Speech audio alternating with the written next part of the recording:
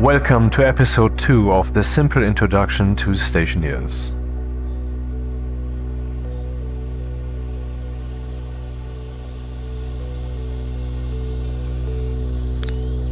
In between videos I went mining, so we have that out of the way, because today we need to do some furnacing. Today I want to explain what I actually did there yesterday with the steel and such. What mixture do I have to put in there, how do you deal with the pressure and so forth. But what we will also do, we will finally deal with this guy, with the logic connections. What do they do? What are they good for? What can we do with them? And yeah, because I went mining, the potatoes are now fully grown, they even seeded, like I explained in the previous video. So let's take that seed, and I go here to my locker, and then we have 3 again, like we had from the lender. And now we have 2 potatoes that we can harvest, and then the plant is gone, like I explained. I can just plant a potato, like I plant a seed. And this other potato I will now bake. Where is my little kitchen? Yeah, here we go.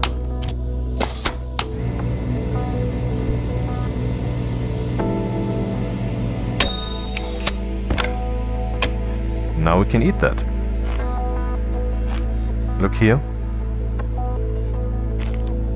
You just saw that the 3 stars above this went down to 2 stars because this is cheaper, simpler food.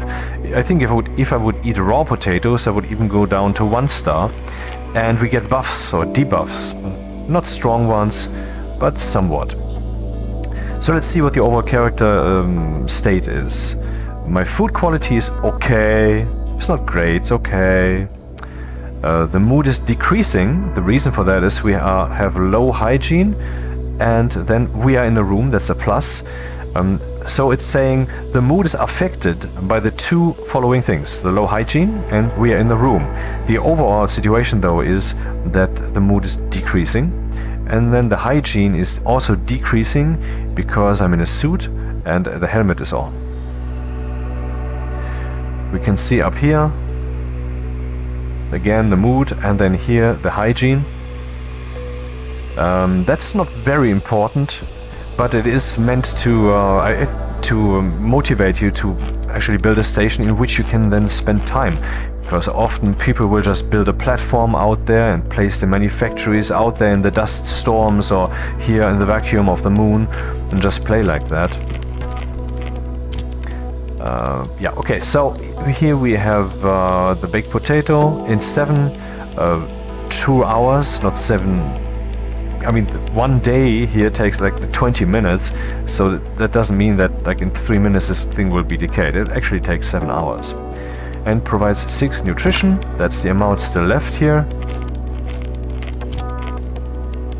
While we at it, let's drink something.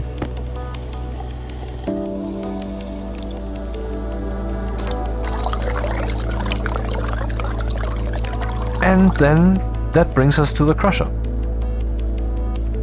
Let's connect this crusher that I already explained last time with this pipe network here.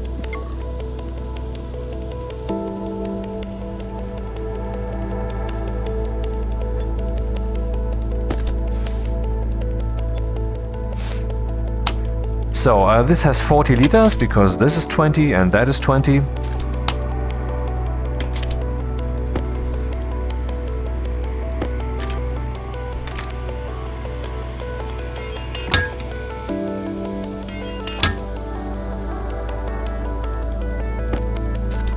And now it's 60 liters. This counts as 1 pipe. There's not some magical 0.5 kind of thing going on because it's branching off here. It's very simple. So we have 60 liters capacity and 3.8 liters are in there.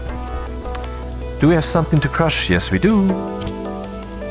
Now that I put this ice here, it doesn't melt. It's basically magical for convenience. You know, it would melt in your hand, and I think also in your inventory.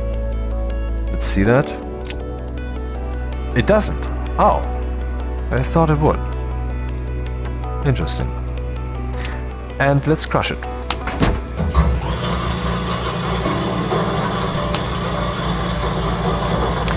This is the temperature, it's increasing and increasing.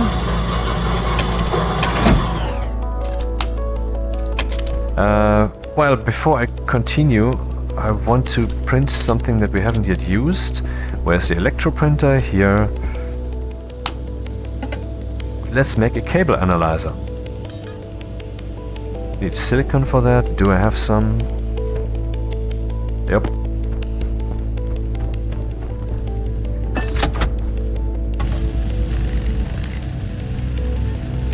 So how many cable networks do we have? We have out there. And then we have this one. I will just make 2. So it doesn't matter where I slap this thing on, as long as it's on the respective network that I want to measure. Maybe it makes sense to put it here, because that's where the curiosity lies. You don't see anything in this display. I don't know if this will ever come, but you can just point here. So currently the station is using actually 100 watts. No, 400 watts. Now it's 100 again. I would say that's probably the AC. Let's turn that off, see what happens. Now it's 90 watts.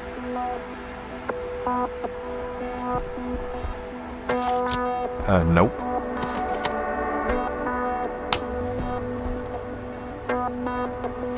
And when it spikes high, then that's probably when the AC kicks in and does something, because it feels it needs to.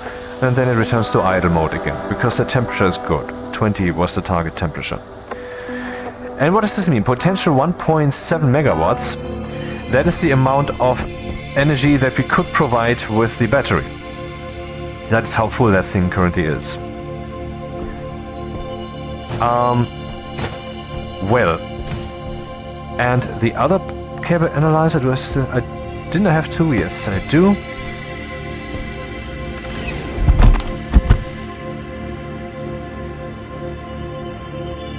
Let's put that on the other side of the battery, so that we can see how much electricity is currently going in there. We see 100, almost 200 watts. Yeah, that's our solar panel. Why is the solar panel's watt output increasing? Because the sun is going vertical above it. Then the output will be optimal, and then the sun moves on. But can't we make a solar panel that follows the sun? Yes, we can. I will print one, and then I will return to the topic of the crusher. Hello? Oh, there's a bug here. I don't know. I actually experienced this earlier already.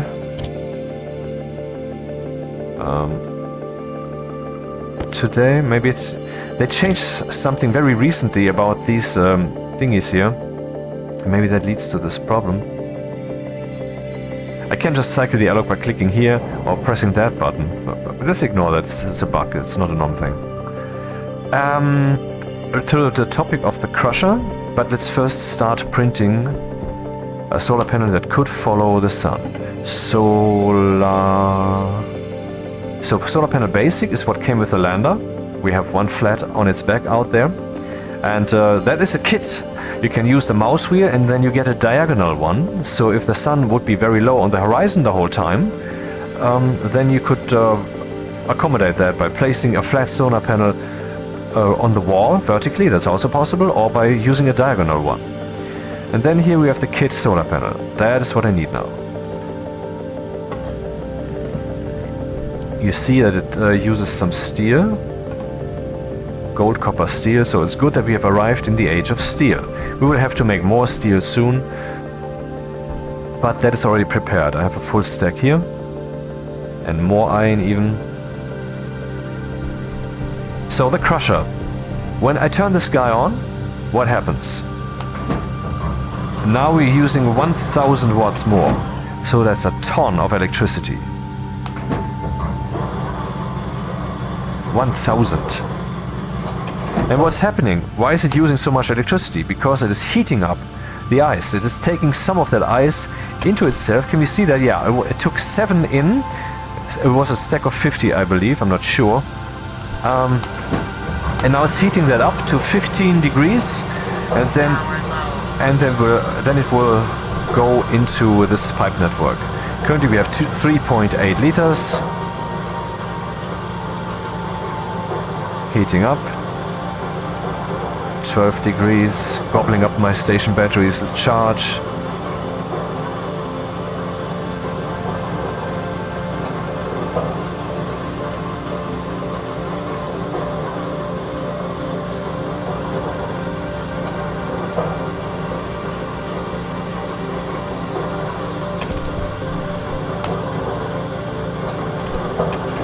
Now we have here 34, and how many liters do we have in here?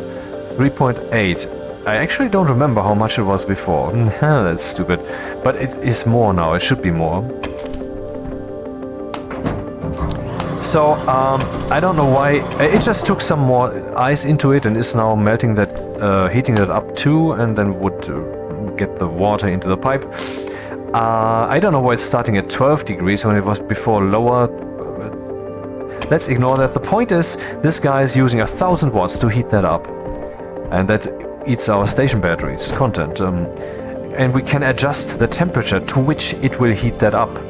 So let's do that. Let's pause and look at the Stationpedia Ice Crusher. Once again, we have the kit and we have the crusher itself. If I click on the kit, which I don't want now, I see how the kit is created. And then I can see what things the kit can create. Then I click here and see the crusher. And here you can see how that is made. Then you're back at the kit, so you have nice browsing features in here. The ice crusher. Blah blah blah blah blah blah. Uses 10 watts when it's not currently active. And here we see logic. We see power, lock, error. What does all that mean? It means it's all meaningful, but throwing that at you now will not be productive because your head isn't ready for it. So let's make you thirsty for it. Like when you're Googling something, then you're receptive for the information. That's an approach I think that should be employed in school. Try to make the people curious for the information, then deliver the information. That will make it easier for the pupils to digest all of that. So the crusher, it has the setting value, a variable setting that can be read or written depending on the device. Many devices have a setting value, and the setting value happens to be the value that defines how much that will be heated. I wonder if that's written here. No, it's not written here. So yeah, sorry, you have to know that. But we can use the electro printer to make another cartridge.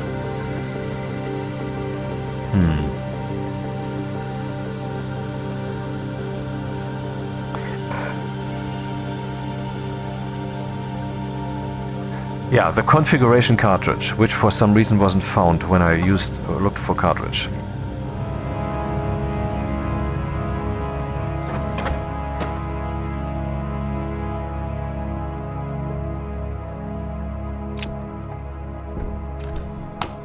Now we're looking at the device.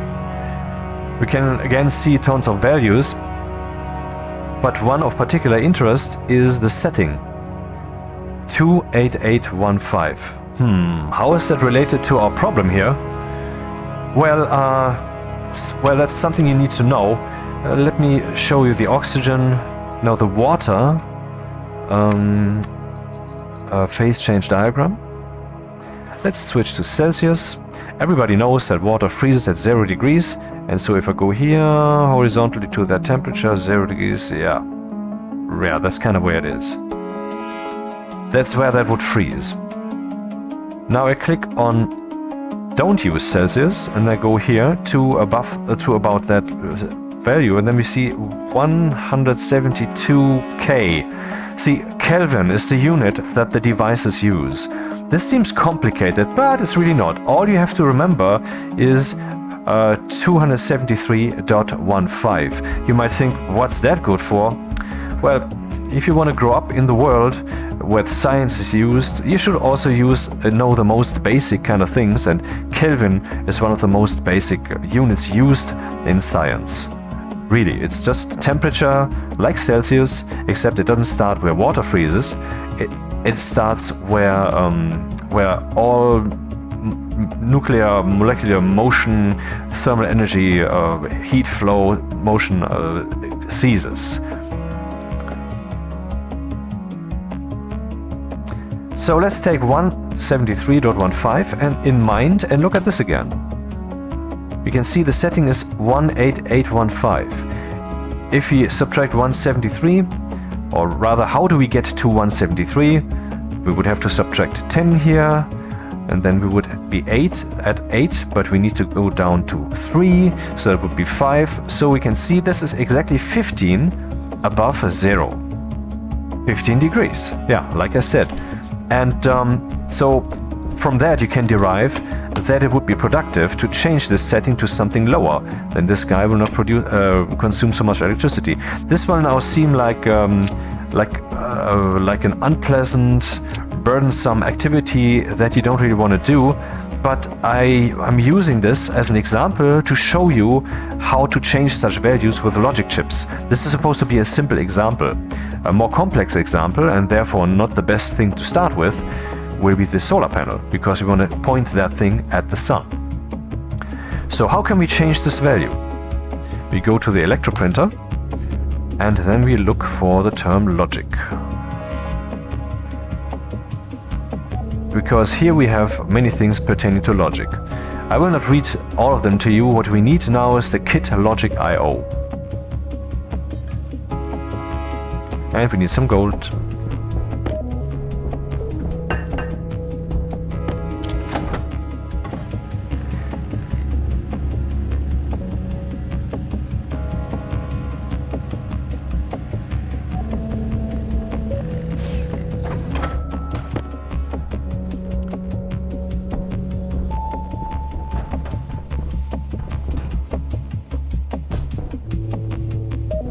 I'm looking for a way to show you that easily. Here we go. Now I'm showing you the various things that are in this kit. 1, 2, 3, 4, 5, 6, 7, 8, 9, 10... No, 9. Yeah, it's 9 different ones. This thing can read a logic value, but we want to write one. So let's scroll. Ah, there's a logic writer. So that's what we need now. We need the logic writer. We want to write to the logic. I will just place it down here. And it has an output. If we want to write something, then obviously we would want the output that we want to hand to the device that we want to write. So we'll just connect that. What other connections do we have? We have power, because this thing needs electricity. Maybe the placement is not optimal. I will change that.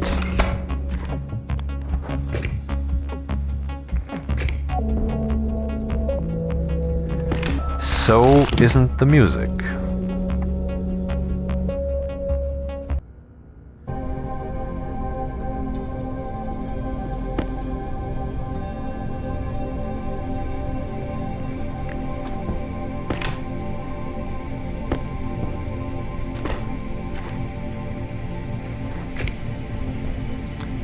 So the thing needs power, like I said. And what's this? That's the input. Let's ignore that for now. We know we want to write something to this device. How do we use this then? I guess we have to turn it on. Oh. Why is this flashing an error? Because it doesn't know what to do, but you turned it on as if you expect it to do something. And it's telling you, I can't do anything, man.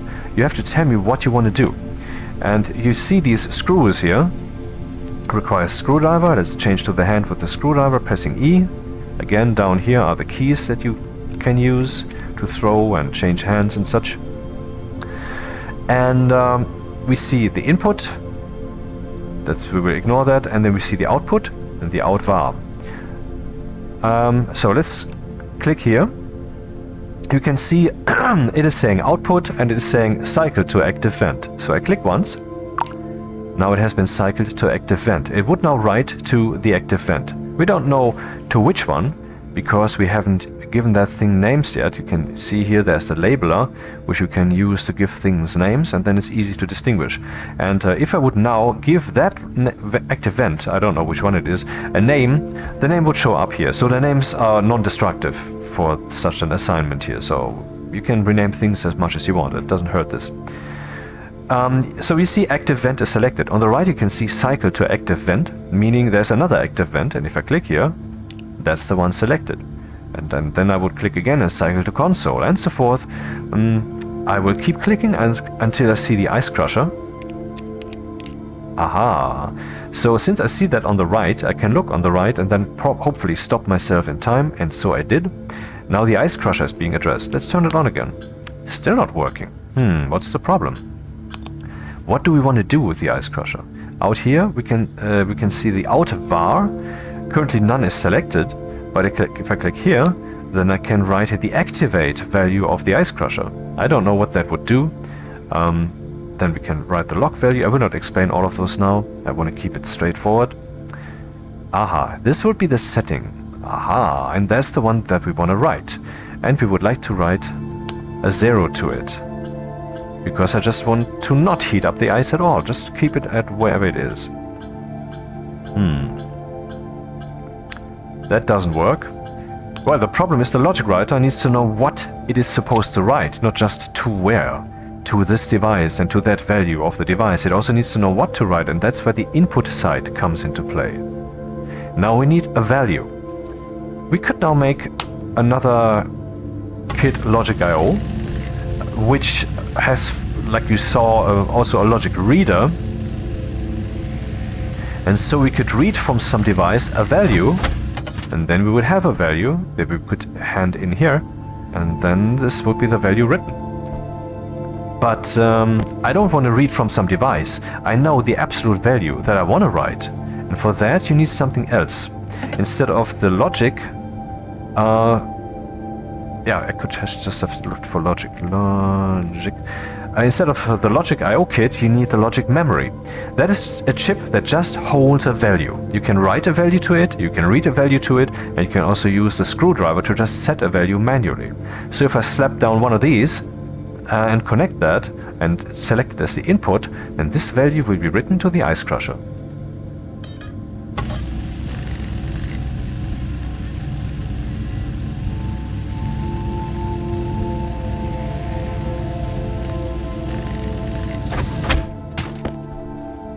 It doesn't matter where I place it, like here for example, as long as it's connected to the same logic network and then selected here. Obviously it makes sense to keep that here on location. It has two connections, one here, and they're not special, they're just identical. The thing though is I can connect this now here, and this one I can connect for example over here, and these two cable networks would then still be fully separated, but this cable network could then access the memory chip, and this cable network could do so also. So it could be useful sometimes. But there are other ways to bridge logic from one network to the other. Okay, now we have the memory chip, and the current state you can see here is 0. We can change that by using the screwdriver. There are 4 screws, one for increasing, one for decreasing, and one for increasing slightly and decreasing slightly. Let's increase with the big one. 100, okay? With the small one, 10. No, 1. Huh. And then I can press R, you can see that in the tooltip here. You can even go to decimal values. Yeah, good luck with setting that to a proper value.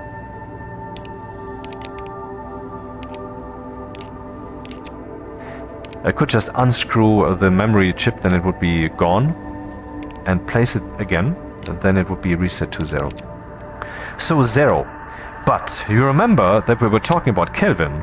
So if I would select this to write to that device, okay, then the setting, which is currently at 15 degrees Celsius, but expressed in Kelvin as in 280 something, would be set to 0. So this guy would try to achieve 0 Kelvin, which it can't, but that's okay. This thing only has a heater, and if basically it would see there's no need to heat, so I will not heat. And if the target is certainly below the temperature that is already there of the ice, then it will not heat.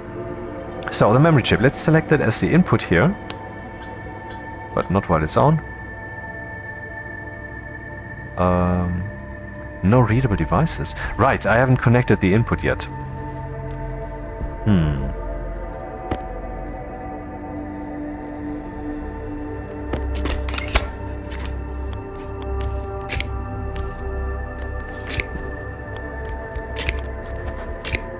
Yeah, why not like this?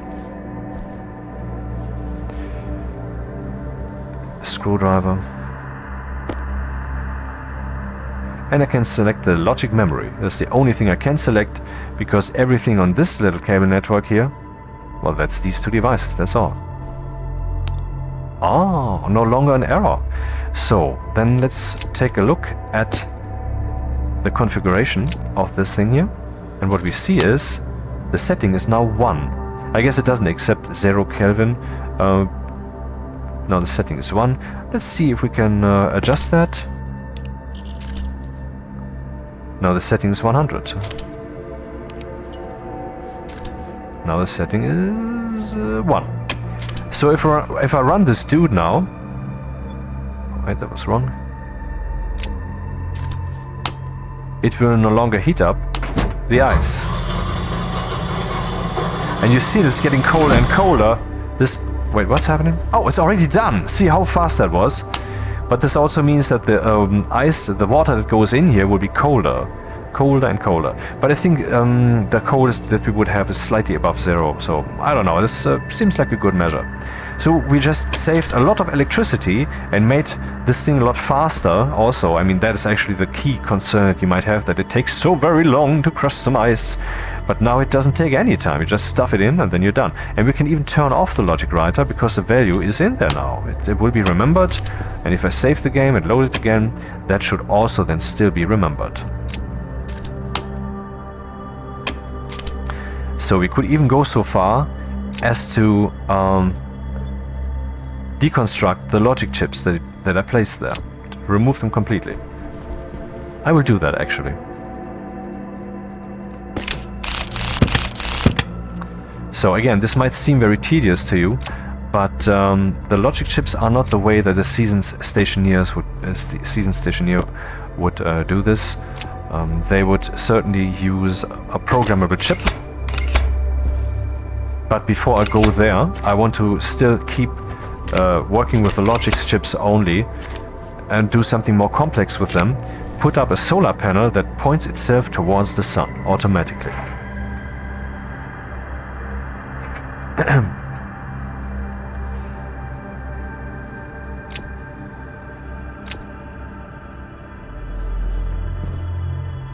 Let's see what we need before we go out there.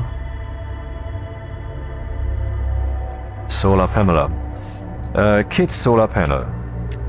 This is how we get that thing, and then we can get a solar panel dual or solar panel. The difference between these two is whether they have 1 or 2 connectors. You know, whether logic and data, logic and power is separate. It doesn't matter on which one I look at now. And we can see I need the kit itself, obviously, and we need glass sheets. Oh, and that's all we need. Very cool. Nice. Because I have all of that. Not too many glass sheets. Maybe I want to make some so we have some reserve. Don't have silicon here.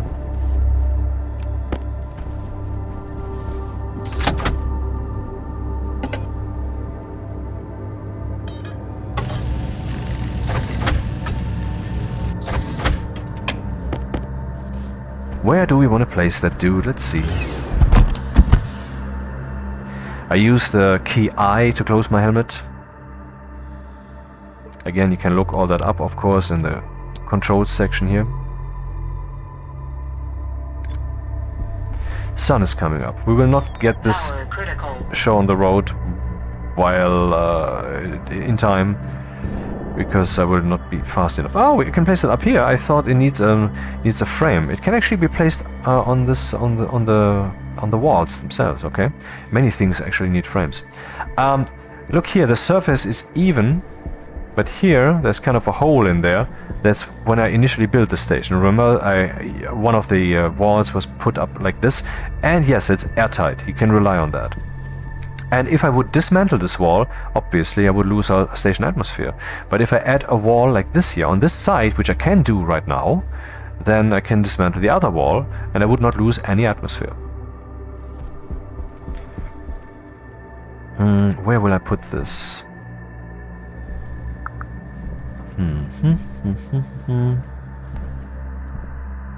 What out here? Will I put it out here next to the other one? Yeah, I would want to put it here. So we need a frame to place that down. Which will be some work. So technically you could call that framework. No, I'm not a father.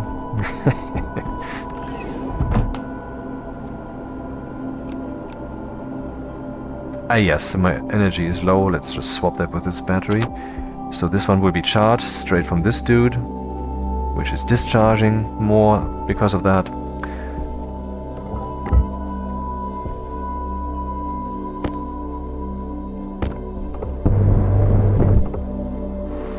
No, turn it off.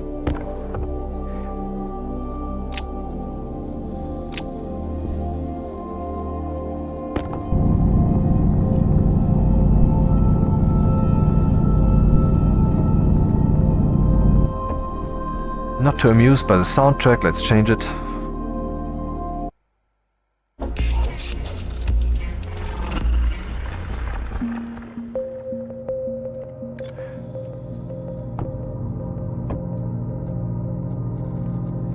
Solar panel, where are you? So, I'm using the auto rotate key. If you look at the left, you can see the cable and you can also see the symbol that's pointing there. Currently that's the logic symbol. Now it's the power symbol. So the auto rotate key does us a good service here. Let's use it then. Instead of using the keys above the arrow keys, the 6 keys, which are for manual rotating. And I want to point the power to the left, because this is the cable where I want the power to go into my battery. So let's put the glass up there. The panel is now producing electricity already. So we're already benefiting if we don't forget to connect this. Where is the thingy? Let's look at the input. We currently have 220 watts, 223. It's increasing. And now we have 400 because we now have 2 solar panels doing the work. And this panel could actually do a lot more if it would point at the sun intentionally. Here we have the logic connection. And maybe now see why there's a dual output for some devices sometimes. Because let's think about this. Let's say it would both be here. I would, to control this thing, which direction it's pointed at, I would have to connect this to some logic chips which do the work. I could of course place those logic chips out here and then I'd be fine. So that one connection would be alright. But maybe I want to do that from my indoor cable network.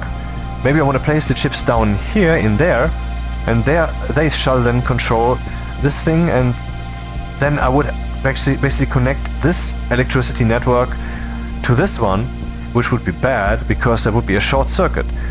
Because this would be fed by the station battery, but it will also feed into the station battery, so this thing would feed into itself and then there would be a cable burnout. That's what would happen, that's the way this is implemented. We don't want that, so how do we approach this? What do we even need to orient this thing towards the sun? Well, it's complicated. We need a daylight sensor which gives us the angle of the sun, horizontal and vertical angle of the sun. And we need a logic writer to write the values to this thing, but we can only pick one value to write. I mean, the logic writer, you cannot select the value that it will write. You saw that earlier, yes?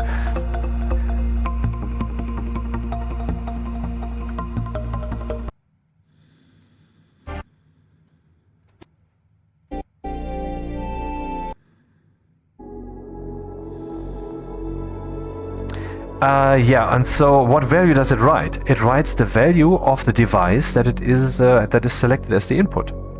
And so if I would use the daylight sensor as the input, we could even choose which value that will be. And I will show you how to deal with that. We will use a logic reader. The logic reader is the opposite of the logic writer, so you can define which device to read from and which value to read. And then if you connect that to the logic writer, then the logic writer knows exactly what to write, the one value that the logic reader is now holding. So this sounds as if we will need multiple chips, and yeah, that is indeed so. So where will I place those? Out here or in there? I mean, in there is already rather crowded, and so I'm not sure where to place them. But I guess I will place them over here at this wall, so I would be interested in... Okay, let's say it like this. I'm not sure yet what I will do, which means that if I use a solar panel that has both of these on this side, that could be a mistake. But this cannot be a mistake, and so let's use this one.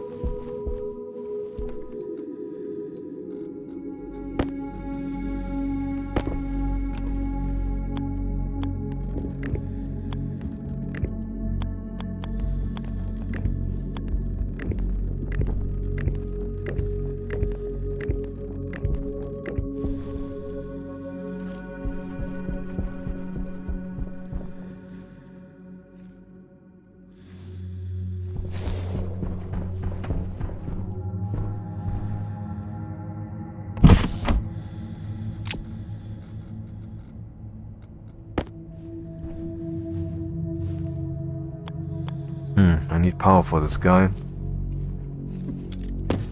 You have seen that these have multiple different inputs and outputs, so I could actually wire this up in a way that some would be on this network and some would be on that network, and so I wouldn't get problems.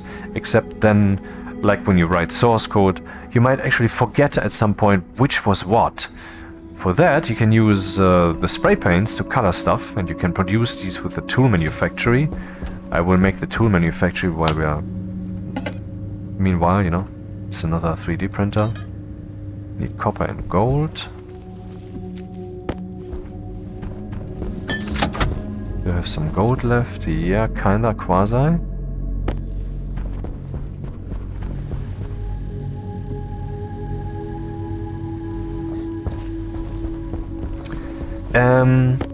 Off you go.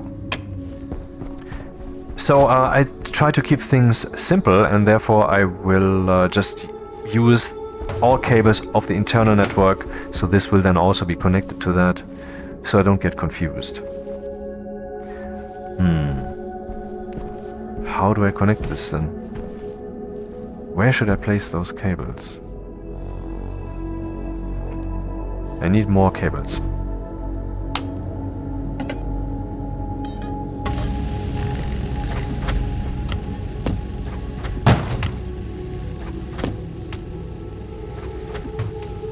Potato is thriving towards fruiting.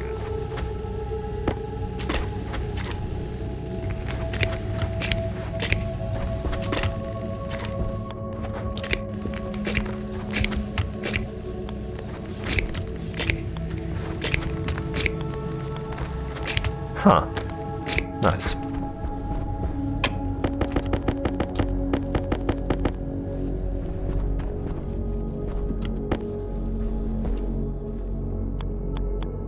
Logic writer. Now we will just try to write the vertical or horizontal value of this guy to see what happens. Of course we need an input value. I will once again use the memory chip just for demonstration purposes.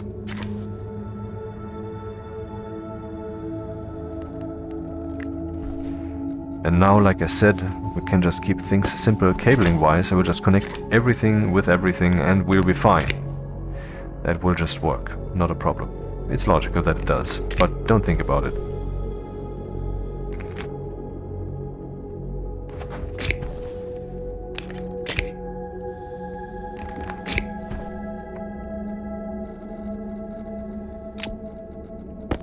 We want to write.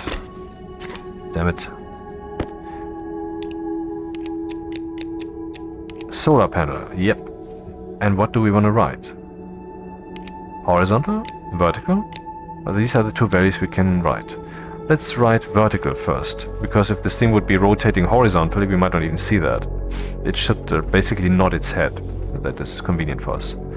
Logic memory and go.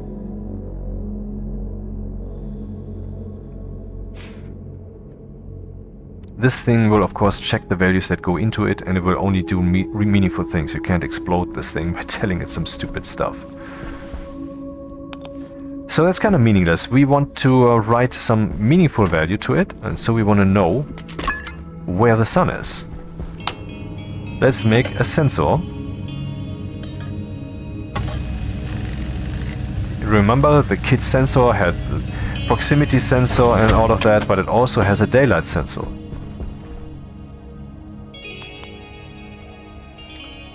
So let's replace the memory chip with the daylight sensor.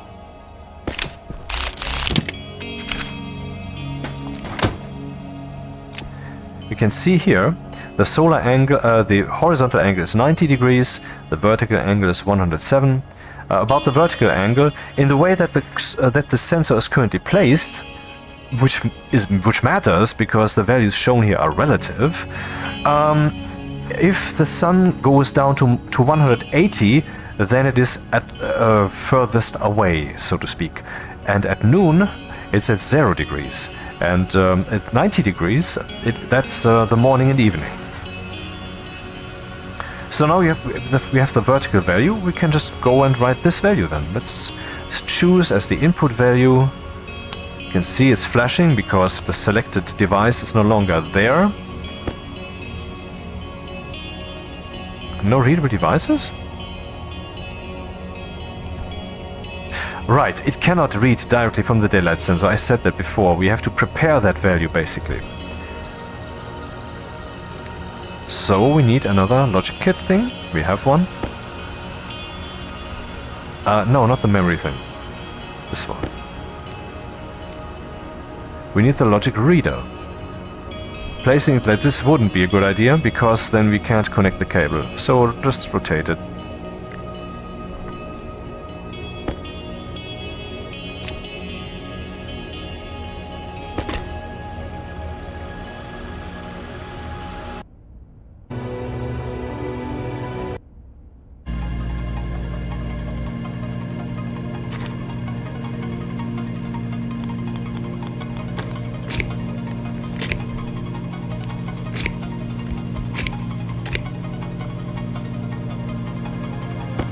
So, what do we want to read? We want to read from the daylight sensor. What do we want to read? The vertical value. Now we select here. Logic reader. Oh, it's the only one that we can read. Okay. This one doesn't yet have a value. Let's turn that on. Now it is reading the value constantly and is consuming, I believe, 10 watts. You can look that up in the Stationpedia. F1. And the logic writer will now write this to this guy. Aha, look at that.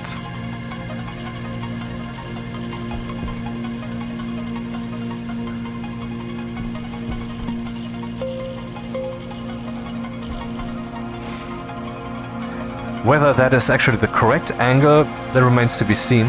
Hey look, it's moving downwards. The sun is not here. And I'm pretty sure the sun will come up at some point. I don't remember where. But anyway, what we're seeing here definitely suggests that the vertical angle that we're using here is not productive. That's not the way it needs to be. Now, if this were just a programming language, which we have also in this game, I hope I remember to show that, then I could just add the value 90 degrees, you know, 360, 90, 90, 90, 90 for the full circle, and then it might be correct, or add 180, or add 270.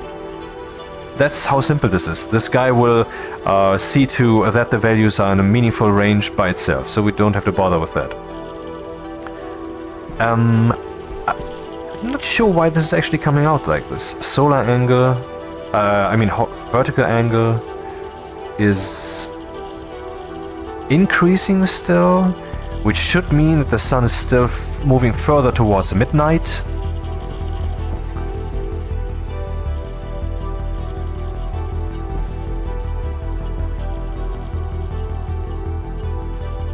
Huh. Well, and then there's the horizontal angle. Let's prepare that also. We need 2 more of these.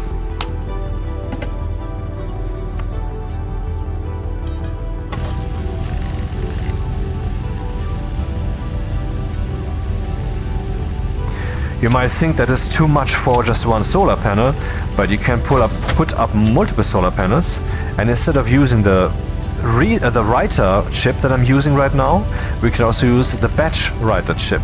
In the batch writer chip, you don't select an output device and an output variable, but you select an output device type and an output variable. So I could say all of the solar panels there, and of those then the vertical angle.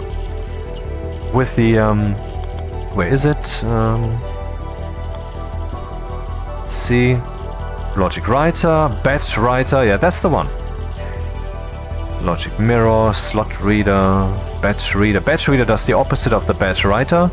You can read from like 10 daylight sensors at once or 10 gas sensors. And since it gives you 10 values, you can see up at the right top there's a screw, which probably means method, it's an abbreviation.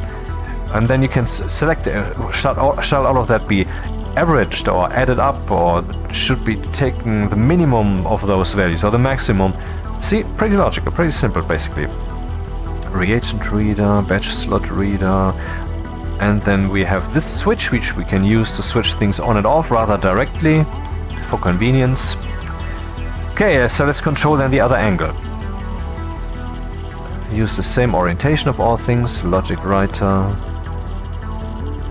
to keep things clean. And the logic reader.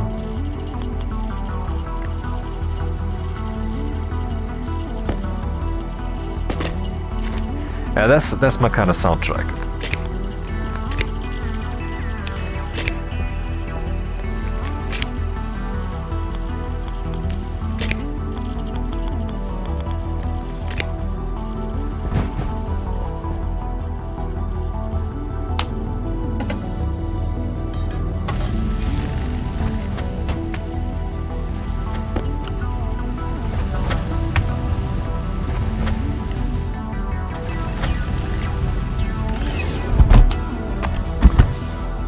We have so much stuff still in the locker that we would like to smelt, but it's such a tedious way to do this.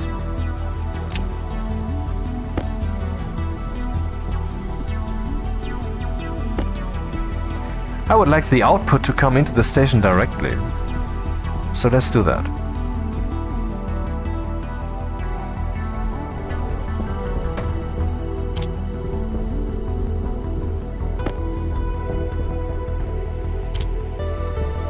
For that, once again, we use the Autolathe and we create the kit basic chutes, which has served us well already. In the case of the arc furnace, of the solid fuel generator. Okay, you can see that the sun is coming up. Back there, not here in front, I'm pretty sure. I mean, what's happening, of course, is that we are rotating. The sun is not moving at all in relation to us. Here, look at the stars are moving upwards because we're rotating. And so the sun will come up there. And we can see that the panel is also going up, but is already too high because that's not where the sun is, and is also rotated in the wrong direction.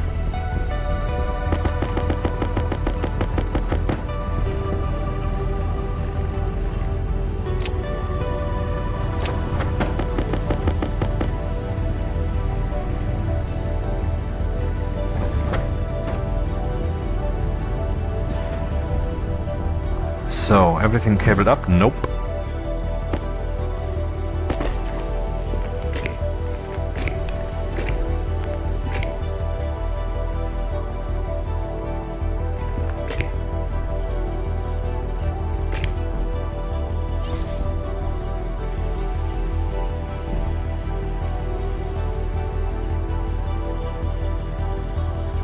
Daylight sensor vertical, and now we want to read the daylight sensor horizontal.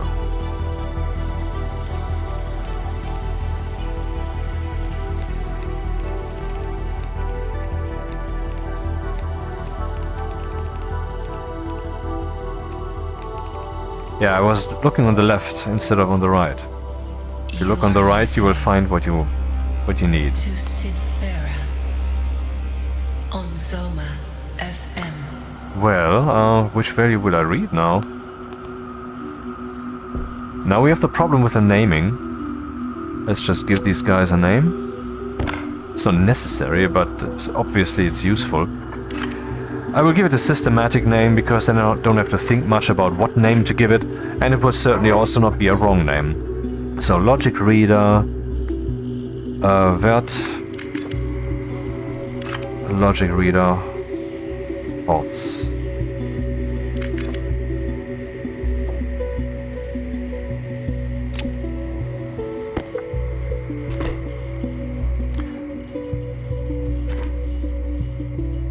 Dude.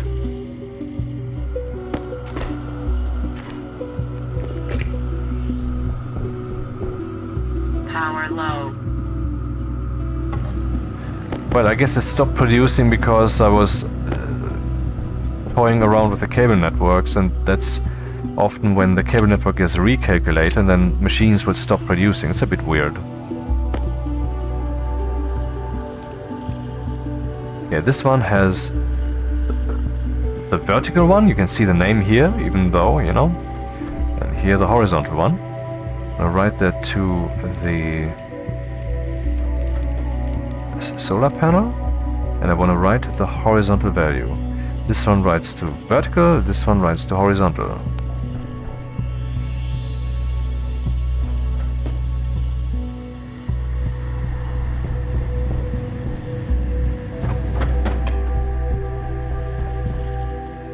That's not right.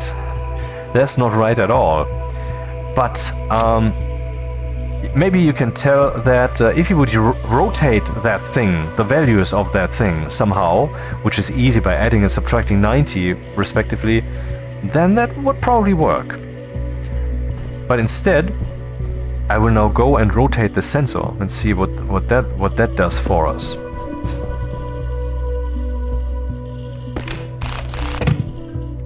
Now they're showing errors because the source device is no longer there. And wiring it up again will not really help, because this is no longer that device. The moment I remove it, it will become again that kit. It is neutral. The game doesn't remember what that thing really was. So we want to read from the daylight sensor, and we want to read the value vertical. And here for the horizontal angle.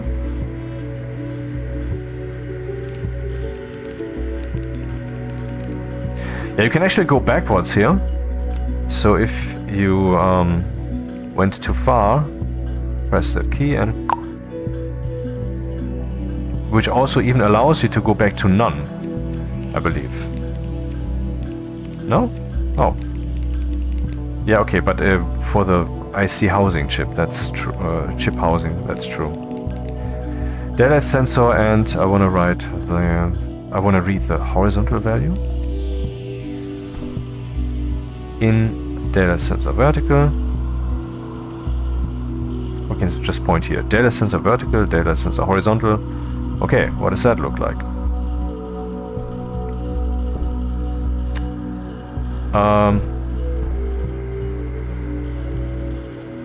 It's kinda right, but it needs to go rotated by 180 maybe.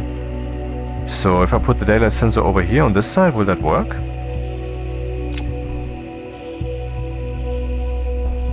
Let's try that. I've never done it like this, so I have to try it.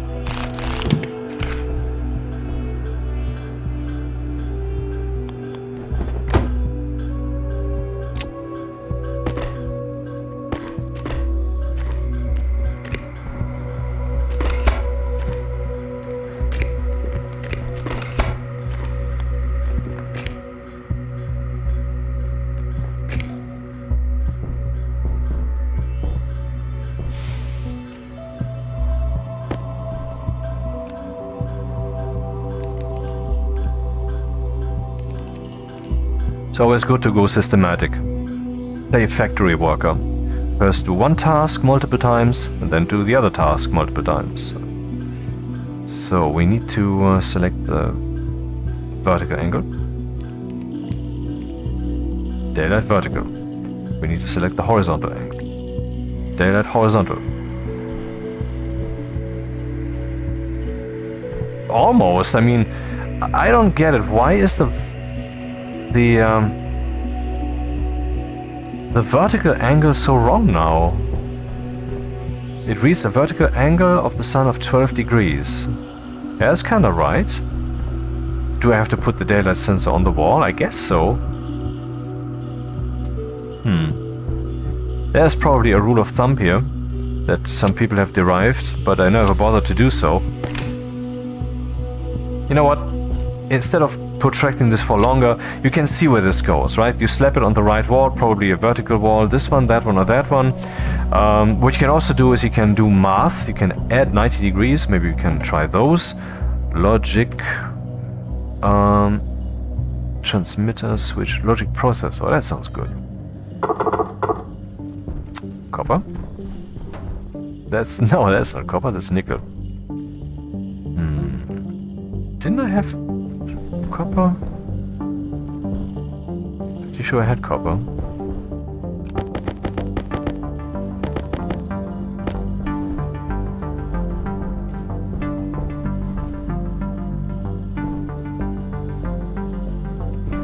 Oh, that was still in the process of being smelted. Yep.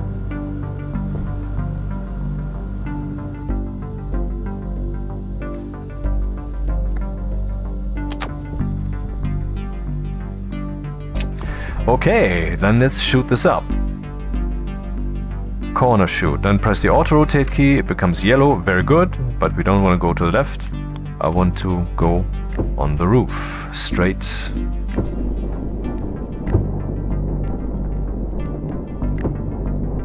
Corner.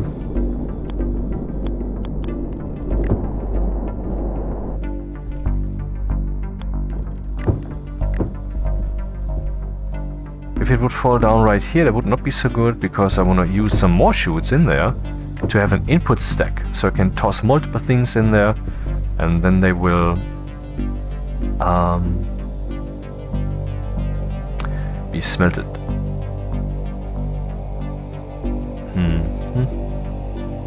Yeah, tossing it down here would be good, I guess. If I use an outlet here, will that work? Oh, right. The special ones, they need multiple. Ah, yeah. See, 9 went down to 7. It's still above the glass. This might actually not work, or it might work. It's a bit dirty to do it like this, admittedly.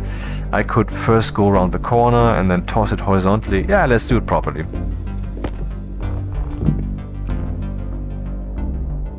Corner. Come on, corner. And then I would place the inlet below that. The outlet, I mean. Did I just place an inlet? That would be stupid. Outlet. Ah, yes. This thing has kind of 2 double doors, so that's how you can identify where that will go. Come on. Or would I throw it in this direction? Yeah, let's throw it to the left. Okay. Now anything that we smelt will actually land right in the station, taking out a little bit of tedium.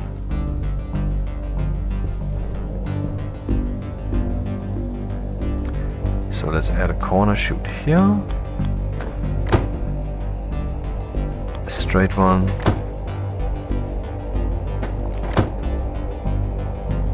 Another corner. And then an inlet.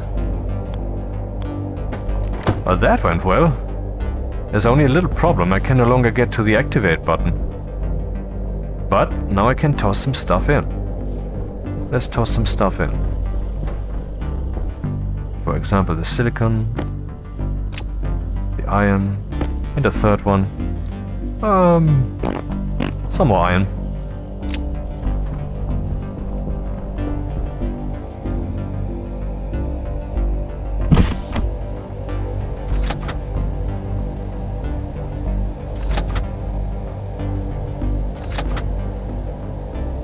Now that's in there, waiting to be smelted, but I cannot get to that thing now to push the activate button, because everything here is in the way. Whatever will I do? Well, let's just say I would find a way to get there and push that button, for example from the outside, which would be completely counterproductive to what we just achieved. Oh, is it under the glass? Okay, that's not really neat. Let's ignore that, okay. Even if I would do that, then I would have to push that for every little smelt. I mean, this chute automatically feeds the guy, but this guy will not turn on automatically, and you know where this is heading, don't ya?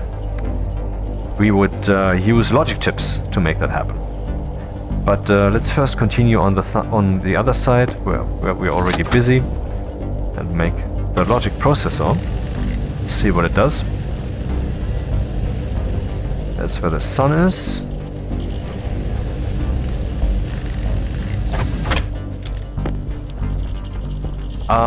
So it's going higher and higher. I mean, this is not a matter of offset. If I would add something to the vertical or subtract from it, that would still have this kind of rotation. But the sun is effectively having this kind of rotation. So I think the horizontal angle I need to add 180 to the horizontal angle, so that it would go, so the vertical would then look as if it goes this way. That's the one thing that we want to do. How can we do this? Well, here we have the logic processor. Unary, I don't know what exactly that does. Min-max, select, compare, math. I think this is for multiplication and such. That's what we would need. Gate. Yeah, let's use the math unit. The math unit, what kind of screws does it have?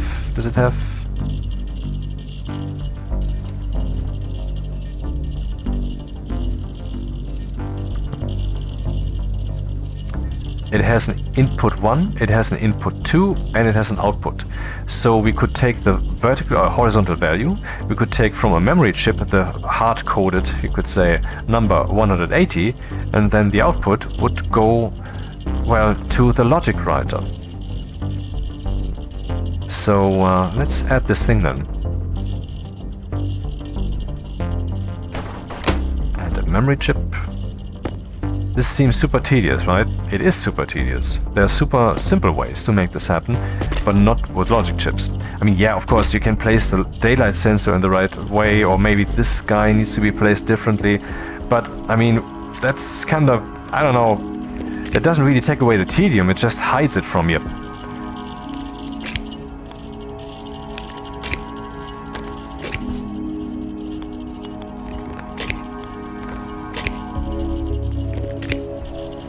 So, hash generator. What? I did something wrong. What is this? Ah, the logic memory has two things. Let's put down the hash generator again and take a look at what we can do here. Ah, so I can now select one of the many things that you can build in the game. Actually, this should be the complete list of things that you can make. Nice opportunity. I know, I will not stop at every single one, that's just too much.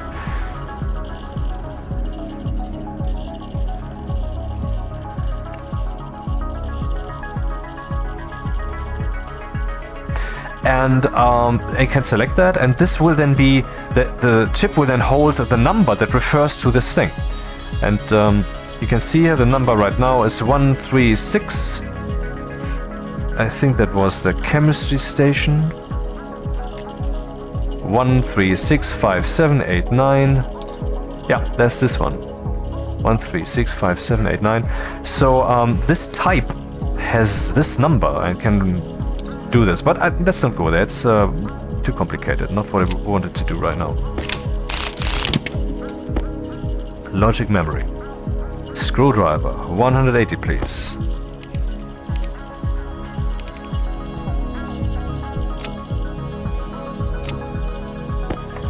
Then we want to choose that as the input here. It's the only thing on this little network, so yeah. What candles may we have to speak of? Aha, here we can select what shall happen. I want to add. Each slow dust. Now add is selected, and as source I need to select the logic reader horizontal? Yeah, horizontal. I want to rotate it around the horizontal. So let's select that then. Here we go. The output here, Their flowers. maybe we can just turn this on. We see here a value of 1.46, 1.47. What does the logic writer?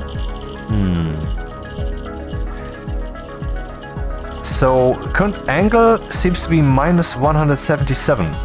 And here we see that. Does that make sense? Once this goes down to minus 177.0, we should actually see a 3 on our new device. And yes, we do. Yes, we just added 180 to this value. So instead of using the logic writer now to write to this thing the horizontal angle coming right from the logic reader here, I will now choose as input this dude, the logic math unit.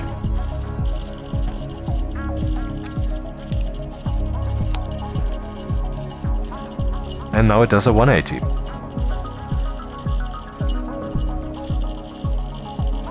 So the vertical angle might be more tricky than this one.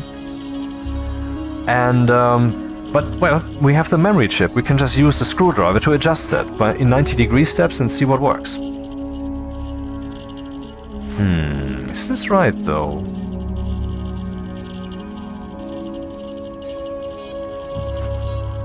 Is that what the sun is actually doing right now? That seems wrong.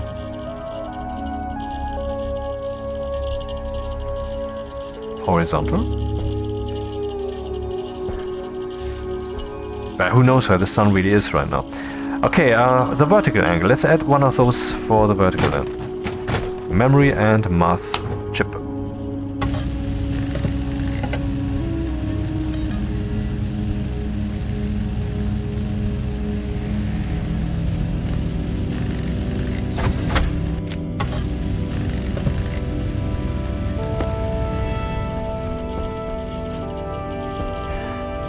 Hilarious. This is for the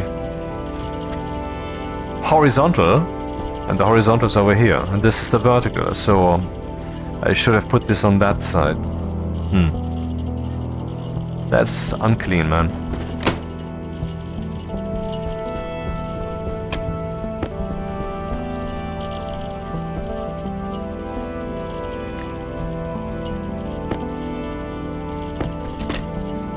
Get more cables.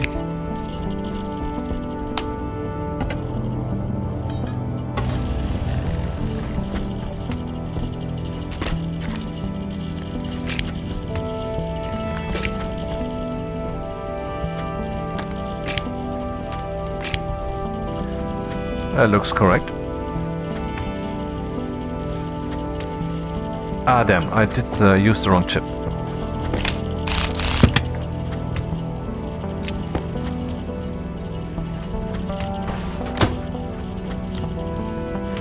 So, what's the out here? We're adding. That's the same that we want to use here. It is already selected, it's the default. As input, I want to select the only thing there is, and as output, not as input, it's the other input here. We had the vertical. Wait, what? No, we had the horizontal, and now I will use the vertical. It is saying here on the left of the tooltip horizontal, and here is saying on the left of the tooltip vertical.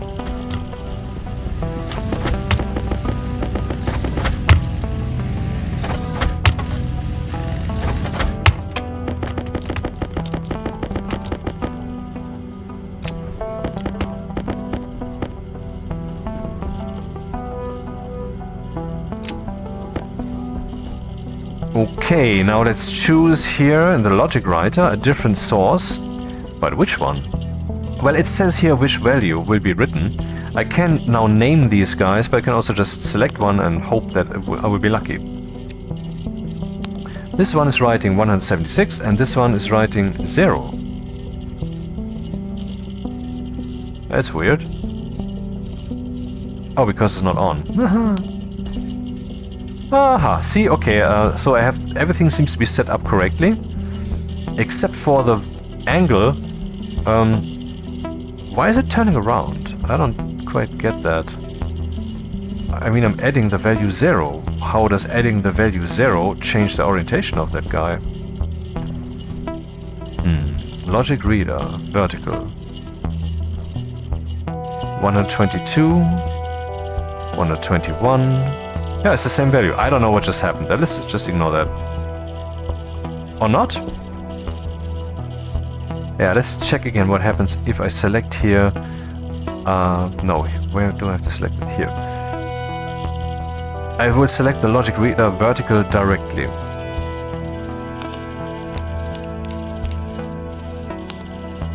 Aha, it's not actually moving somewhere else. Good, so everything is logically correct.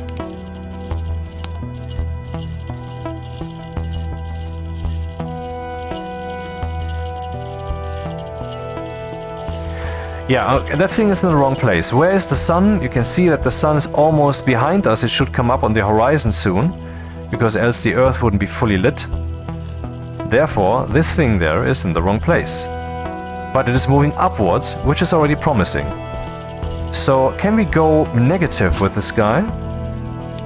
Yes, we can do that. So now I am adding minus 90. Why is this happening? Shouldn't it, like, go to the left instead? Or can you not add negative values? Oh, well, no, so we'll add just 90 then and see what happens. I have a feeling that this is correct.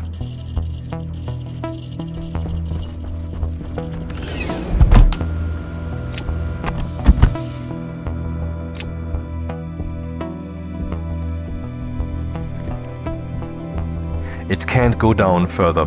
By the way, if you don't use logic to control them, you can also use your wrench to orient that thing completely manually. If you fly high, we can already see the sun beyond the horizon. Is the orientation correct? It feels correct.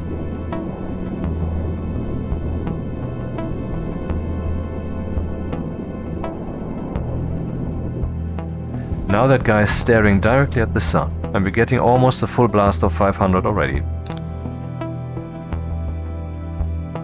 While this guy is completely in the shadow.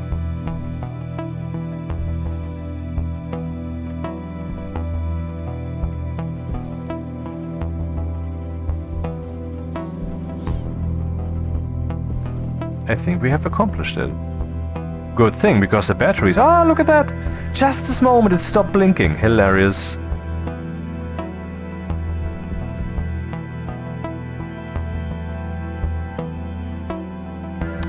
Now that's efficient, isn't it? But will it stay on target? Ah, look at that. It's tracking upwards. And the sun is also moving upwards. Slowly. And what's with the horizontal angle? I guess it's correct. You cannot really tell on the moon because it's so close to that. But I think we accomplished it. It's complete. We now have a solar tracking solar panel. And the key really was to add or subtract some 90 degree or 180 or 270 steps, you know?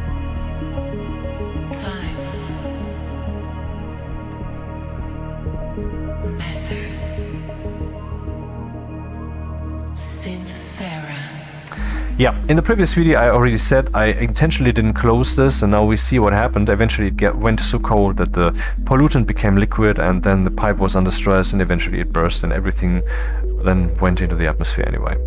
That's what happened there. How efficient are we? 99%. Yes, we have a tracking solar panel. All it took was, I don't know, 1, 2, 3, 4, 5, 6, 7, 8 chips. Want to do that with one chip? Let's do that with one chip. Okay, let's repair the furnace and get some materials. Oh, and maybe take a sip. Also, now that we have a little bit more electricity, maybe we want to put up a light or two. so that it's not so very dark here.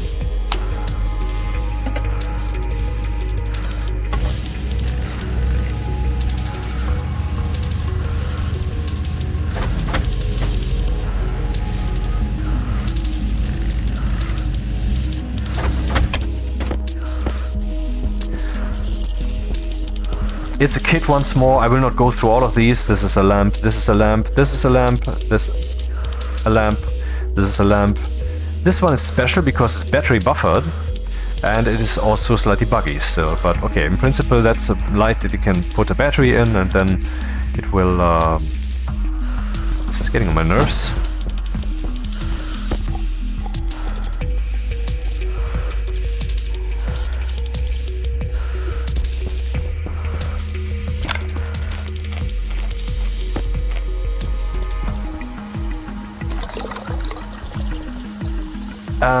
Yeah. Battery buffer, so if your electricity craps out, this guy will keep burning because there's a battery in there. Then the diode slide is special because you can use it to show a progress bar. So if you have like 10 station batteries out there, and one of them is full and one of them is empty and so forth, how much electricity does your station have? It's very easy to take all those values and combine them, even using logic chips, because you would just use a logic batch reader with the function average, and then you would use a logic writer to take that value that you have created there and write it here to that diode slide, and immediately you would have a progress bar from 0 to 1, which will show you how full your station batteries are. That's just a light, that's just a light, that's just a light, and then that's the first one that we started with. So we have some lights here of various kinds, but they all draw the same electricity. This one is battery buffered, this one is the progress bar slide thingy, which doesn't actually light up, it only looks as if it's bright. And then there's this one which is also special. This only uses half electricity of the others, 25 watts only, and you can program it to show a different color. So you don't have to spray paint it to show a different color, you can use logic, so you can change the color with logic all the time. For example, let's say the temperature in here is too hot, this thing goes red, or it's too cold, this thing goes blue, or whatever floats your boat. You have like 15 or so colors to select from. Sadly, you cannot do your own RGB mixing, that is, I think, really an oversight, but okay, maybe eventually. Let's put up a light.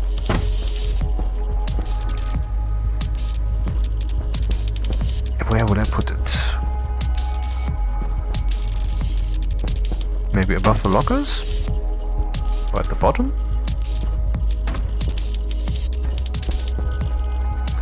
Decisions.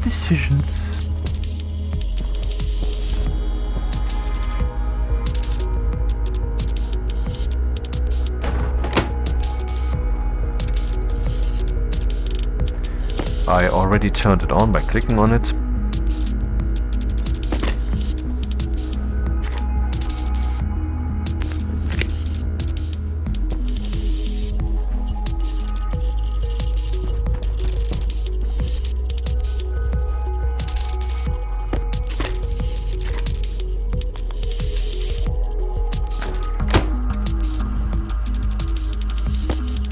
You can look up in the Stationpedia how much electricity these consume, and it's quite much. It's 50 watts each. So that's something to be considered when you're letting them run all the time or at all.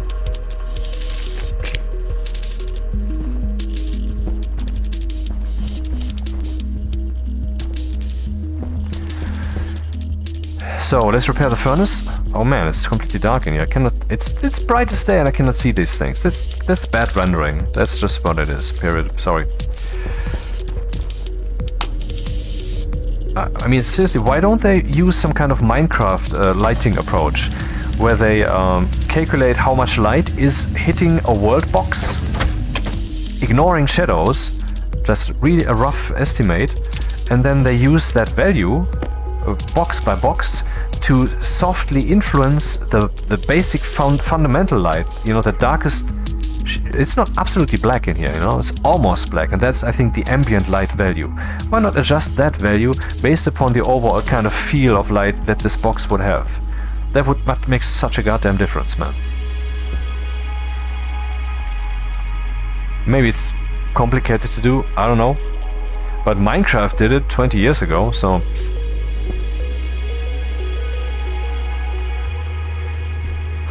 See, the problem that I have here is the cabling. How do I get the cable up there without wasting so much cable? Oh, yes, like that. Okay. Ah, too bad. I can't place it in the center. That sucks.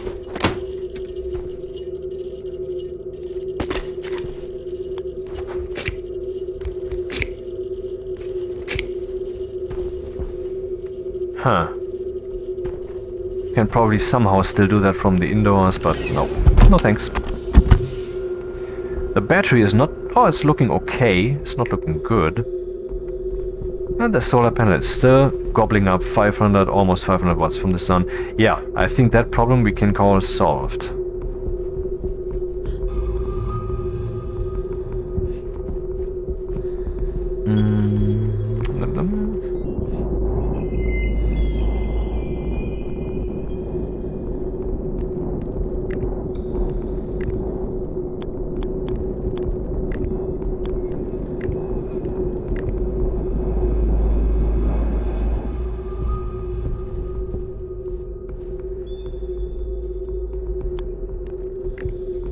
Yeah, that was correct.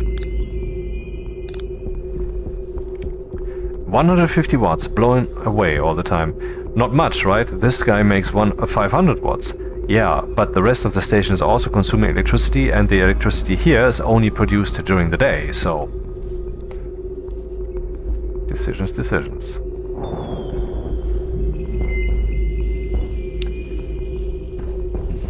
Nice. We'll only leave this one on for now. Oh, and again the potato is done. I will just replant the seeds immediately. And do we still have some potato to eat? No. So I will just replant only one. See, we now already doubled the amount of potato plants that we have.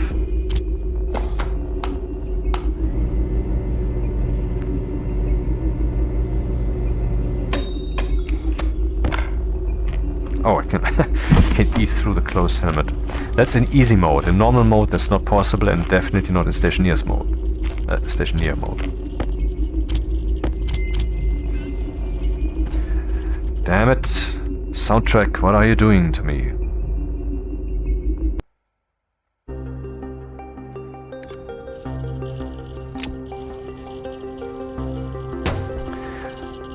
Yeah, if these walls, the glass, there are also other variants of this stuff, you know, like iron walls, which we have over here, and we have also other types of walls which we can make of steel, and we can place those also on the ground, and then all of this stuff would be covered up, would be hidden, but you would still hear it.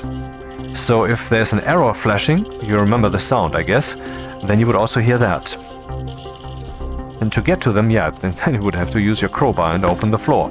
Or if you had used the roll cover, which is part of the kit doors, I explained that earlier in the previous video, then you could open that roll cover and access these devices directly, though the roll cover would always be aligned with the box. So since the chips here are not aligned with the box, that would be a bit yummy, a bit not so good. Okay, we need to repair the furnace. For that I will only need one pipe, so let's only take one, which means afterwards I will have more space in my personal inventory.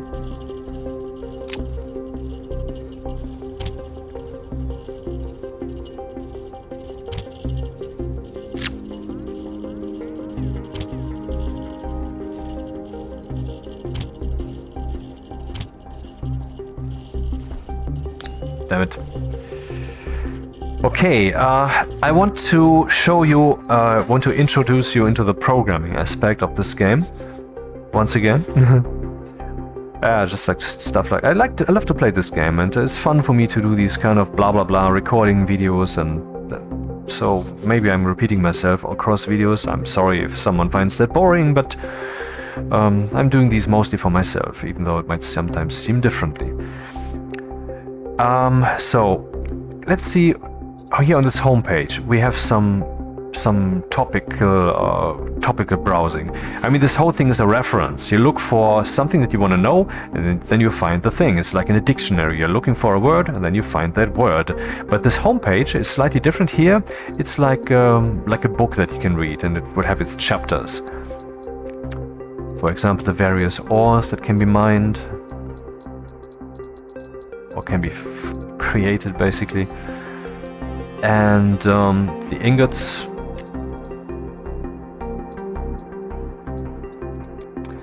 But then we have the logic devices. And there's, for example, the IC housing. The chip itself would also be here, I would assume. Doesn't seem to be. Is the IC10 actually missing here? I will take a screenshot and check that after the video, maybe.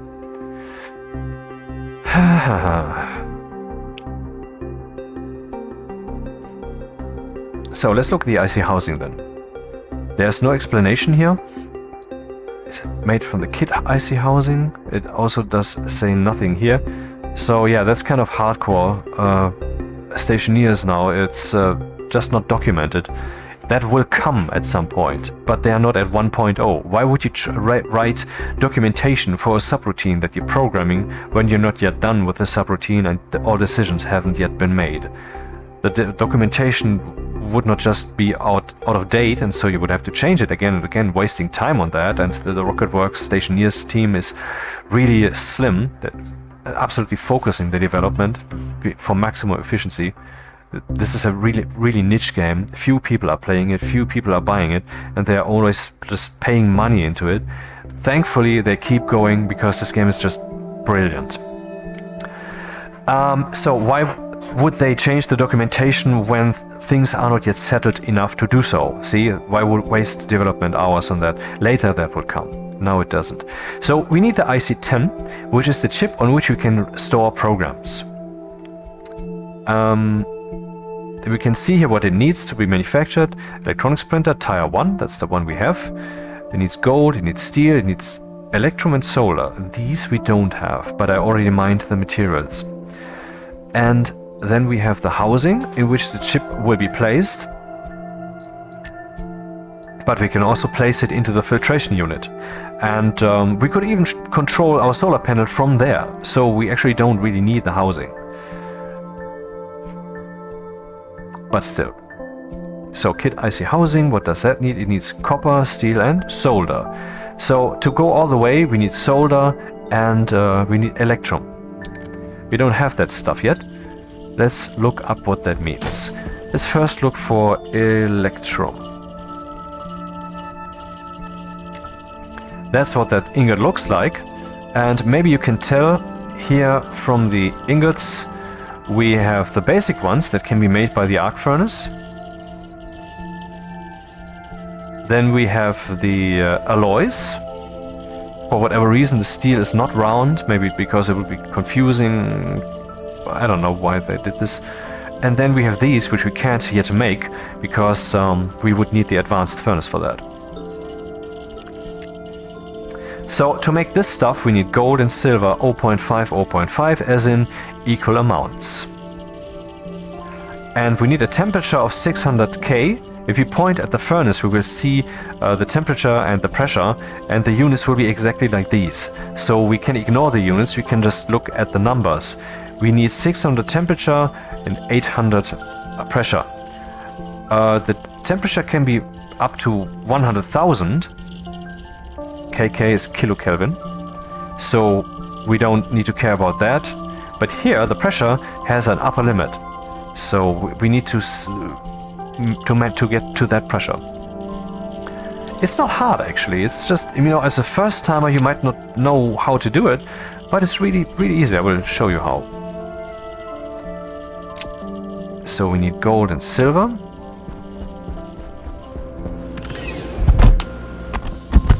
And we don't stuff the gold and silver in first, because then we would have to click on the ignite button so many times. As you remember from the first video I explained, this thing will not open up again unless what you have put in there has been processed completely.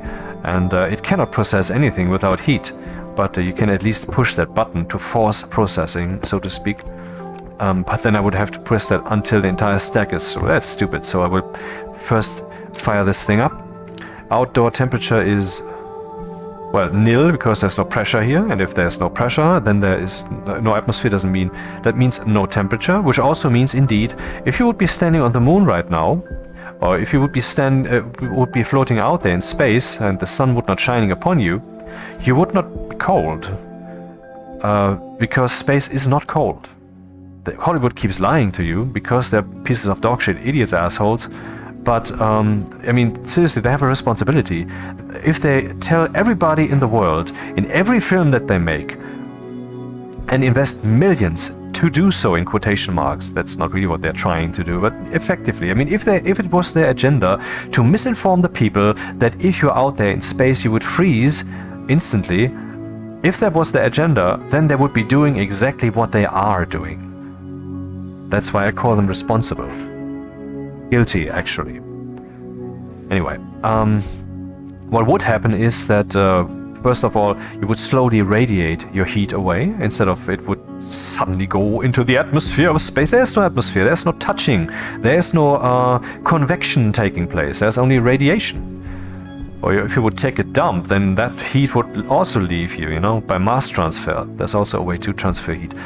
But what also happened is, since the pressure is so low, the humidity on your skin would then, as we can also actually look up here, even though these phase change graphs are not realistic, they're gamified, you would see if the pressure is very low, then that would evaporate, it would become gas. And so, since it becomes gas, whenever a water phase changes to a higher level, when it phase changes, for example, from liquid to gas, it becomes colder, because energy is needed to make that emergence step, to that jump of all the molecules away from the body of the water, basically. That takes extra energy, and so then it gets colder. And vice versa, when you cool, well, water gas down so that it would become liquid, and when it then becomes liquid, this will also warm it up. And this game does simulate that, actually. So you can use phase change cooling and phase change heating. Yep, that's in there. Anyway, out there in space then, your, well, minuscule, the tiny water droplets on your skin and in your eyes and so forth, on your eyes, would evaporate to gas, so that would cool you down in this way, but you would not instantly freeze. That's not the amount of cold that we're talking about. Of course, the absence of pressure would mean that your insides, which are used to pressure, would now push to the outside, but that would not lead to an explosion, depending on the actual pressure differential, depending on how suddenly you are exposed to space, and depending on what pressure you had been exposed to before you were exposed to space. For example, if you go down to like 30 kilopascals, I don't know if that's viable in reality, I'm not sure. And then suddenly space, I guess that would have much less drastic consequences. Okay, back on topic. Vacuum. So, since we have a vacuum right now, and the sun's not shining upon me, I can risk putting that stuff into my hand. See, that's the fuel mixture, 2 to 1. Let's put that in there. Is that closed? Yes. And the second one. And now we have ignition. Now we have some burning mixture in there. Let's see what the temperature is. It's hot enough, and we are still pressure-wise below the maximum of this mixture that I want to brew here. Is it closed? Very important. Else I would just make a gold ingot instead of what I'm trying to do here. It's not bad, you know. If you run in there and take the gold ingot and stuff it back in here again, everything will be fine. So now we have a pressure of 4 megapascals. That's too high. Why is it too high? Let's look again at the recipe of Electrum. So at least 600K, at least 800 kilopascals, but 2.4 megapascals is the top pressure. We have no top temperature. So we have 1200K, good. but the pressure is way higher than it should be. I'm currently venting that into the atmosphere. We can actually see what's happening here. Nothing. But up here, I'm exposed to 800 degrees gas. Hey, let's look at the oxygen canister that I carry.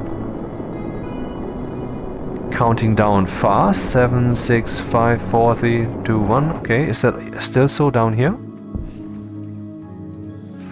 No, it's counting down slower. See, it's using oxygen as an additional cooling mechanism. Okay, you see that the button is green, which means that we would get a reasonable mixture now. We'll produce 100 grams of Electrum. What do we have? We have 1.5 megapascals, we have above 600K. Shazam! There's the Electrum. I guess I need to put up some chutes. So that was easy, wasn't it? I mean, of course I know my way around, and you don't, so you would have to experiment. But I think what you should have gathered from what I just did here was take baby steps. I put in the minimal mixture. Actually, more minimal would be to just put in one volatile and one oxygen, and then we would have some excess oxygen in there. But anyway, there would be some burning taking place. But okay, it was kind of minimal. 2 to 1, put that in there, only one, one unit, 2 volatiles, 1 oxygen. And I set that thing on fire, and then put the 2 things in there, and then that was already too much pressure. So I relieved some pressure. This will also cool it down, of course, but the cooling will be much weaker than the pressure release. So that's basically releasing pressure and a little bit of heat when you turn that on. Filter low. So let's go back indoors and get the materials for the solder that we also need to make. Filter low, yeah.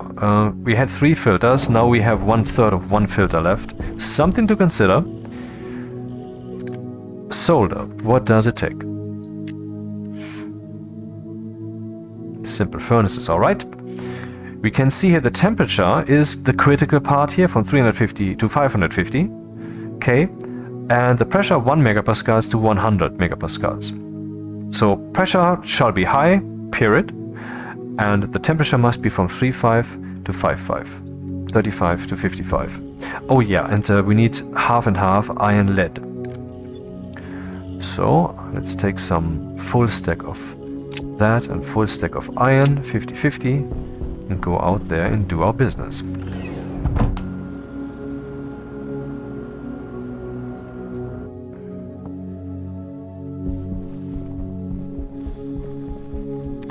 The furnace shouldn't get too cold. See, when I stuff this thing in here, it will degas, since it hasn't yet been run through a centrifuge or whatever.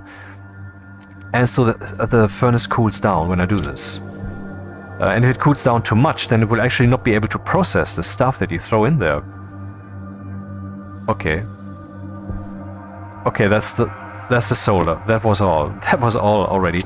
If you want to make your chip stuffs, first make the Electrum, then make the solder. You have seen, I didn't have to do anything.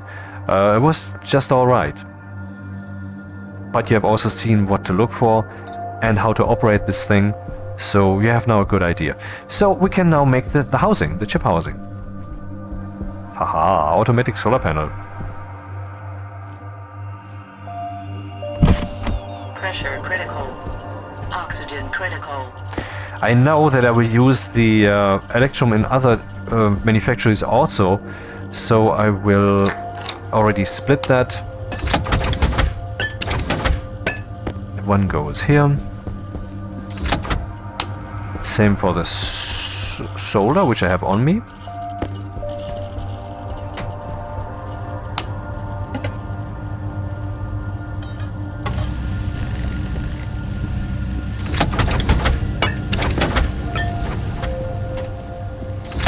So let's make make the chip housing.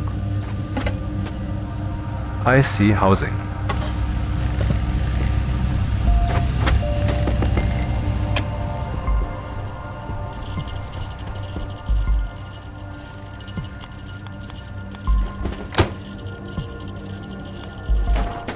Next time.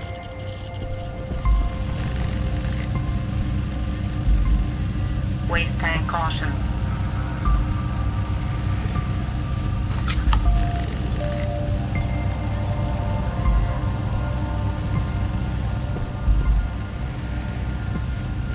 Guess this time that we make a proper battery charger, huh?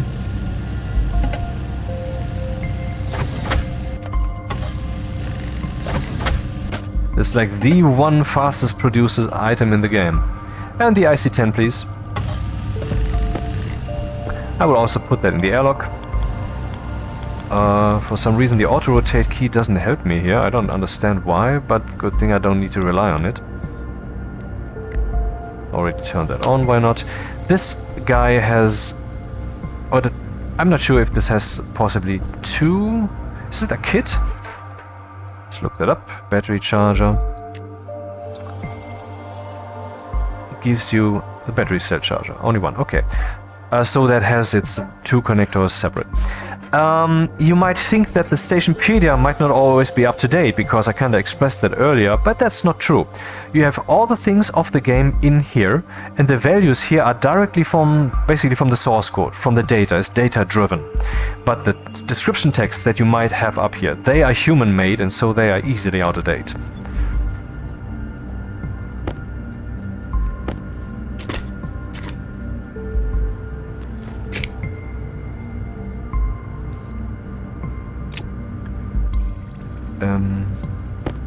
I want to make some large batteries. What's happening? Hi, IC10, large batteries, which need steel. Now that we have steel, we can do that. Copper, okay. Oh. No more copper? I was mining so much. That was not enough, man. Oh. Well, I guess not. Do we have some extra copper maybe lying around? There's 5 grams. Oh, 52 grams, okay.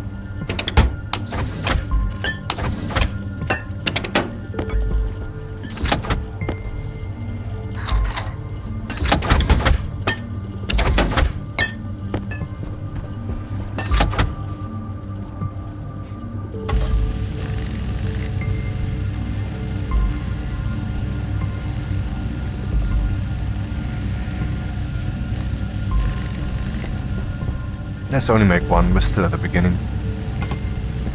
Right, so that stuff goes here.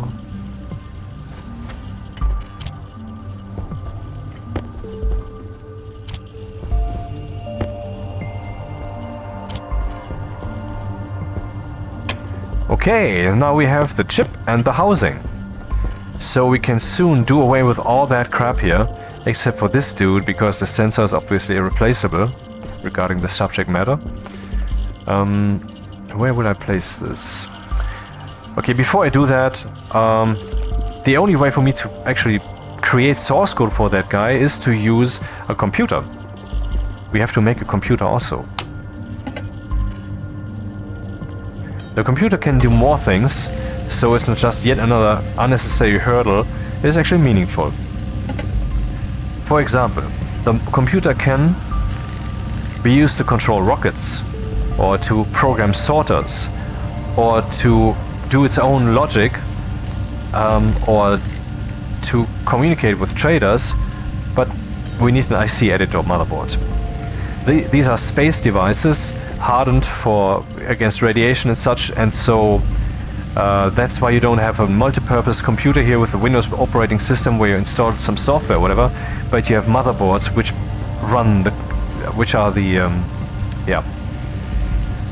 which are special purpose. Where will we put the computer?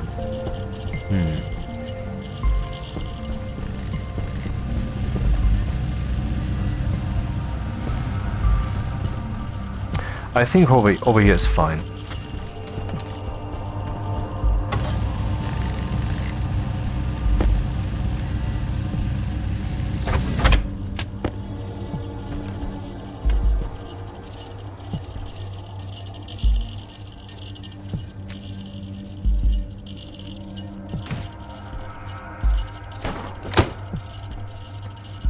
What else do we need to construct?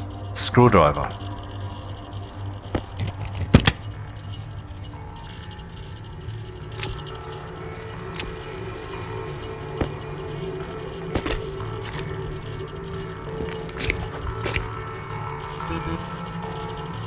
Yeah, a computer without motherboard doesn't do much. Now it's still flashing an error because there is nothing that it could access. There's no chip or something. That might be related to this. I mean, of course, I also need to connect the logic so that it can access the logic.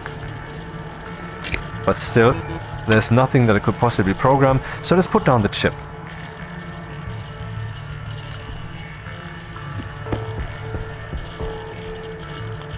This is the motherboard, the housing. The housing is 2 connectors, one for logic and one for power, and it needs 50 watts. So that's not too cheap, but you can. I mean, there's lots of stuff, lots of space there for source code, so you can run multiple things on one chip. I mean, you can really program freely in there. You will see. And then there's the chip. Here we have the IC housing. Now it's accessible. There's no longer an error here. Just for complete checking, I will just do this. Does this still work? No, it needs a logic connection. So I could now start editing in the source code, but first I will place the chip down. So if I press then export, that the source code can be written onto the chip. Okay, if I turn this on, the source code will immediately run. And let me just give you a demonstration of what could be done then. This light up here, wall light long wide. Wall light long wide. I will just copy this number. You already saw that when the hash. When I was placing down the memory chip earlier, there was an alternative. That was the hash chip, or what its name was, and there I could also select devices. And the numbers that I selected there were just identical to these one. These are the types. And so this light here, if I go into the source code, we can click pause here, just like within Stationpedia. When you're not in multiplayer, you can pause things. I will now do something. We'll explain it later.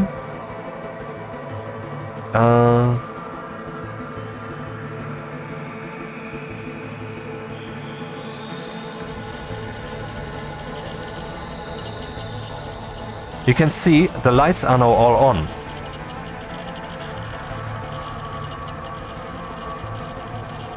And now they're all off. So I just controlled the on logic value. Remember, here we could, the logic writer, I could select which device to write to and which value to write. So let's look at this wall light, and then we see the logic values it has. For example, the on variable, and if that's 1, it goes on, and if it's 0, then it's off. I can also lock it. I can say lock 1. Then if I try to turn the light on manually by clicking on it or turn it off, it will not do anything because the device is locked. And that is just the same here with these. Here you can see I cannot change the direction which the active vent would use because the device is locked. This guy writes the lock variable of this. So most devices have a lock variable that can be useful. Maybe you will see that later. So what I just did is, let's explain this. We can just hover here with the mouse. Stores register value to logic type on all output network devices which provide a type hash. Now that is not easy to digest, so let's explain it with our own words. I'm writing to all the devices of this type, and to those devices I write to their logic value that I'm naming here, and the value that I'm writing to this logic value of all these devices is this. It is that simple. Here we can see all the commands that exist. Seems like a lot, but many repeat. Like for example SLL, SLT, these names are composed. For example, here we have SLT and SLTZ. SLTZ always refers to the number 0, and here we don't have a specific number that is being referred to, so you have an extra value that you have to give. This one already assumes a 0. See, that's why there's so many commands. It's actually not that many. Anyway, so with SB, I'm storing, like I can save or in store a value to multiple devices. I talked about the logic chips earlier, right? Like logic writer, but also logic batch writer. Well, that's what this does. This is the batch writer. The chip that can do batch writing would do exactly this. You would use the screw to select which device type to write to, and then you would choose a screw to choose the logic value to write to, and then the value that will be written will be read by that batch writer chip from its input cable. And what we have there could be, for example, a memory or a logic reader, which has its value then after reading from whatever device. But here we can just write it. So see how comfortable that is. Let's see how many chips are we replacing with this. We are replacing one chip that does the batch writing and a second chip that supplies the value. The memory chip, for example. Now that should motivate you to actually try the programming stuff. Now you might want to know, how can we do this then? What would that thing there, doing that, look like without all those chips? Well, is it evening or morning? It's evening, right? The sun should be going down, I think. But we can see that here, the value you can see is solar at the vertical angle is going to 77, 78, 79, and once it reaches 90, that's exactly the horizon, and then, yeah, the sun is currently going down. So let's be a bit brutal here, because I know what I'm doing, so I don't have fear that I will be basically standing naked in the end.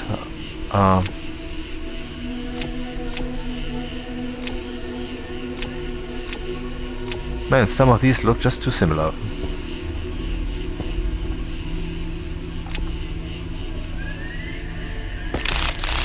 Let's clean that crap up.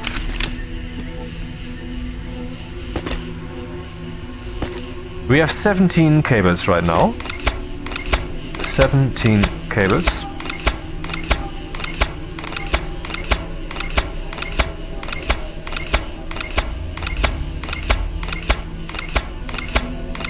Yeah, I stupidly also removed the chip itself. Let's see how many cables we have after cabling this up properly.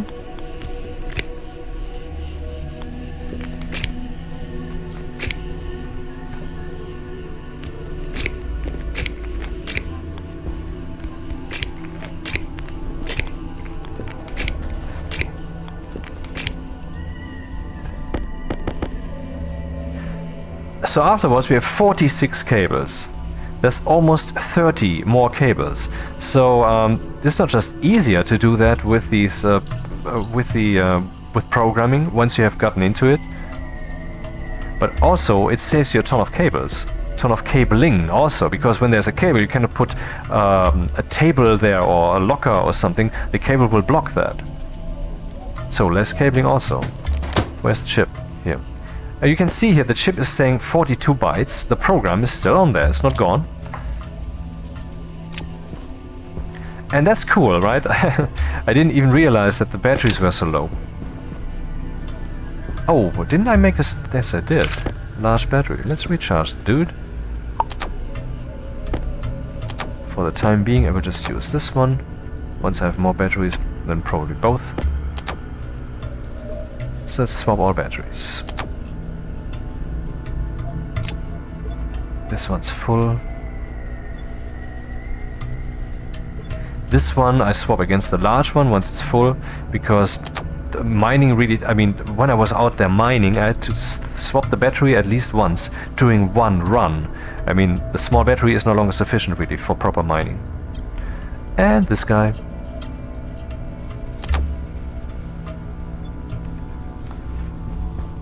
What's that? Sensors. Yeah, the daylight sensors kind of needed for what we're doing here.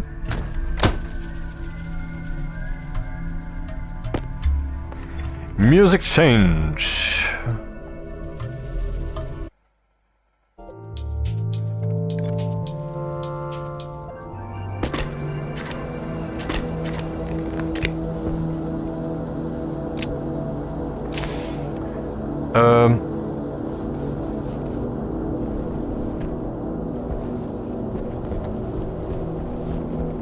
Oh, right. Of course, the computer is now connected to the logic, but not to power at all. There's no power.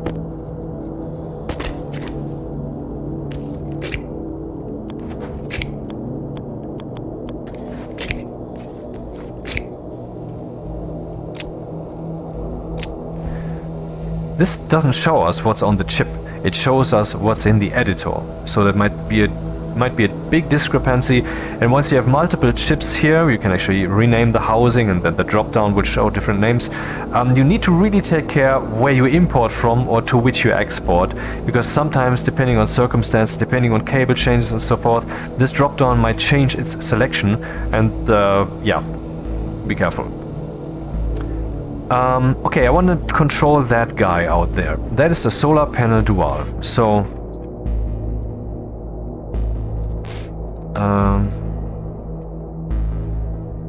no, that's not the one. Yeah, the heavy solar panel, the difference towards between this one and the normal one is the heavy one it does not get damaged in storms, but it takes quite some advanced alloy stuffs that we don't have yet. Solar panel dual, that sounds like the one that we made. We made the kit solar panel. We could make both of these. This has one connector, this has two connectors. That's the one that we made. So you go here, and then I can copy this number by clicking on it. I could also copy the name. I will get into that later. I will just turn off the lights again to save some electricity, and I will also write batch to all solar panels, horizontal 0. Export. Nothing's happening. Maybe that thing is already on horizontal 0. Could be, not impossible. Let's know for sure then. Nothing's happening? Oh, the chip isn't on. La la la. See, it's that simple. I mean, you saw all those chips, all the cabling that we needed, and it's cool that we can do that because you don't have to have any understanding of programming, but you can see what the incredible upside is to go here. Let me just burn a little bit of coal, because we're kind of running out of electricity here.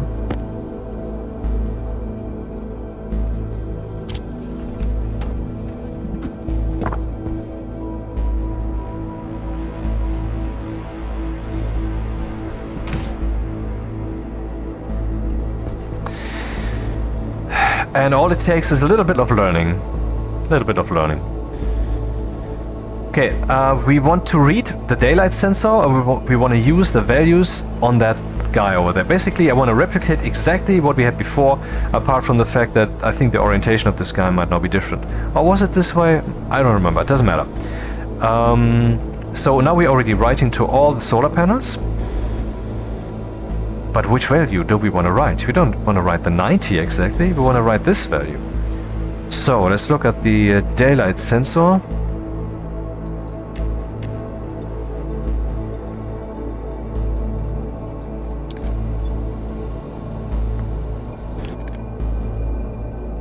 And now I want to load.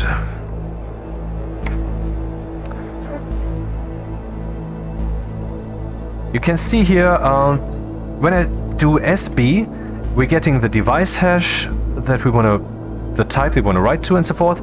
But here it's different. It wants to know where to write the value. Here it wants to know where to write that type-wise. And here it wants to know where to write that register-wise.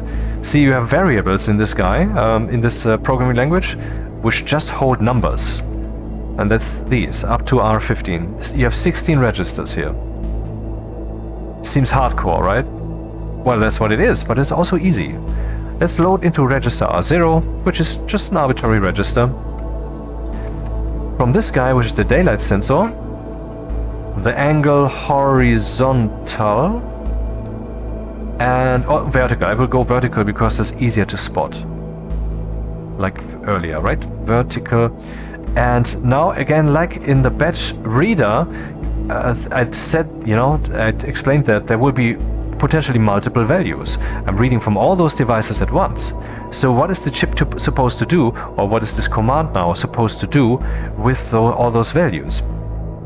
We have to say what it's supposed to do with it. For example, add all of them up, or get the average, or the maximum, or minimum. But I would say add all of them up, because I only have one daylight sensor here. Currently I'm reading from all daylight sensors, but you have seen that we also have a reader chip and a writer chip which writes to a device decidedly, to one specific device. Do we not have that here? Yes, we do have that here also. I will show that later. I don't want to toss too much at you at once. So loading into that register from all the daylight sensors that are on this cable network, the vertical value, and add all of them up. Since we have only one, that doesn't matter. And now here, instead of saying 90, we just say that. And that's it. Export. Yeah, when I said that's easier to see, that was possibly not the right move, but okay. Let's do both then. Let's just write the horizontal and the vertical.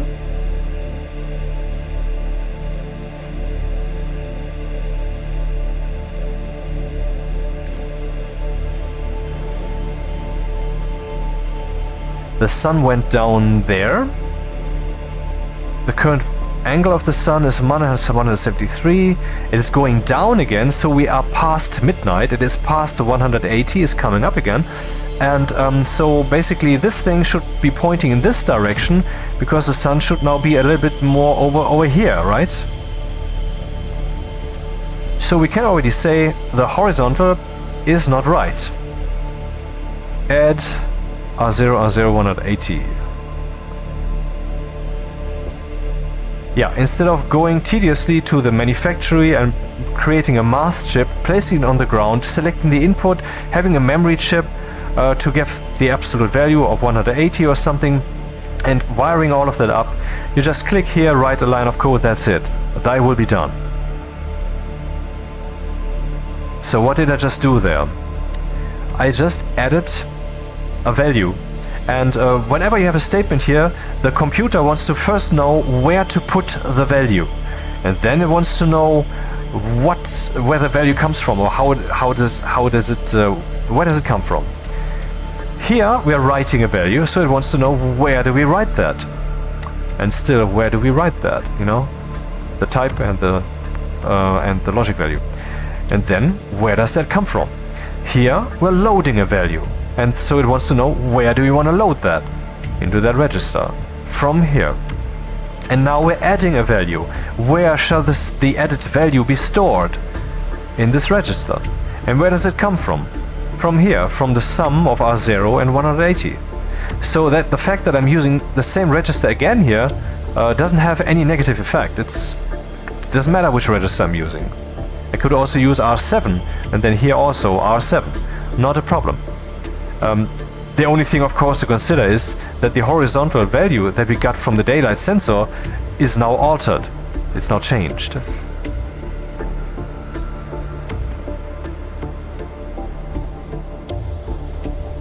Yeah, that might already be it. Possibly. Maybe we have to change the vertical still. But there's a little thing that I forgot. Let me just turn the chip off and on again. Or place it in there again. Oh, look at that. Now it's moving. Why is it moving now? What's happening?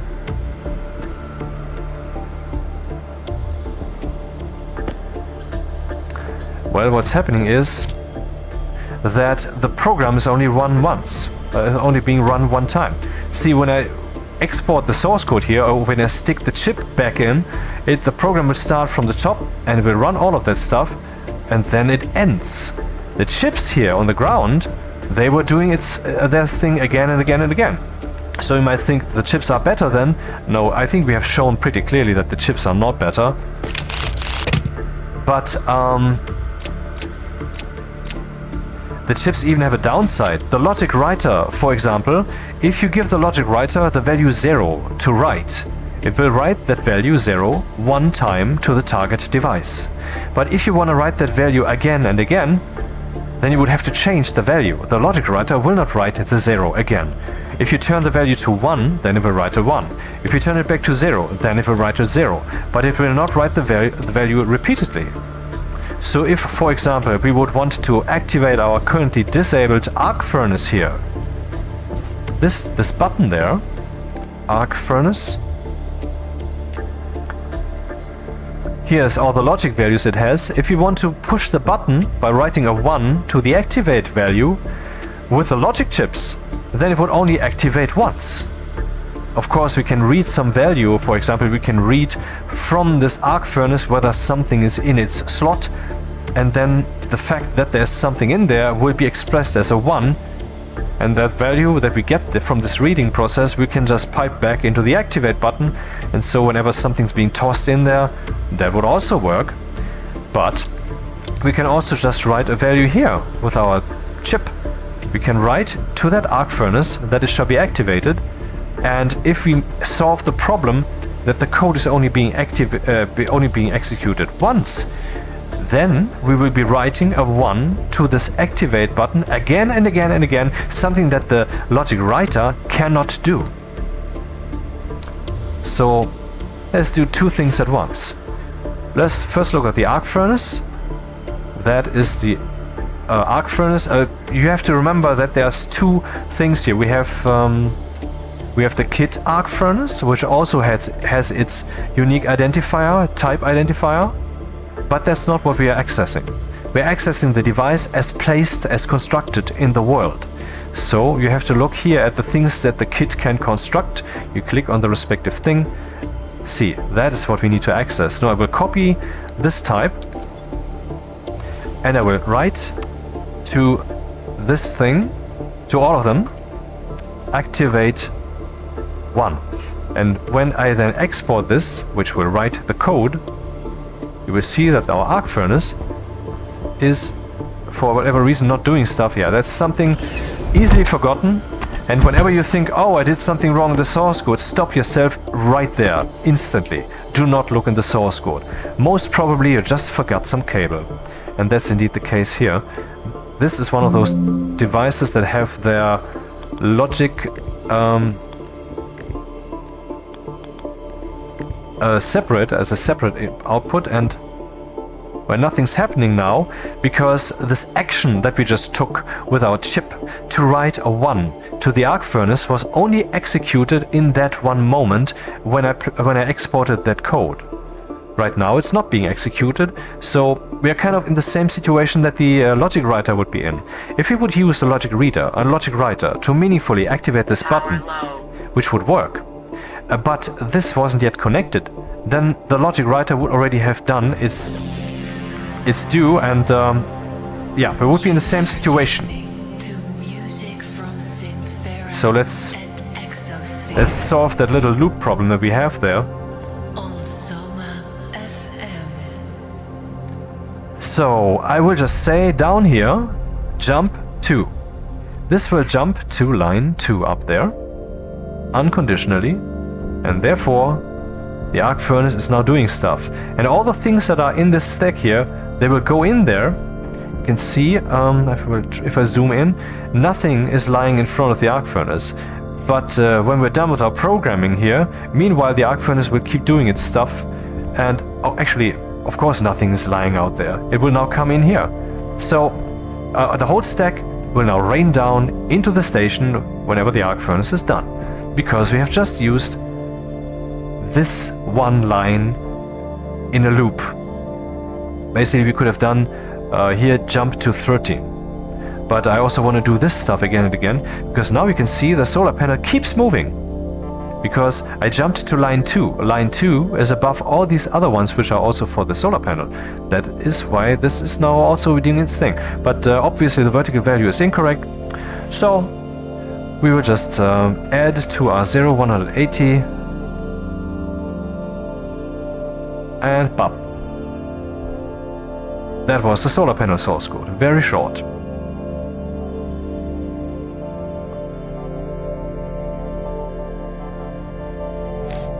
I can also add 1 or 3 or 7 to the vertical or horizontal, but that would obviously be a mistake. Because when I just take the daylight sensor's values and plug them into the solar panel, then they could, in the right circumstances, be exactly correct. So the only way in which they can be wrong is by an offset of 90 or 180 or 270. And I believe positive and negative doesn't matter. The device will just normalize the values so that they make sense. So in other words, if this thing is kinda correct, then we can be sure that it is definitely correct. Except I think the sun is up there, but the vertical value is not yet correct. Vertical, let's add 90 then. Maybe that is correct? Of course you could think about this, philosophize a lot, but why not just plug it in and see what happens? Aha, okay, done. Let's verify on location.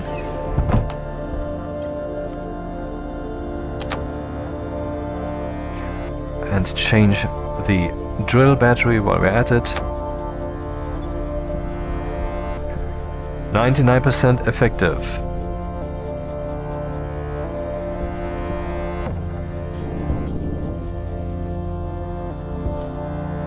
That is correct. Let's look again at the source code and how easy that was, and then beautify it a bit, because the way it's written right now, that isn't made to last, basically.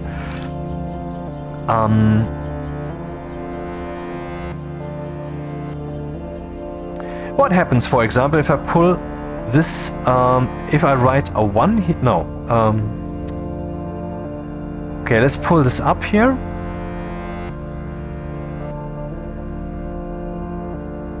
And I will export. And now the lights turned on. So why are the lights not being turned on again and again?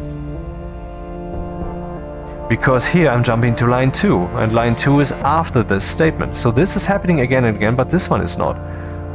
So now let's make that whole thing cleaner and more human readable. We can just say start, and we can just say jump start.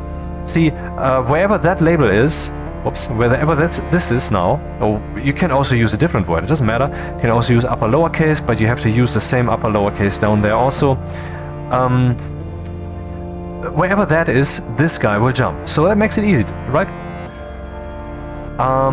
But what is this? This 5.5, no one in their right mind can remember eventually what this is. Well, it turn on lights. You know, I can just write this in a single line, in a line of its own, or after an existing line. That's a comment then. Export.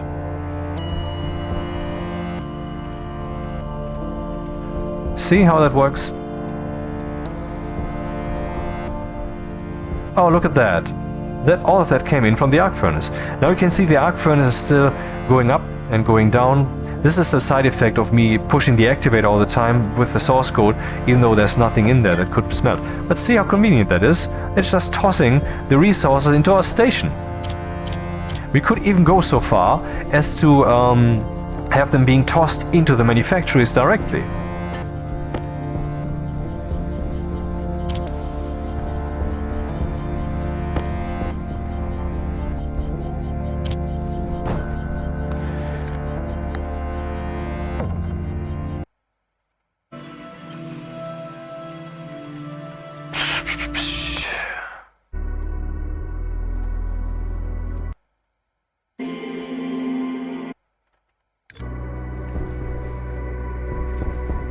So we completely automated the arc furnace by adding these chutes, so we have some input stack, and by adding these chutes which toss that into our station, and by making sure that it will be activated again and again. And that only took this one line. Oh, was it this one? I think it was this one. See, that's a problem. It would be nice if you could see what that is, but you already solved that, didn't I? By putting the comment in here. But there's a better way. Arc furnace, here we have this number, minus na. We also have the name here. This name is equivalent to this number. Let's copy the name then.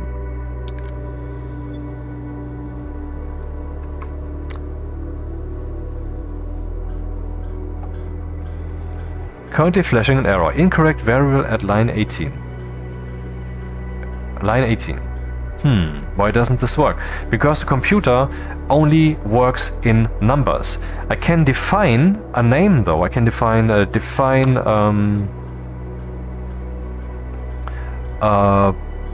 arc burn, for example.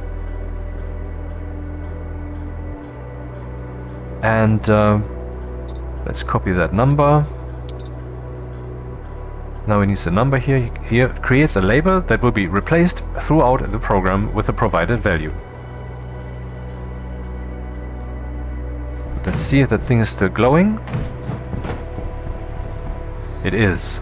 So, it's still working, else that wouldn't be doing that. But that's still not really where I wanted to go. This is, I said the name is equivalent, right? So we can put the name here then, I guess. No. Incorrect variable at line 0. See, the thing only works in numbers. So we can turn this text into a number like this. Let's not talk about the background of this, how the program does that, how the game does that. Just accept that you can turn this name into a number, and now it works.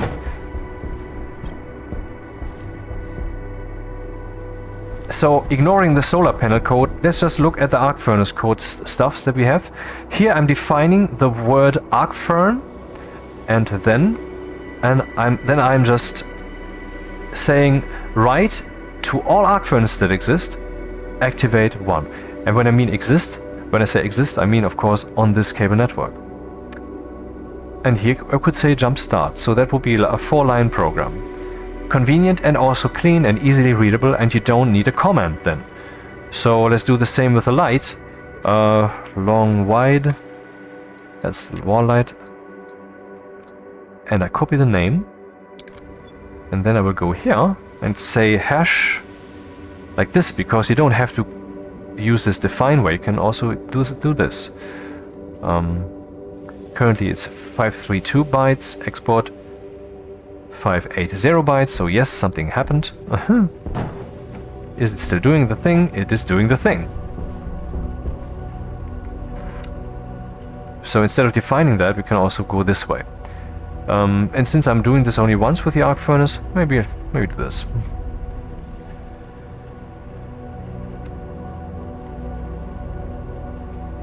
So this is kind of self-explanatory once you know your way around a bit.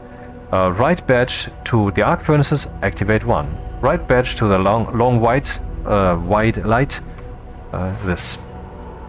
Cool, right? And here we can do the same. We can say we want to write to all the solar panel dual. Is that the right one? Let's check again. Yep, that should be the right one. Minus 539. Minus 539, yep, that's the one. And here we are using that twice, and programmers should strive for not having redundancies. So it's best if we define that indeed up here instead of writing this whole hash name construct down here.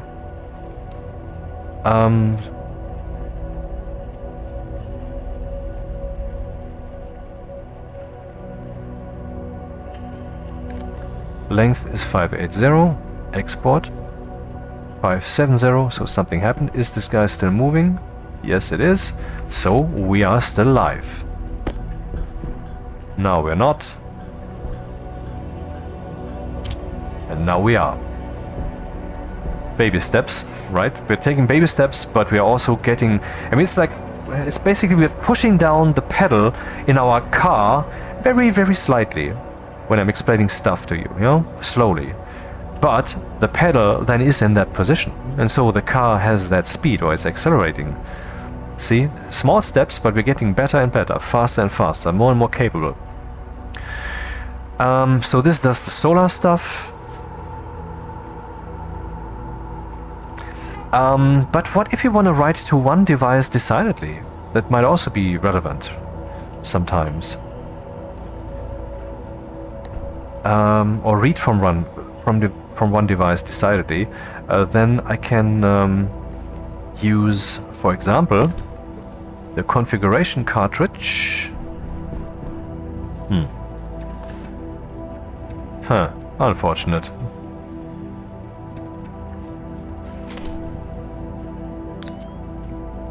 There it is.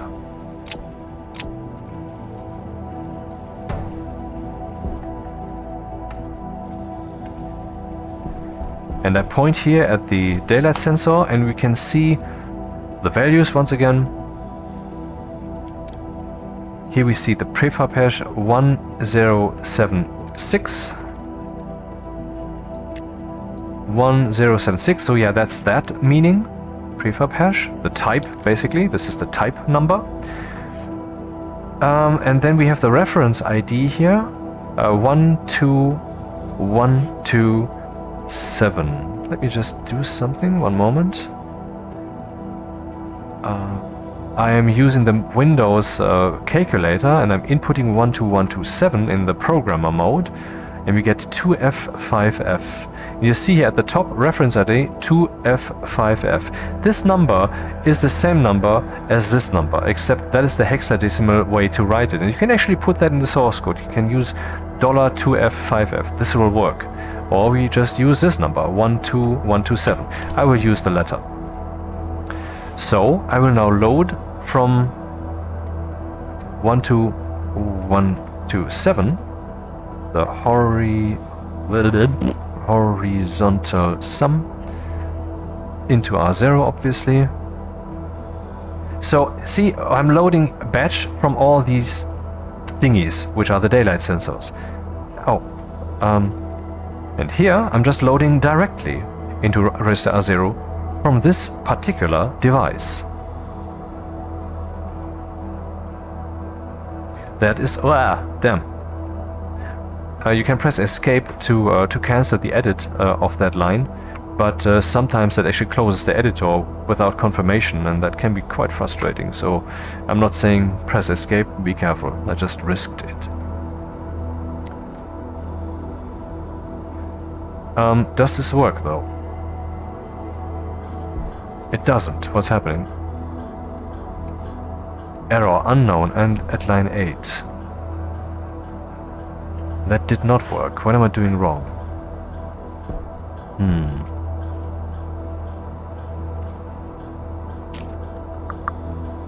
I know I did this before, so what exactly is the mistake? 12127, we can see on screen, yeah, same number. Is that a different statement that I have to use?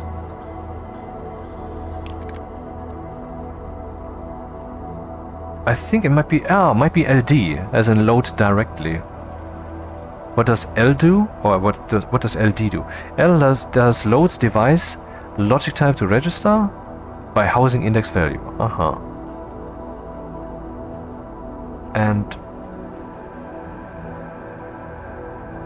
this loads device logic to register by direct ID reference. Yeah, that's the one. That's the problem. I don't know what to tell you. You have to use the LD command for such a thing here. Yeah, we're not going to see that right now, but I can just simulate that. I will just take out these corrections that I put in. So the solar panel should now be doing stuff. It does. So we are actually addressing... wait, what am I doing? That's not what this is about at all. I'm loading from the daylight sensor the value, but is it loading that correctly?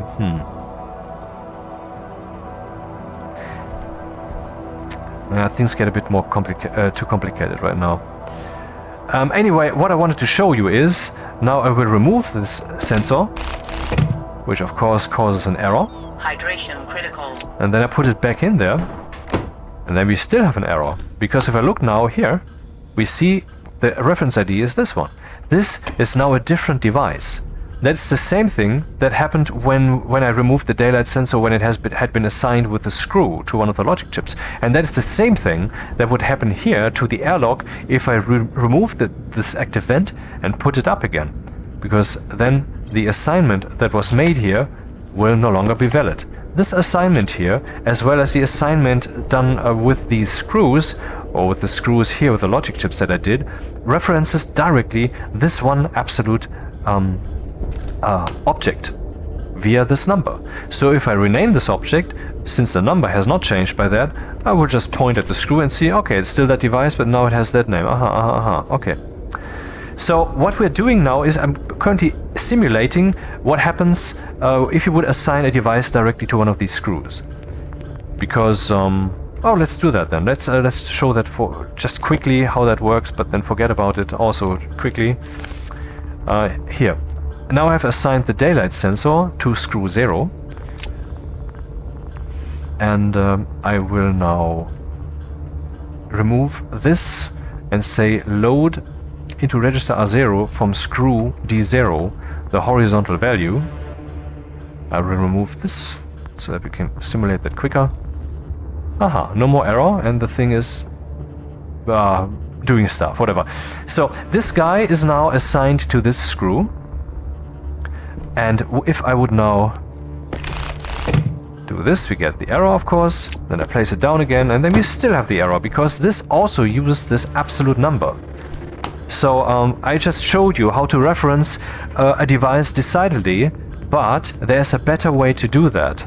A way that when you unscrew it and put it there again, the source code will not break. I'm gonna show you that now.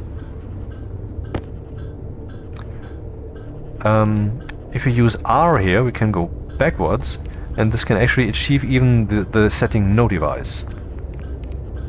Forward, we don't have that. But backward, that shows up at some point. So you can actually clean this up again. Okay, how can we do this then directly? By naming it. I will give this thing a name. For example, sense day or whatever. Then I go into my source code and define first, I want to define the daylight sensor.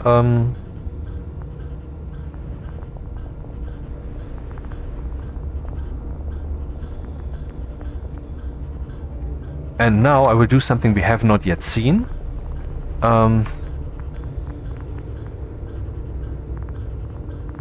Here, this is the name I just used in the renaming, and I'm also putting that as a number into a name that I have defined here. I mean, into a variable. Let's call it a variable. So now I want to load from the daylight sensor into register R0.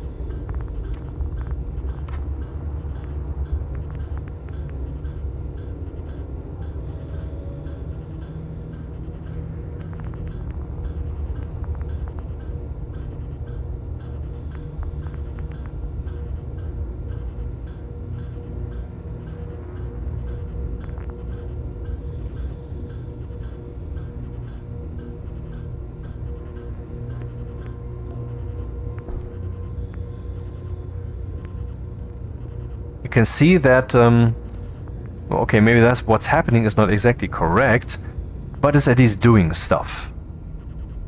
The vertical number is wrong, but it's actually helpful right now. We can see that something's happening. Now let me unscrew the daylight sensor. Now we do not get an error, so that's a downside of this approach. It would be helpful if the machine would say right away that something's wrong. But okay, you can see this here. It is currently trying to get from all the existing daylight sensors on the current cable network that have that name, the vertical value. And it is adding all of those together. But since none are currently there, the sum total number it gets is 0. And that's what it's writing there. So that's a downside of this approach, but it normally doesn't apply. I mean, it will be a routine stationeer at some point. I hope so. So nothing's happening since day, and now it's working again. See, that's all it takes. Just put that thing up, give it the right name, and then it will react to that. So let's explain what's actually happening. And look here at the daylight sensor. Here, of course, we have the daylight sensor type name. I could instead also have just used the number, and not as a variable. I could also have just put the number here. You know that. I mean, it's just the same thing. What's happening here is I'm loading batch, like we already did before. Here we are writing batch, but I can also load batch. But this one is actually load batch named. So instead of just saying load batch into R0 from that type, the horizontal value, and add them all up, I'm saying load batch named into R0 from all the things that are of this type on the local cable network, and that have this name, the horizontal value sum. So I could have two daylight sensors here on the same network with different names, and I would then not touch the other one with this call here. But if they have the same name, then indeed I would get the sum of both their horizontal values. I know it's a lot, but I think I'm representing it in like the simplest possible way. So here I'm getting from exactly one device, because I only have one of this type of device with that name on this current cable network. I'm getting from this the horizontal value, and since this command does not know, it cannot assume that there's only one of this type on this cable network and with this name. I have to assume the batch behavior. So I have to tell it what to do with all those numbers if there would be multiple. But I only have one, so load batch named, type, name, and done. The line length is limited, so you can see that defining that up here makes sense, because that together might not have fit in this one line.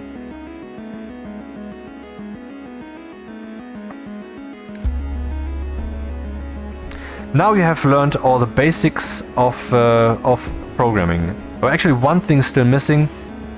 This. It's not very important, but you shouldn't forget that you are in a game here. This is a game with source code, and you can write arbitrary programs in freely. And it's marvelous how they implemented that in the Unity engine. By creating a texture here, or I don't know how they did this. This is a source code editor. How the fuck did they do that? Anyway, so this program cannot run at full speed. It has to run in context of the game simulation, and so the game will not allow your program to run at full speed the whole time. It will force the program to yield for one game tick, which is will have to take a break for half a second, and then it can continue. And by saying yield, I am saying wait half a second out of free will. The game simulation will detect this, and it will see, oh, the yield that I would force has already taken place. Okay, so we're fine. So I will not force another break. And this way, then you will have this half-second break where you want it, instead of wherever the game simulation would force it at some point. So you have some reliable program rhythm execution. And so you write your start marker, jump start, and then you say yield directly after start. I think that's easy enough to remember. So let's fix the solar panel issue. Export. I think that's what it was. This consumes electricity. This also, but you need to keep this thing on, as it will not run the program. And you can also stuff a chip in here.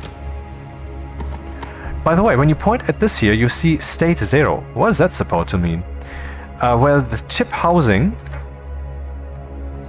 also has its own logic values, and one of them is setting, and that doesn't have any effect. So I can just go in here, and I can say SDB setting 17 or 18. And now I see the number 18 here, so you can use that for debugging. You can say what's the value that I'm actually writing here to the solar panel.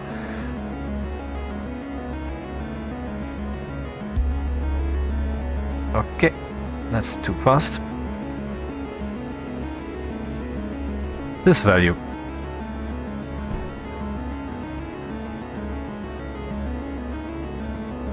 That's the value that we're writing.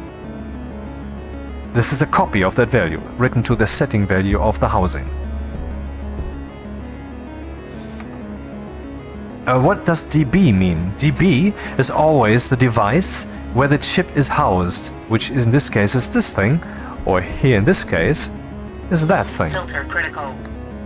So we could place a chip in here, and then we could load from this device what filters are in there, or what's the output pressure here, or the input pressure, or what's the current gas situation, how much oxygen is there, and so forth. Cool shit, huh? Well, filter critical, let's replace our filters. Oh, maybe I should actually open my helmet instead of wasting all that oxygen. Yeah, what's the gas mixture in here? We shouldn't forget that we have some plants up. We have 6% CO2, so that's a good balance.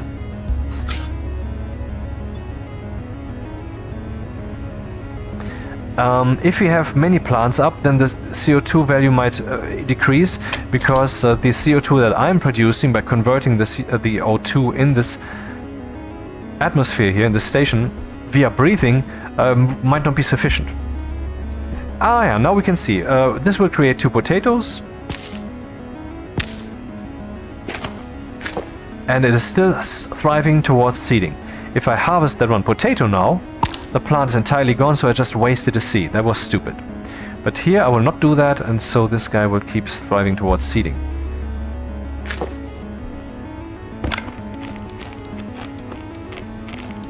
We haven't yet spoken about health, right? Currently the health implementation is very primitive. If you have health damage, not just of the kind that you saw down here when I was not drinking enough, and so suddenly the health information popped up and was counting down from 100% down, and if it would have reached 0, I would indeed have fallen over dead. This would be healed by the pill, but not just that will be healed, but also if you have lung damage, which will show up here, from breathing too hot gases or something like that, or eating too breathing too much pollutant, that is also healed. So each just one pill.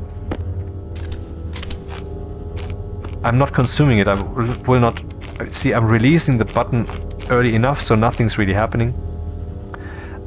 This will heal you completely, this 1 pill. So since we only have 1 that came with the lander, you might want to know, how do we make 1? For that we need a chemistry station.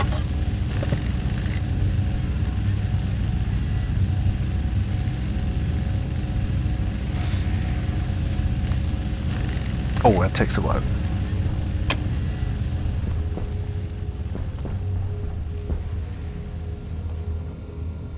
Looks alright. Yep. How do we know this? Let's look at the pill.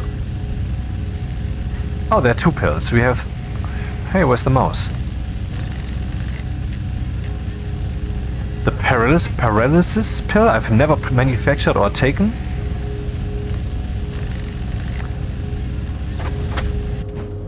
I think it makes you unconscious. And when you're in multiplayer, you can actually feed other people with water by holding their unconscious... actually not unconscious, you can just approach a guy, and if you're holding liquid in your hand, you can just feed them water if the helmet isn't closed, or, you know, or something to eat, for example. You can also, I think you can feed them that pill, which will make them unconscious, which I'm not sure if it does that. I've never done that. But then you can carry them to a different place, for example, or can put them, for example, in a bed where they would then not consume any food and such if they left the server in a hurry. So the pill, how do we... This one takes carbon and phenoxyetone from fern, and this one takes phenoxyetone, cobalt, and silver. Phenoxyetone, what is that? Fern. We can plant fern. We have some fern seeds here. Oh, not here. They're still out there on the lander. Haven't yet deconstructed the dude. And I can plant that here. It will grow also. It might need additional light because the needs of that plant are slightly different, but only slightly. Anyway, then I would eventually have some fern plant here, and I click on it, and it behaves exactly like the potato plant, as in you get 1 or 2 ferns, and then it strives towards seeding and so forth. And then when you have, like, for example, 2 fern in your hand, then you can click, where is it? Here, on this platform. This will then place the fern, and then you will get some green layer here. And that is then phenoxytone. See, there was another processing step necessary earlier in the game, in the development of this game, where you would have to produce phenoxytone from fern, but these days it's just the same thing. You can just click on it and you will have fern. You also need silver and cobalt. See, that's the health that would be healed if I would take the pill now.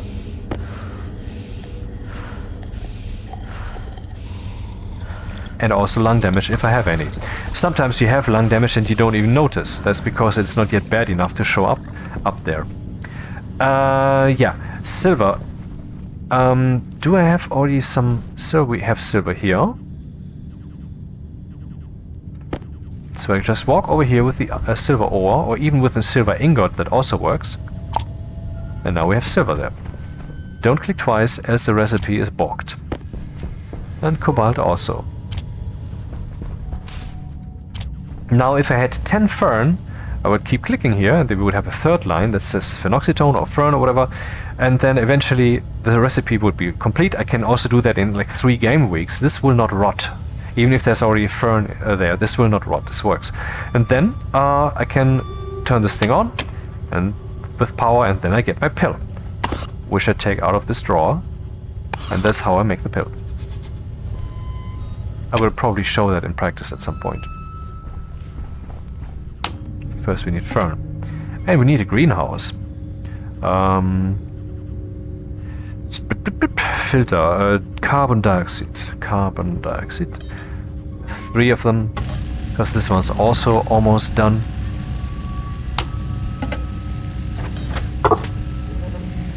The copper.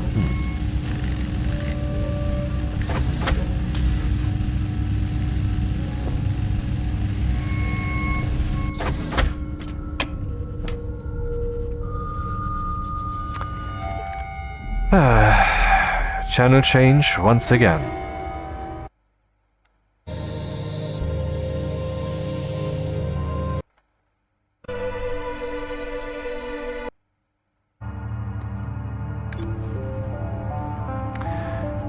What do you do with your garbage? I already talked about that in the first video. You can recycle that. I don't have a recycler yet. I lack the copper to make that happen right now, sadly. Oh, wait. Do I? Didn't I? There it is. Sometimes I'm looking out of my mind instead of out of my eyes.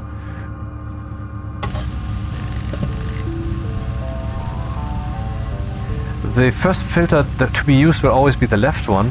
That's why I tend to move the already damaged filter to the left before I put in the others, so that things stay clean.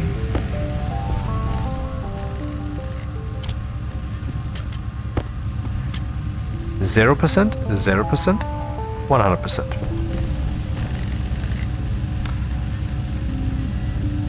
Where will we put the recycler machine? Power low.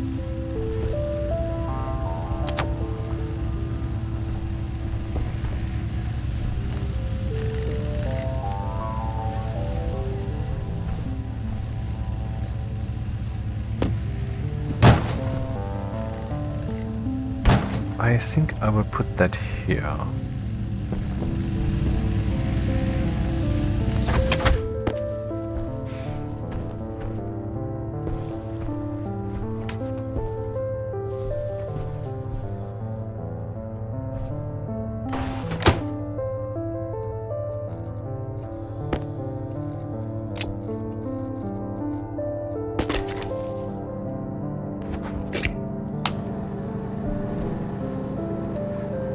Now anything I stuff in there will be recycled. I don't know what happens to gas and such. What would happen then, I'm not sure. But this, for example, goes in there.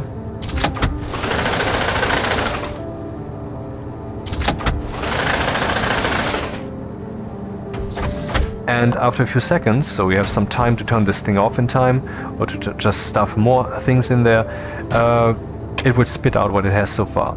Here you have a stack of 5 reagent mix. That's just a catch-all material for whatever might be in there. And that depends. What do we do with this then? Well, for that we need the centrifuge. Let's make one. Good thing the station has so much room.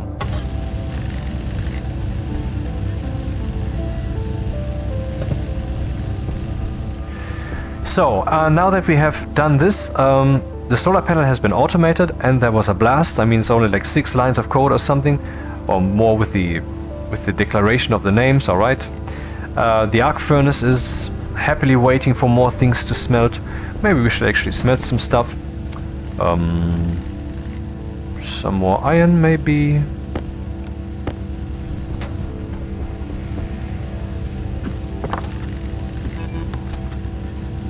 What's happening? I have no clue why this thing suddenly went into error mode. I'm pretty sure that the arc furnace has no ability currently to spread any kind of pollutant into the station, so I don't know why that just happened. Maybe it's a rounding error of sorts, or these don't produce pollutant. I don't know what's happening. Really, I have no clue. Oh, that's a bulky thing, isn't it? It is. Oh. Can no longer get through here. What's that? That's the scrubber.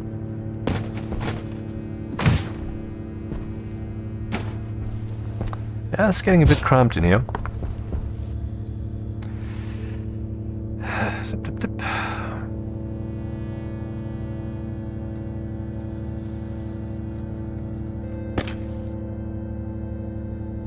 No, I don't want to complete it, I want to remove it. Crowbar.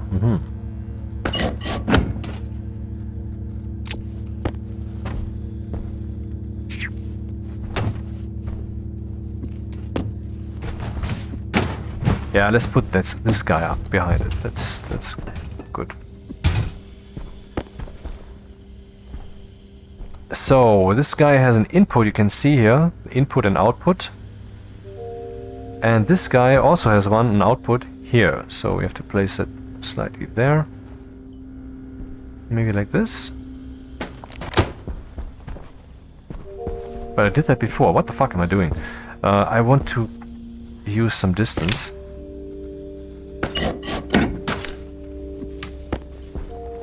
So, correctly aligned, 1 step, 2 steps. Airlock should still be operational and I can conveniently walk here. Okay, that's the way to go then. And now I would need iron sheets, I believe. Do I not have iron sheets?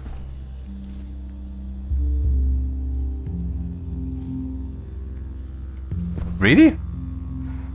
Oh, I do, but only 1.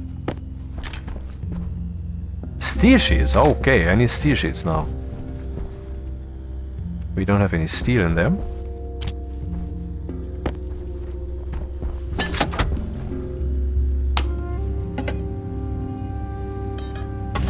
See, they only take 0.5 steel instead of 1.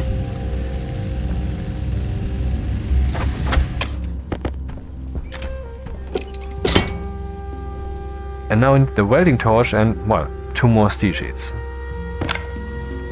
Welding torch, you say? This will pollute the atmosphere. Can we not make the arc welder instead? Too many steps at once, huh? Tip, tip, tip. Yeah, and more iron sheets, steel sheets.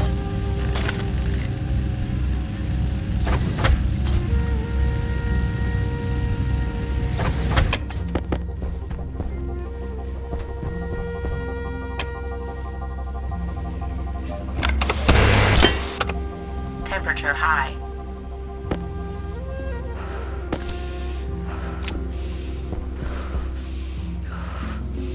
And that's the centrifuge.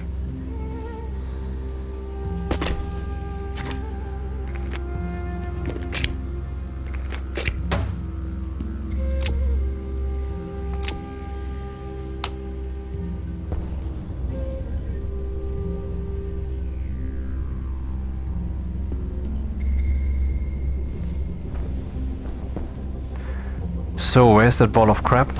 Ah, there it is.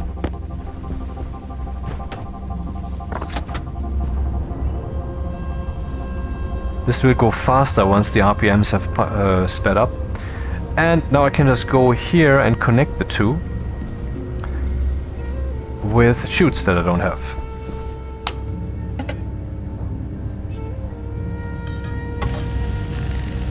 Let's make all 6.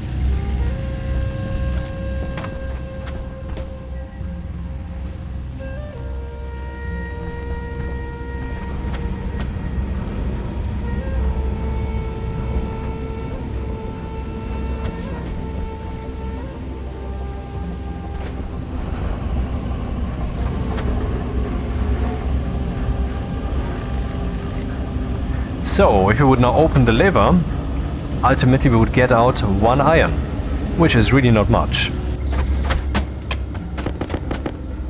But it's better than nothing.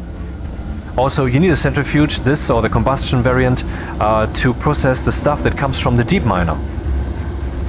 And maybe I should make a deep miner also, but I can't make that yet, because for that you need the advanced manufactories, or at least one of them, Autolathe I think. And for that I need the respective materials. But we can make them. Shall we not upgrade these thingies and get the advanced thingies? For example, I have then a bigger tool belt, a bigger mining belt. That sounds good. Let's do that. Let's upgrade.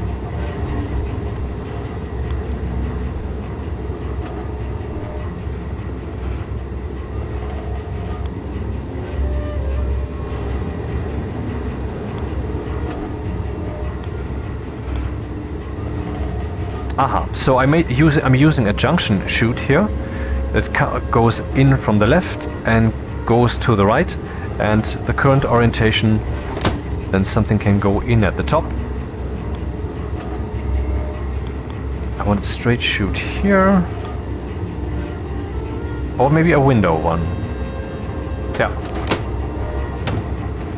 And then I would like to have the ability to toss something in up here. See, now this guy can spit its stuff directly into the centrifuge, but I can also still add something here. Now it has 5 grams of iron. You see an error because the thing cannot spin while it's open, but it cannot output what it has while it's still running in the drum, of course, so you have to wait until it has stopped. So this is a legitimate way to make that happen.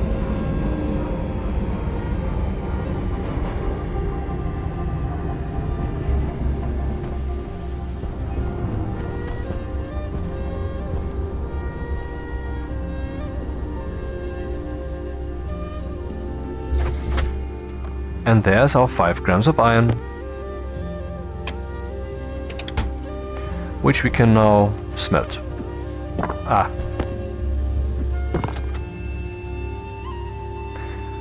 Yep, that's the iron that we tossed in there. Convenient, convenient.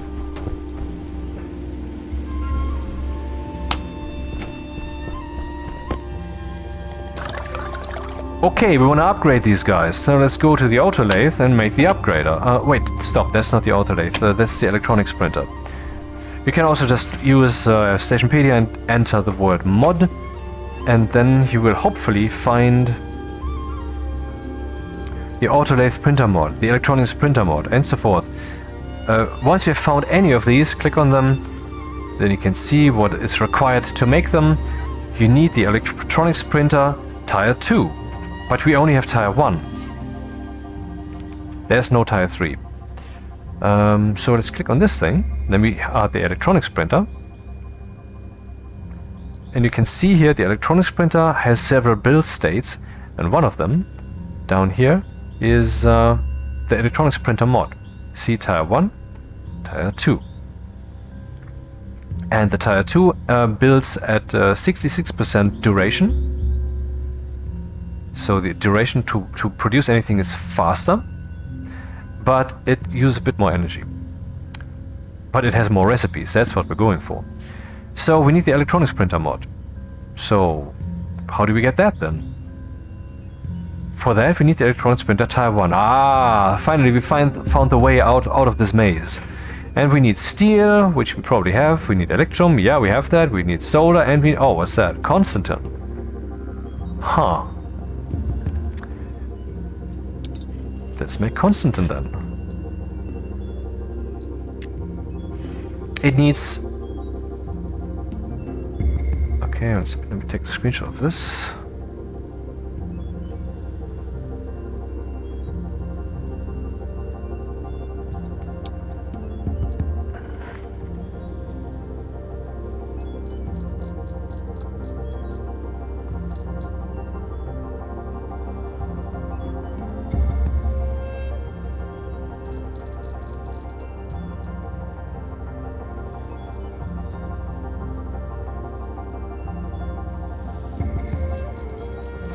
Damn, I don't know what I was going for. Okay, let's return to Constantan.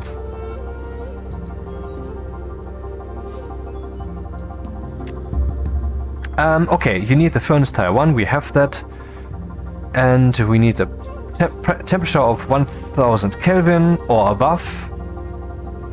And we need a pressure of, 20 megapascals and above. So it's rather easy to make. If you manage to achieve... The temperature is easy to achieve, but this high pressure. See, when you have used the furnace for a while, and then you will eventually have a lot of pressure in there, but not much temperature anymore. So making this thing lends itself to being done when you have already furnaced a bit and haven't emptied that thing. Actually, have I emptied that thing? Can we see that from here? No, I have not emptied that thing. You can see that lever is horizontal, it's closed. That's not good.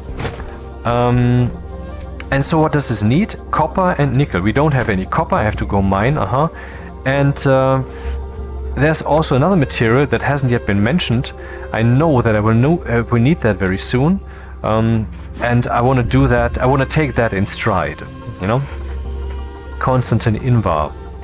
This one takes a relatively low temperature and very narrow pressure range, which is related to the pressure range we just had there. So aiming for this guy, which is very strict, based upon an empty furnace, I guess, and then afterwards doing the Constantan sounds reasonable. Also, you were talking about nickel and iron. Wait, nickel and iron? I have that. I have nickel, I have iron. I just don't have copper. So sorry, I have to go mine for a bit. And maybe we could empty the furnace before it breaks again.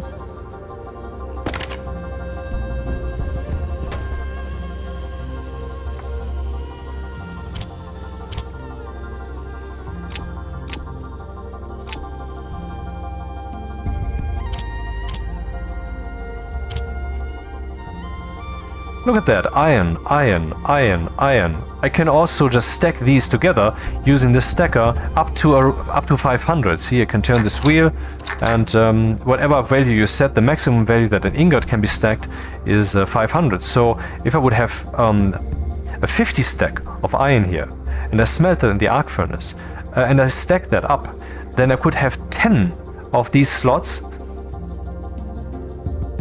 and compress them all into one.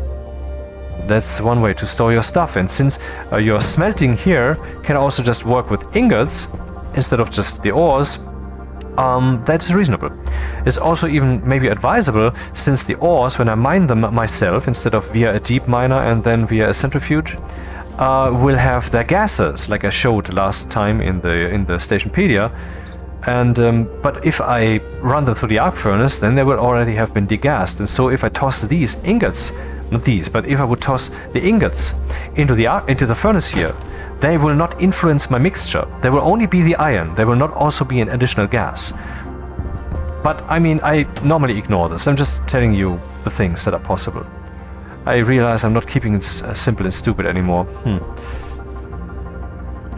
But maybe that's alright by now.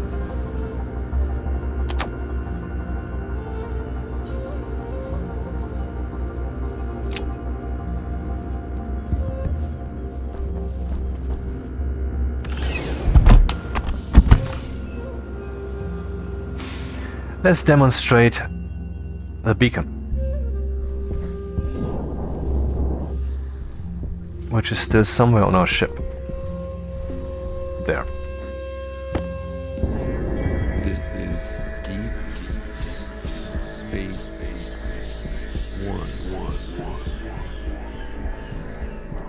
On Soma FM.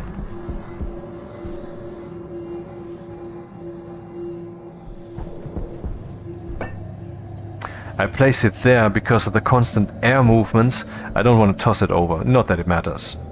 Oxygen low. Huh. Oxygen critical. Okay, now we have the beacon. It's not running yet. Now it is.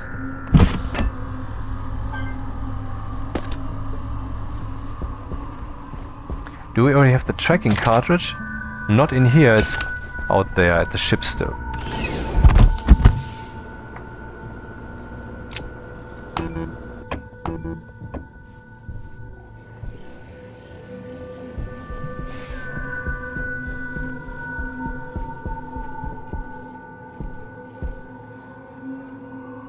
This one?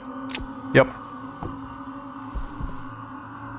That's convenient, isn't it? So now I cannot get lost unless the battery runs out, but you will notice when we come back that the battery will hardly have been drained, so a small battery is usually enough, I think.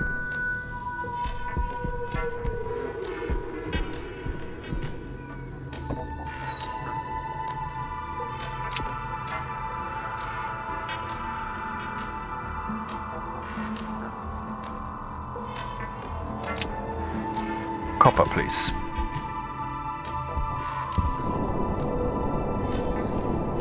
Obviously something glinting, that might be silver, that might be gold,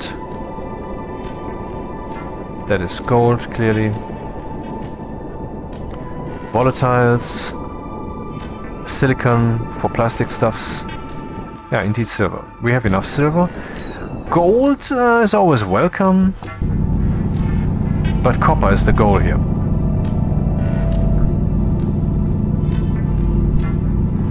Once we have the advanced manufactories, we can also make the heavy mining drill, and then mining will be very easy and fast.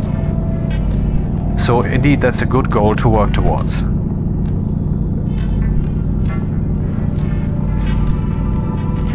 And then I think we should think about some more automatisms, like light and the beacon, that it turns on automatically when we leave the station.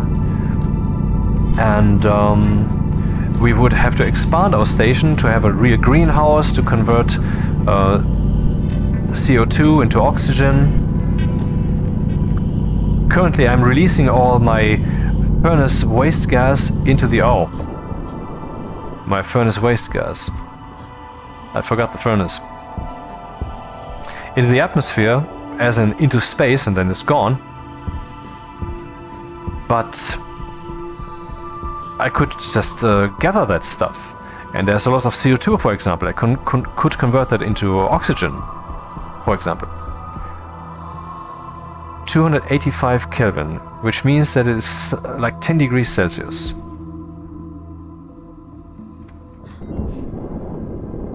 Yeah, roughly. 273.15. I mean, that's one of those search results on Google which come up right at the top, not as a search, but even as just as a factoid mentioned at the top. That's something that you'd really learn. I mean, what's more primary than temperature? Heat.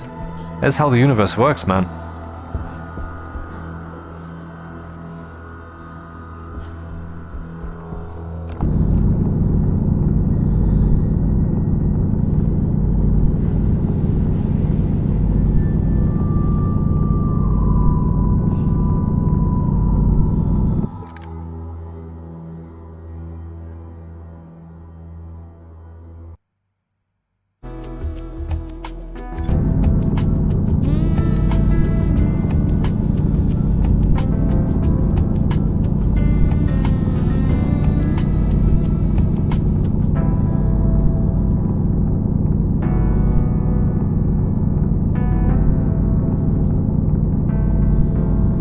So what are some things that you can build in Stationeers?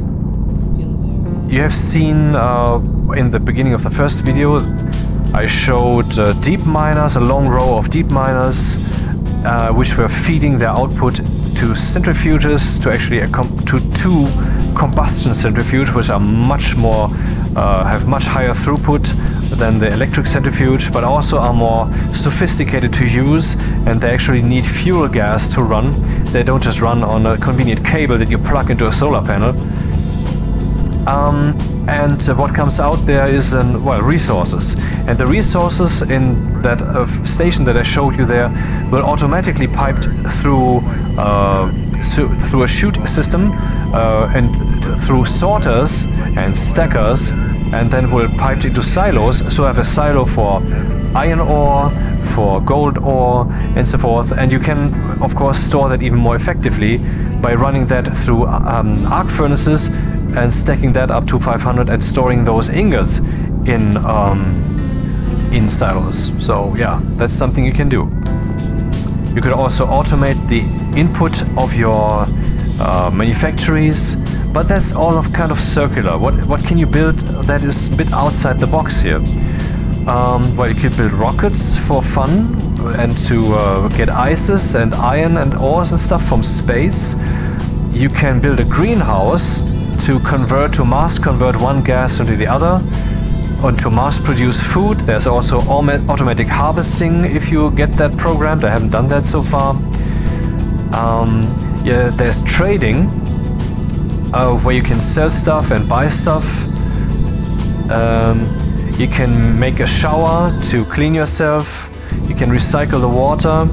You can have a bed in which to sleep basically. But we don't need to sleep yet, so that's not in the game. I hope that will come at some point. Then there is... I probably forgot some things, but it's roughly it. You're playing with gases, with electricity, and with your immediate needs. And available, you have gas converters like plants. You have gas converters like the furnacing process, or like the H2O combustor, or the N2 nitrolyzer, and stuff like that. You have plants to eat from. You can cook your food. You can create canned food, which is the higher tier food. So when you eat that, you get 3 stars of your current food quality. So your current max food is then at 125, I guess. So you can mine and work for longer. I mean, you might think that's unnecessary because, I mean, when do we ever eat here? We're currently on easy mode, on hard mode. Not just normal, but even on hard mode. This will tick down rather quickly, and so you'll be thankful for that little bit extra. Now you might say, well, why would I play hard mode? That's too much pressure. You could as well say, why would I need food in the first place? That's a motivator for doing stuff. Why do you need to breathe? You could just turn off the need to breathe completely. You can play as a robot. There's actually a DLC that they have. And if you like the game, which you should, then you should buy all the DLC that they have. Ideally, you should buy the game at full price and the DLC too, but I bought the game at like a strong discount and the DLCs at a light discount, and I wouldn't say I regret it, but thinking about it, this game deserves to be purchased full price, because even with the base game without the DLCs, I spent over 1,000 hours yet. And the DLCs, which DLCs are available? There are 4 DLCs. One is where you can play as a robot. The robot only has a battery that you need to replace. Without the battery, though, you die. I haven't yet played as a robot, but I have the DLC. Then you can play as a zrilian, ZR and so forth. Zrilian is an alien which breathes in volatiles and breathes out N2O. And volatiles and N2O combined are the other fuel that is in this game. The game has 2 fuels. One fuel is 2 volatiles, 1 oxide. And the other fuel, which is much more potent, is 1 volatile, 1 N2O, 1 nitrous oxide. And the zrilians, they breathe in volatile and breathe out N2O.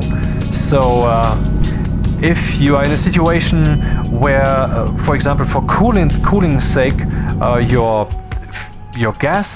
breathing gas canister would be drained fastest to cool your suit, then you would get in here an actual fuel mixture. So that's kind of a problem. Playing as a zrilian is probably super hard. I haven't yet done that. I should really do that at some point.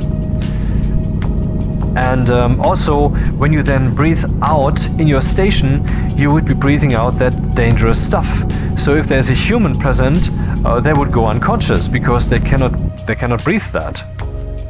So zrilians and humans cannot easily live together. One of them would have to be in a suit, or there would have to be separate rooms. Interesting. So that's that DLC. Otherwise, their needs are the same. You need food and such. The only difference is the breathing gases. Then we have the cosmetics pack, which allows you to look here, change appearances. We can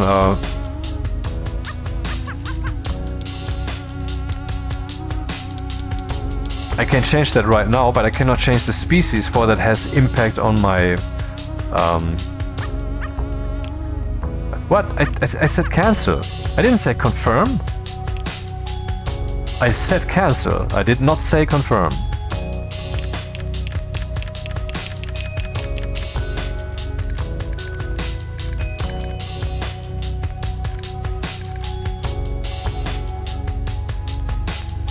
Is that guy happy or not?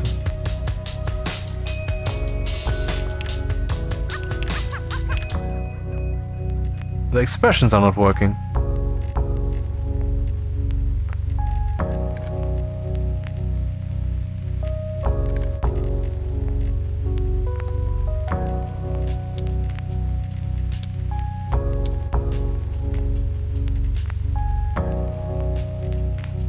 The expressions are not working, or maybe they're only not working while I'm in the game. I take a screenshot and report that later.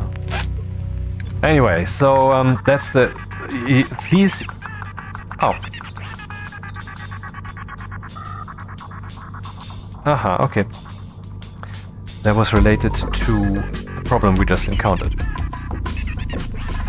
Don't annoy me, thank you!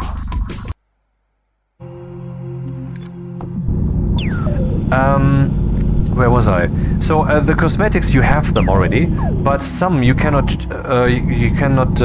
You can choose them, but you cannot you cannot play the game with that. Or can you not even select them? Can you not even view them? I'm not sure. Anyway, so that's what the cosmetics give you. And then last, there is the uniforms pack. You can make the German uniform, with this uniform here. When you look at yourself in third person without the spacesuit, which in the station you will often, I mean when you see other people, so that's mainly multiplayer oriented, that DLC, then you can see the nationality, or at least the nationality of the suit. There's all kinds of countries. I don't know if France is there, probably, but they have like 20 or so. Ukraine, Russia are also both in there, and United Kingdom, I would assume, United States. Yeah, those are the 4 DLCs, and you should get all of them, even if you never play them. Because the game deserves it. Or rather, the developers.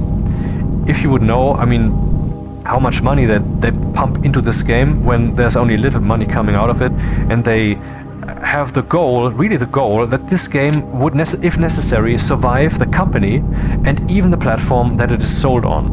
The CEO said that multiple times, even this year, so that's certainly something they want. They want this game to exist. And with that attitude, you can assume that they also want this game to keep growing, as long as they can make that happen at least.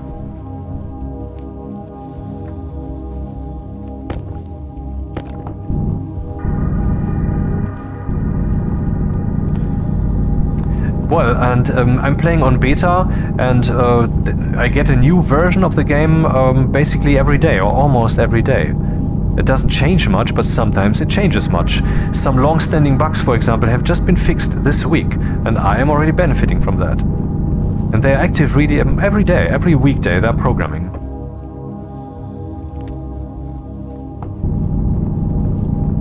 I don't have any more slots to take stuff with me, so why am I still mining this? Because I can put this back into that slot and pick this up manually. What? Wasn't there something? Yep. So let's go back. Where is back? at least on the moon, you can see... you could see the station if it's visible, but it's not visible right now. On Europa, for example, it's just too dark during the night, so you have to wait for the sun to look far. Ah, that direction 100 meters, hello.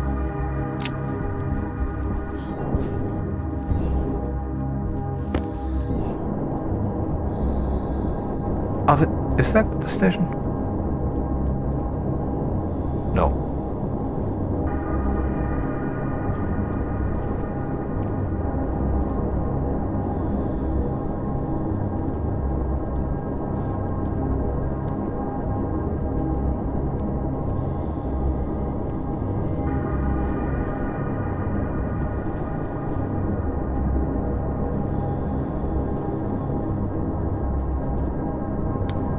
Where's the station?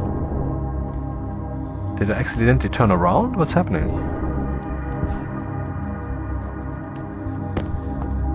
I did. What is happening?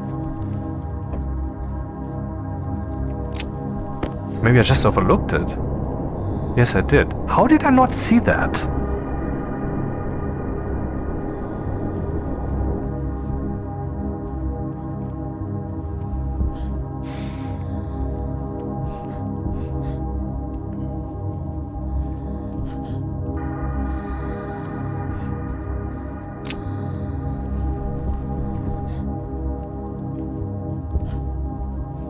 That is gold.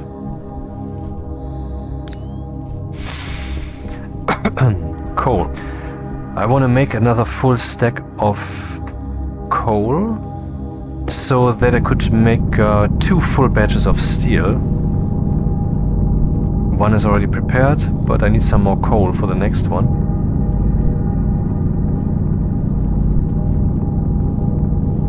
So we could first make some steel, which will then leave the furnace with quite some pressure. And then we could go for the Invar, which takes specific pressure and temperature, but a high pressure. And then we could go for the Constantan.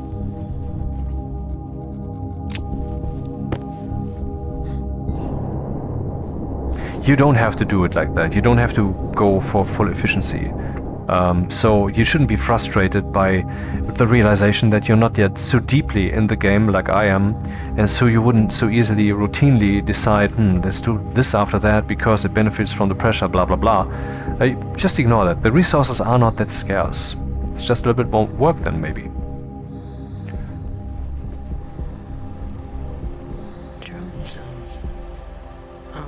A thing I haven't yet made, and that is sorely missing, is the tool manufactory. We need iron and copper. Do we have copper? Yes, and some of that I will need for the recipes, so I will put that aside here. I think one of the recipes called for iron. Iron and nickel, oh. And yeah, let's take nickel then.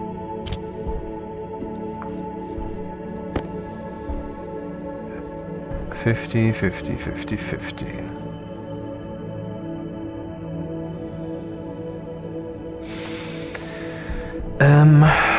Why do I have the lights in here if I don't use them? Well, I haven't yet made the decision. I just wanted to toss all that stuff out, wanted to show you that, but I don't yet have some kind of balanced electricity. How much battery do we have left? It's alright, but not too much. I would need some more electricity source first. Energy source.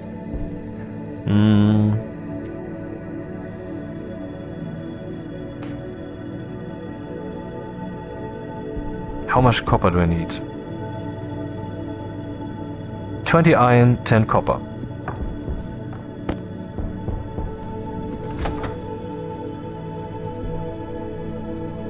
Ah, come on.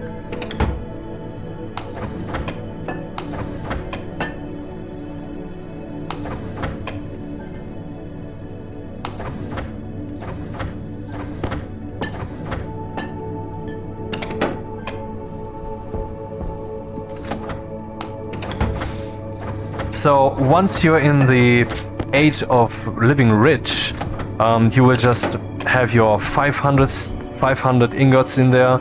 I mean, not 500, pieces, but an iron ingot with size 500 and another and another and another, and then you will just, if this thing is empty, just toss one in there, and then you don't have to think about that for quite some time. So that convenience will come at some point. Making the tool manufactory.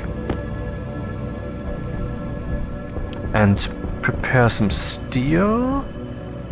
That's already kind of prepared up there. 50 and 50 and 50 and 50. So 2 batches of steel, and the rest of the iron I just want to smelt.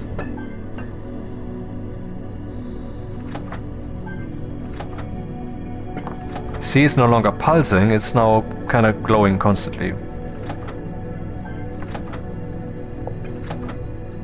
Now you can see it is up, is full, so if I do this, that doesn't work anymore. So how empty is the battery? 81%. So even though we were mining out there for some time, the battery is only at 81%. So you don't have to fear that this thing runs out if you take care. But I would prefer to just make the beacon that we can install solidly in the station. It uses gold, copper, steel, solder. It uses 300 watts, which is a lot, but otherwise I cannot forget it. I can just leave the station, some program will make sure that this is turned on when I leave the station, and yeah, that's it then. Why do I want the tool manufactory now? Because I need to carry all the stuff that I want for my smelting out there. And one of the ways to do that is to have, for example, a backpack, a mining backpack, or maybe another mining belt or whatever. And also, when I want to make the heavy mining drill, I can only do that with the tool manufactory, and I will be able to upgrade that relatively soon, hopefully. So, where do we put this thing? Full, full, full, full, full. Here.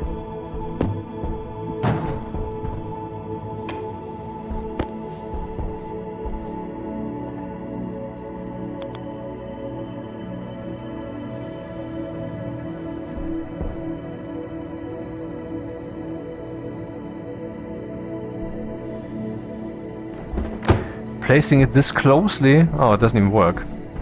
I wanted to say isn't even advisable, because if you run through a corridor that's exactly the size where you would fit through, then the physics engine might hurt you, because then you might experience a slight bounce in that direction, and this might bounce you back in that direction, which can ultimately lead to your suit breaking. You don't want that.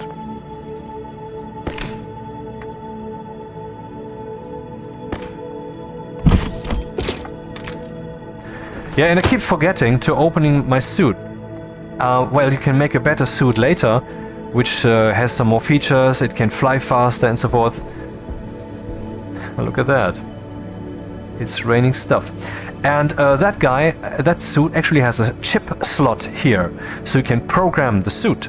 And you can detect, okay, there's a dangerous environment, low pressure and so forth, and it closes the helmet and turns your filtration on, and vice versa. You can do that. Yup. And that's cool.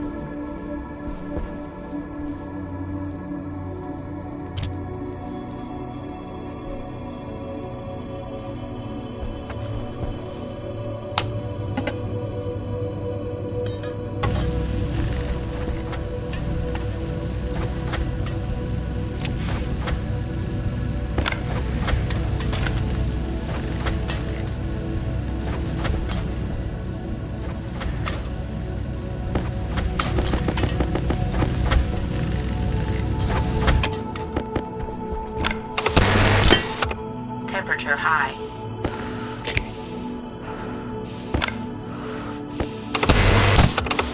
Temperature high.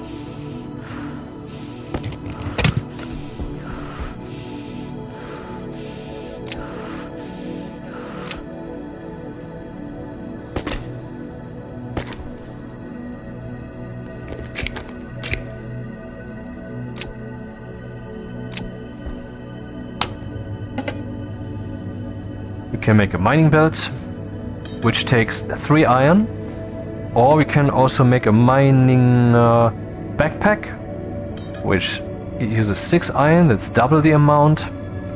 Let's look at this. Mining backpack. 1, 2, 3, 4, 5, 6, or just it's 0 index, just add 1 to this. 24. 24 slots.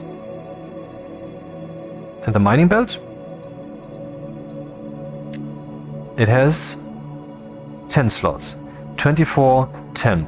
So that's more than double the volume, and but it's only double the resources. Also, I guess that little bit of resource doesn't really matter. Ultimately, the handling is what matters. We also have the hard mining backpack. Needs Invar. Aha, that's the thing that I said I wanted to make in addition. How many slots does this one have?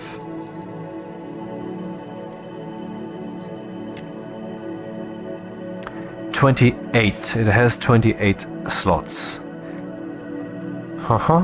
So that's 4 more. And for that it needs quite more resources. I'm not sure if that's worth it. Mining belt Mark II, something we would like to make. I can already make that? I wasn't aware. Oh no, this is not the recipe list. I'm stupid. I'm in the Stationpedia. See, it needs the 2 manufactory tile too. Okay, but the mining backpack I can make, right? Some iron.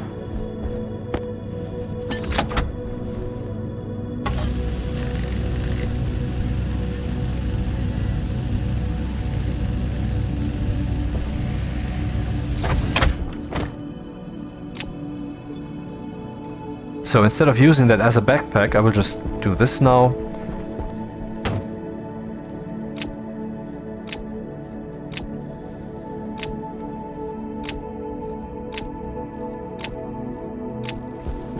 Hunger caution.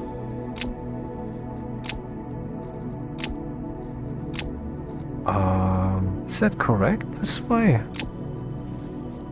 Okay, Constantan takes copper and nickel, and Invar takes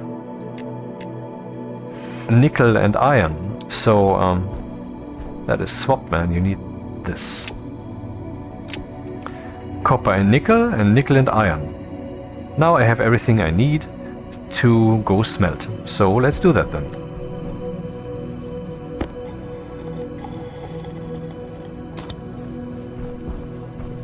Oh, there's once again some pollution in the air, and I don't know where that's coming from.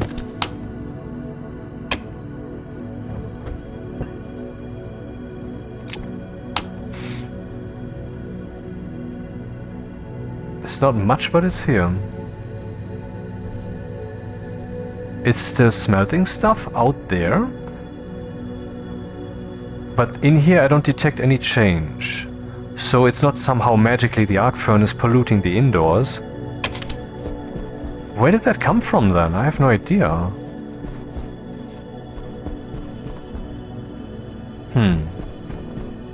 Well, a mystery to be solved later, maybe.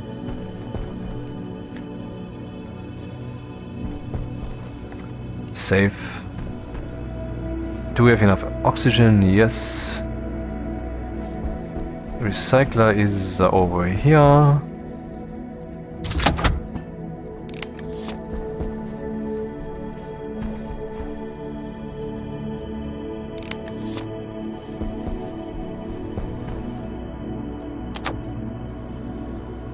These I don't need.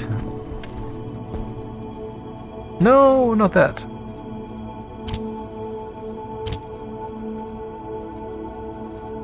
Okay. I think we're all set.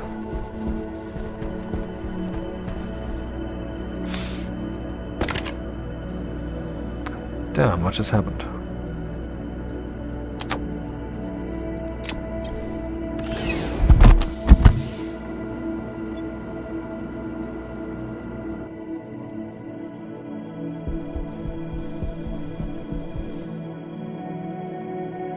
Sun's going down. Hulk is going to sleep. Yeah, there's still some stuff in there, but it's so minimal. And it can't even decide whether it wants to evaporate or freeze. It's... let's ignore that. So, let's make some steel. How is steel made?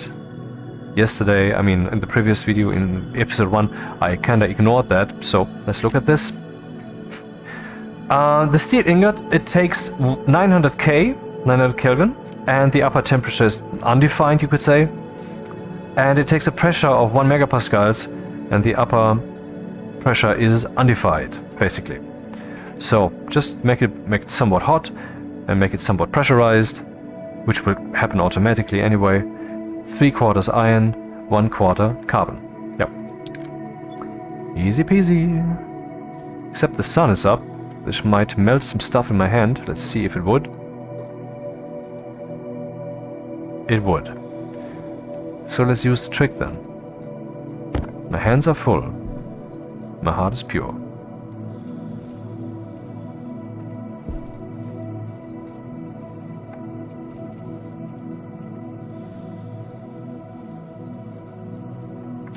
So now we have some burning going on in there. But the gas in that's not very massive, and if I burn now a lot of steel,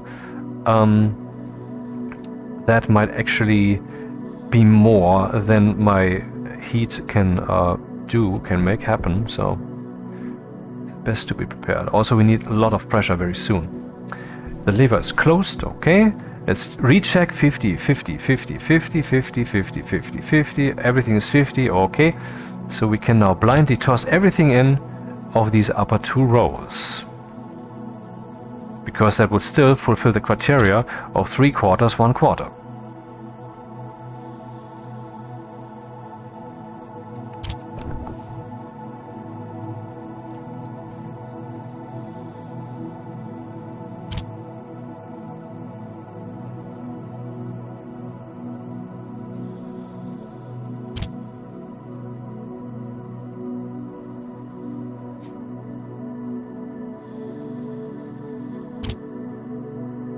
If you ever accidentally toss in something else, then your mixture will be balked, but you can toss that into the centrifuge and then you should get some stuff back, I think.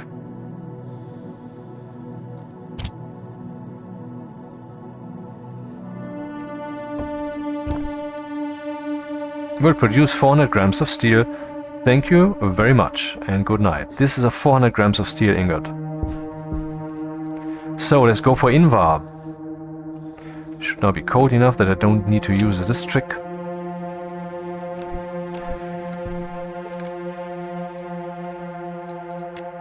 So 8, 1, 1, 2, 12, 12, 15, 12, 15, 12, 15, 18, 20. 12, 15, 18, 20.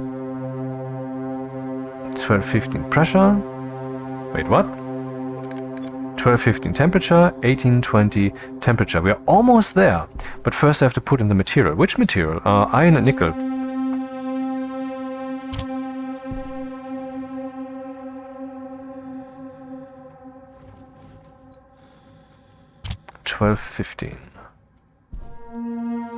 The pressure is too high, the temperature is too low. That's a typical problem for making this this stuff.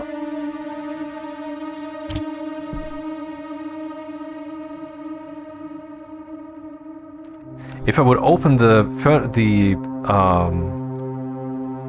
exhaust right now, that would of course lower the pressure, and I want to go for lower pressure, but this would also easily then remove some of my fuel, my unburned fuel. This has yet to react and to burn, and thus to create more heat. But the heat is way too low. Way too low.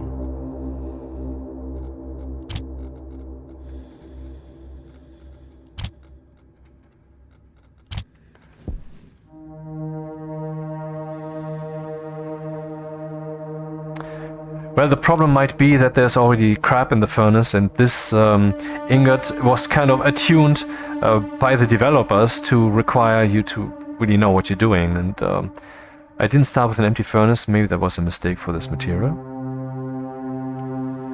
If the furnace reaches 60 megapascal, it will explode, and my station will basically be gone.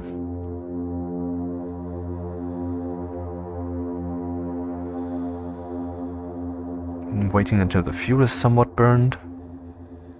Though the temperature is not really increasing, so that's not productive. Now what's happening? Pressure decreasing, but so is the temperature. But not as much. If this would be the advanced furnace, then I could just turn a wheel here and an internal pump would remove what's in the chamber, the gas, you know, actively instead of this slow process here. It would be very fast. Could really see the needle tick down fast. And this would be a lot more productive to produce this stuff that I'm trying to make here, I believe, because I think the temperature would still only decrease slowly.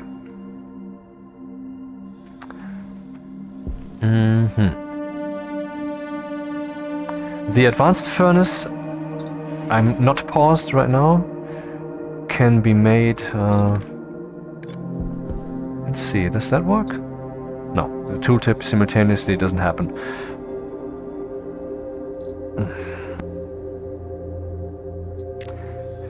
Electronics printer tier 2, so we can't make that yet. So we can derive this material I'm trying to create here can be created with a simple one. Actually no, what am I saying? Invar is not necessary for the advanced thing. But I made it, I know it works. Only we might not be able to make it. This will take eons until it has relieved all this pressure, and until then the temperature will have decreased. Do we have the stuff in there already? Yes, we do, so that aspect is out of the way. I could just open the furnace right now, and what we get out is an ugly bundle of dirt, but you can later just toss that in again and then get the right pressure and temperature, and then this will work. So it's not wasted. You just have to make sure that you don't stack that thing that will come out there, this brown ball, with another one, because then you're out of luck, and that's kind of logical, right? 18 to 20, I believe. 18 to 20 pressure and 12 to 15. Temperature is already too low almost. If we're lucky, then the pressure will decrease down to 20 before the temperature has decreased to 1.19, but I'm skeptical. I've experienced this situation quite a few times. Yeah, it's not gonna work. The pressure will go down to an appreciable level after the temperature has fallen too deeply. Yeah, I mean, including rounding errors, the temperature might already be below 1.2. So this doesn't fly. We have to wait until the furnace is mostly empty. And then I will have to boost it up again. Okay, so what did we do today? We learned a bit about logic values. You can read from devices with logic chips and with programming, and you can write to them, for example, to control the light. If you look here at the station battery, it also has a power switch, and if you place another station battery next to it without a gap, then you cannot access that power switch. But you can turn this thing on using logic, even though the device itself is not powered. That doesn't matter. Same for other devices. You can set their logic values with logic, even if the device is not powered or is not on.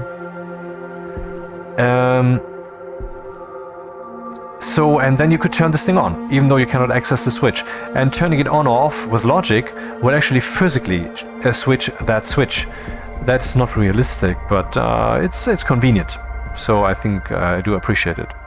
Pressure is almost viable, but temperature is way too low. Of course, the furnace doesn't actually require volatiles and oxygen. That's not necessary. It only requires heat. So I could also use nitrogen to melt my stuff here. But I would have to just get it hot enough. So I could, for example, have some insulated pipes and then, I guess, pipe heaters. I don't know if they actually play well together. but the insulated pipes would not lose the heat. That's the point here. And then I could unleash very hot nitrogen or something else into this thing through this opening here. And then I could just melt with that heat. Because it's not about the fuel gas. That's not what it's about at all. And let it sink a bit further. See, the pressure is sinking faster than the temperature. And when I put in more fuel to heat it up again, then the pressure will also increase a lot. So I have to find the sweet spot. Or I just start with an empty furnace, that will also work. But no, that would be overdoing it.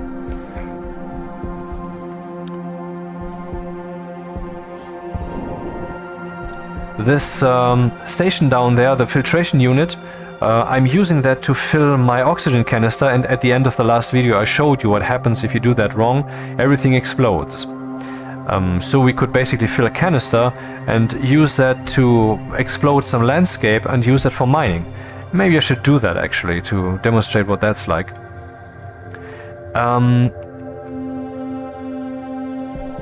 But what I wanted to say is, how do you prevent that? Well, there's a lot of little things that you haven't yet seen. There's volume pumps for pumping gas. There's liquid pumps. There is pressure regulators. I already told you about the active vents here. They have built-in back pressure regulators and pressure regulators. A back pressure regulator makes sure that the pressure in the pipe that the gas is coming from will not fall below a certain point. You know, then it would shut off. And the pressure regulator does the opposite. It prevents the target pressure, like in this case, from going too high. So if you would have a pressure regulator between that pipe and this thing, we could make sure that the pressure in there doesn't go too high. And here we can see this thing also has a logic connector, so we can connect whether there's even a bottle in there and so forth. And the pressure regulator takes takes 50 watts or so, or even, oh no, it's 100 watts even, I think. So 900 Kelvin, 8 megapascals. This seems like we're gonna make it this time.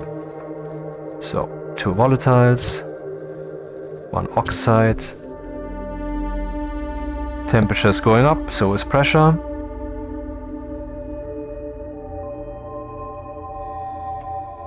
More.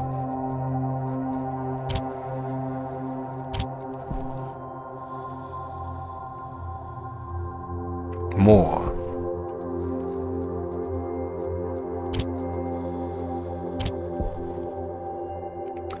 So, once we have reached 18, I have to flip the lever quickly, because we are in the right range.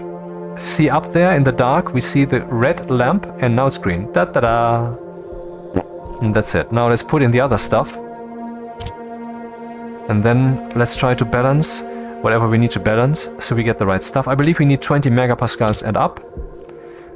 Since there's gas in these ores, megapascals shouldn't be the problem. Oh yeah, they are not. And that's that. Let's open the motherfucker and go indoors and do stuff.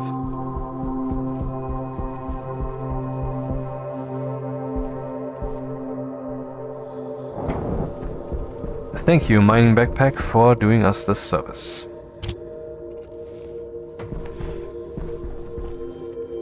Okay, let's split that up once more into 2 halves, so I don't have the annoyance later. You can also use the labeler to set that dial's value directly, because clicking on that thing 500 times or so, that's not so fun. The labeler here, with which we name things. Oh, right, I forgot some.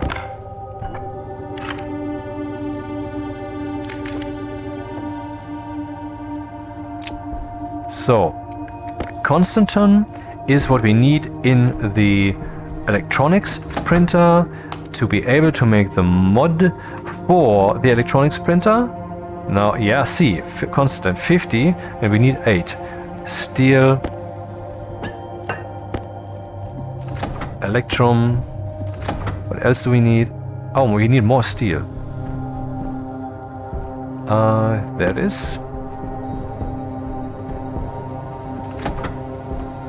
And solder. Go. Now we will get our upgrades.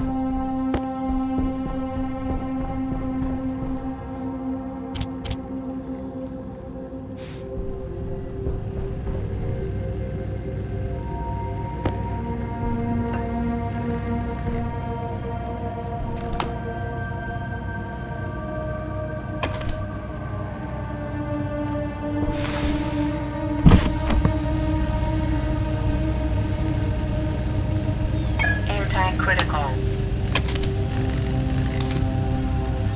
Waste tank critical. Yeah, now I know where the pollution is coming from. I believe there was some still in our waste tank, I guess.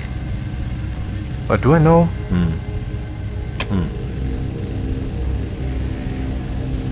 Oh, this takes a while. Yeah, let's maybe automate the lights. During the day they shall be off, and during the night they shall be on. Would that be a nice idea? But only when the sun's really high. So remember, the sun's angle, where's the daylight sensor? Here. The sun's angle goes from 180 to 0. And 90 is on the horizon. So if we say that the solar angle needs to be, like say, below 40 degrees, and then the lights shall be off, else they shall be on. Is that already done? Ah, it's just acoustics, okay. Then that should work. So here we are loading the vertical value of that. And let's say then that the light shall be on depending on what we are saying in whatever register we use. And now I will do something.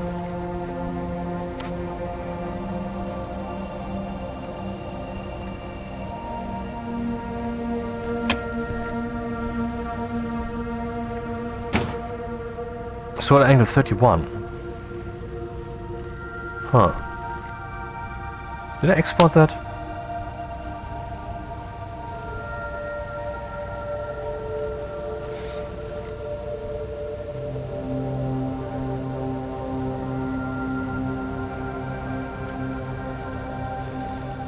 I don't understand. Shouldn't something be happening?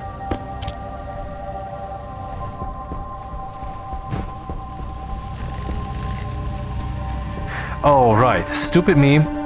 Of course, I need to use the original value of the daylight sensor, but I have added 90 degrees here, so that doesn't fly. I will just read it out again, even though that's ugly. That's a redundancy. Now the lights are on, but I want the opposite, greater than. I will explain that shortly.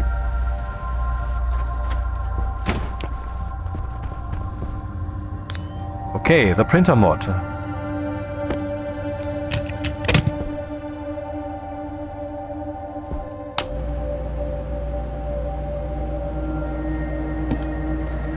Let's start with the tool manufactory. Tool printer mod. Need more steel.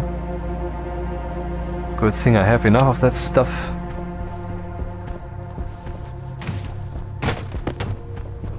Now, a little trick, behold. I clicked on this thing in time, and so it didn't continue doing its 50 stacking thing, it just did the first one and then I intervened. So, that's useful. Okay, what I did here, I decided that whenever the solar angle is greater than 40, currently it's 2, the vertical angle, 3, 4, okay, we're already reaching the afternoon.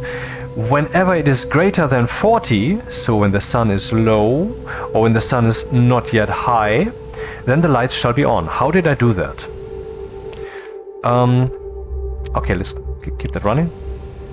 I loaded the vertical value once more. I copied this line. And then I said if R0, which is the vertical angle, is greater than, GT means greater than, LT means less than, GE means greater than or equal, LE means less than or equal. All of that you have in here, and after some time you have that down. It's simple. Also, since we're talking decimal values here, it doesn't really matter if you're using greater than or equal, because what's the difference really in practice? So here I'm saying write into this register whether this logic evaluation is true. So if R0, the daylight angle, is greater than 40, so the sun is still low, then this will be 1. So it will be on, else it will be 0, so it will be off. That is what this command does. I'm turning a value into, I'm turning some logic evaluation into a logic statement. In this same way, you can also invert a logic statement. Let me just demonstrate.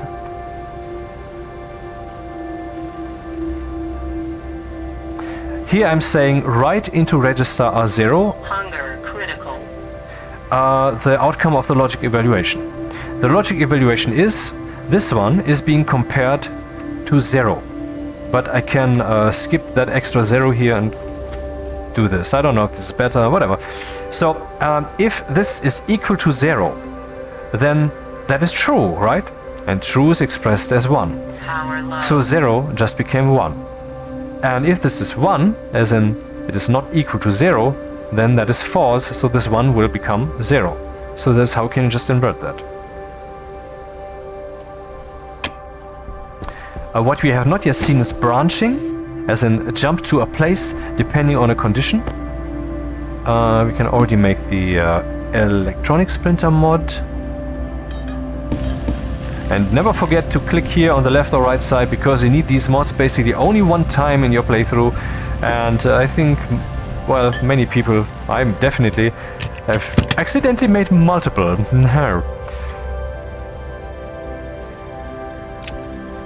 Toolmaker, let's bask in the glory. So let's make the tool belt Mark II. We need iron and Constantan. Do we have some extra Constantan lying around? Yep, we do. Also, I would like to have a bigger mining belt. That needs steel. So let's make some, take some steel out of this stack. You can also do this if you're not comfortable with hitting this thing in time.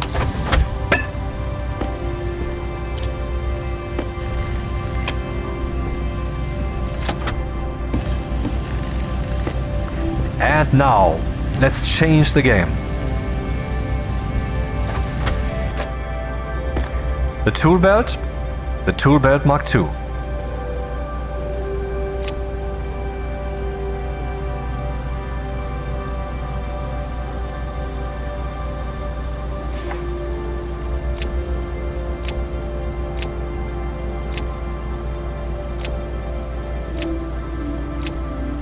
Cables still count as tools, so we can conveniently put them here.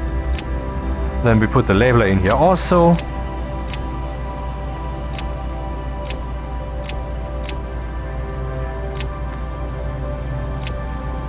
Optimal use.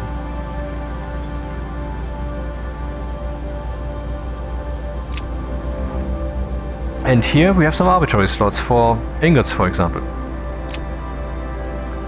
And the standard tool belt I will just toss away, because I just have no clue what to do with that guy.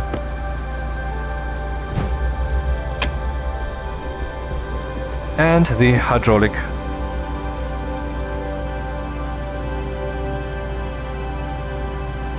pipe bender mod. Oh yeah, okay. Again, more steel. Dude, you're hungry.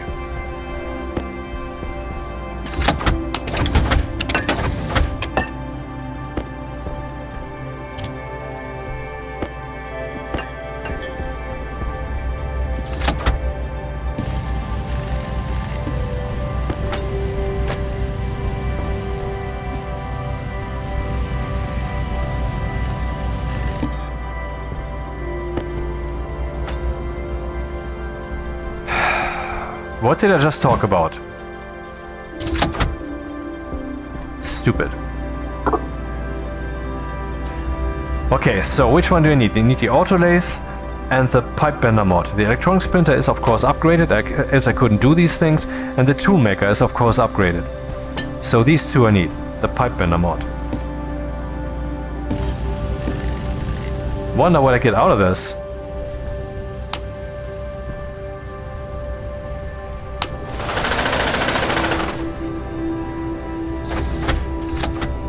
Oh, that was fast. It just...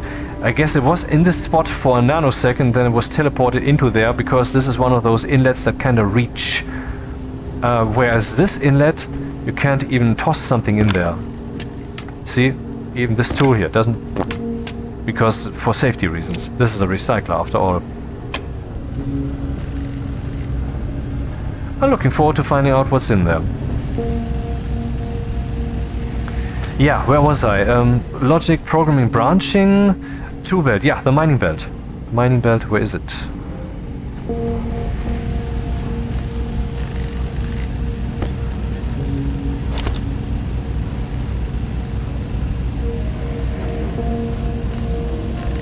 It's just one extra row. Otherwise, it's exactly the same.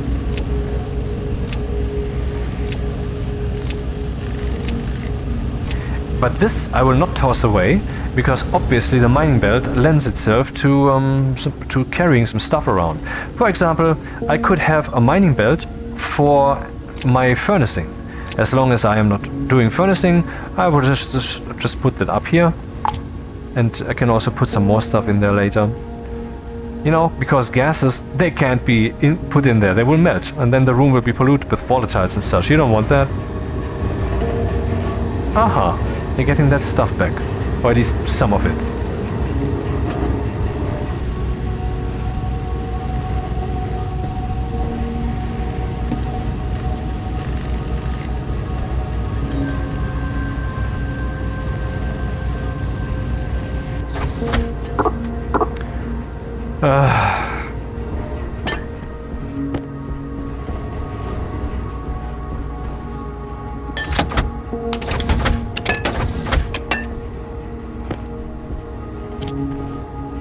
Already burned through almost half of the steel. Autolathe, pipe bender. Okay.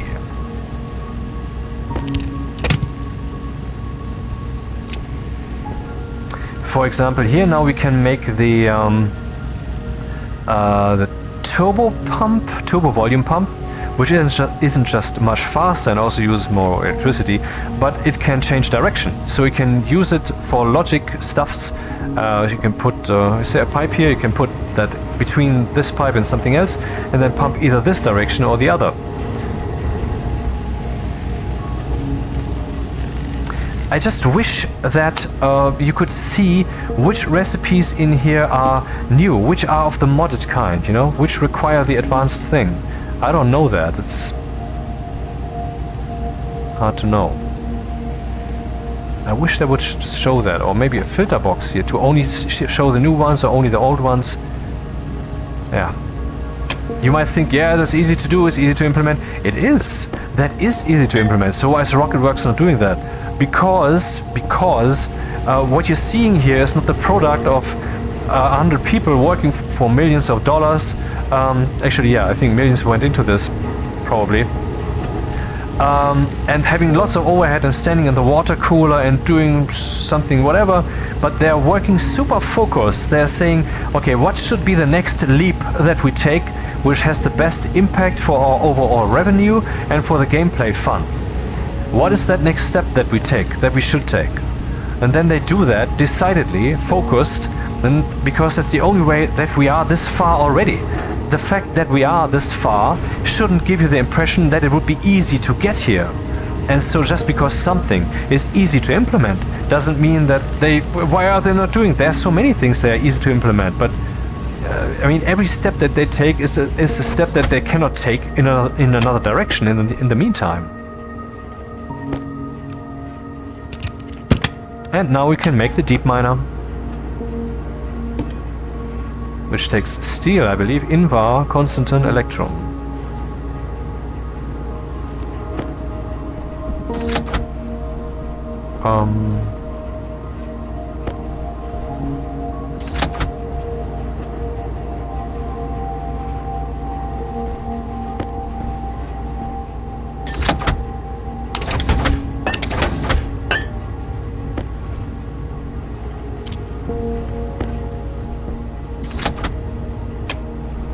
And Constantan, where was that again?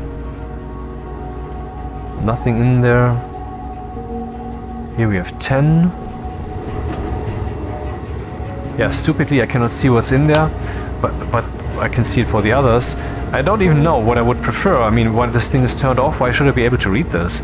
On the other hand, turning them on just to know what's in there is also sucky. And maybe that's why Rocketworks hasn't yet decided what to do. Or maybe they have decided and just didn't yet get around to doing this.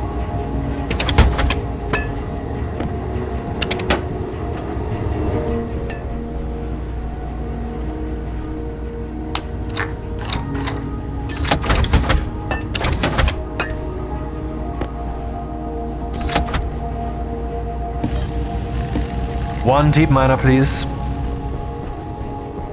Okay, so we have this battery, and I would like to have another one.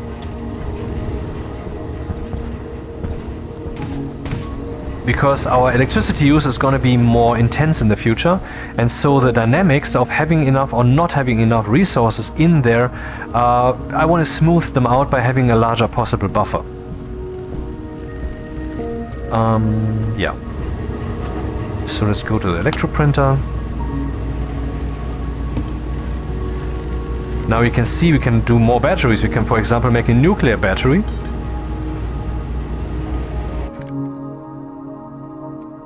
But we cannot actually make that yet. It takes electronics printer tier 2, but it also takes Inconel and Astroloy, and these are the advanced alloys. And we can also make a large station battery, but in my opinion they made a mistake there. The large station battery takes the same amount of space. Wait, gold and copper.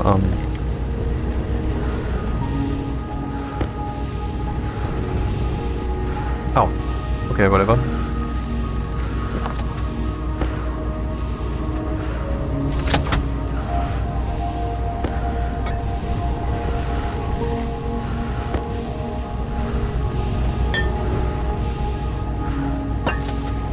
Wait, what did I just do? Something stupid. I actually wanted to do this. I don't know what would happen now. The large station battery takes the same amount of space as if you would have this battery, the small one, and would put another one of this on top of this, which you can actually do, and then there will be some gap between, so it will look as if it's levitating, which is sucky, so maybe you should try to avoid those towers.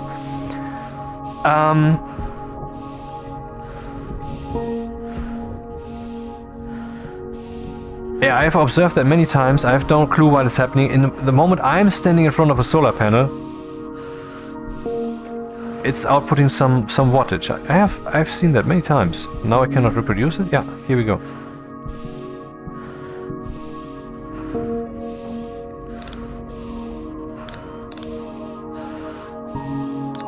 No clue. It's just beyond me. I brought that up already. But they didn't see it yet, I guess. The big station battery has much space as this one. The switch is at the front though, so that's more convenient. And they look cooler, I would say.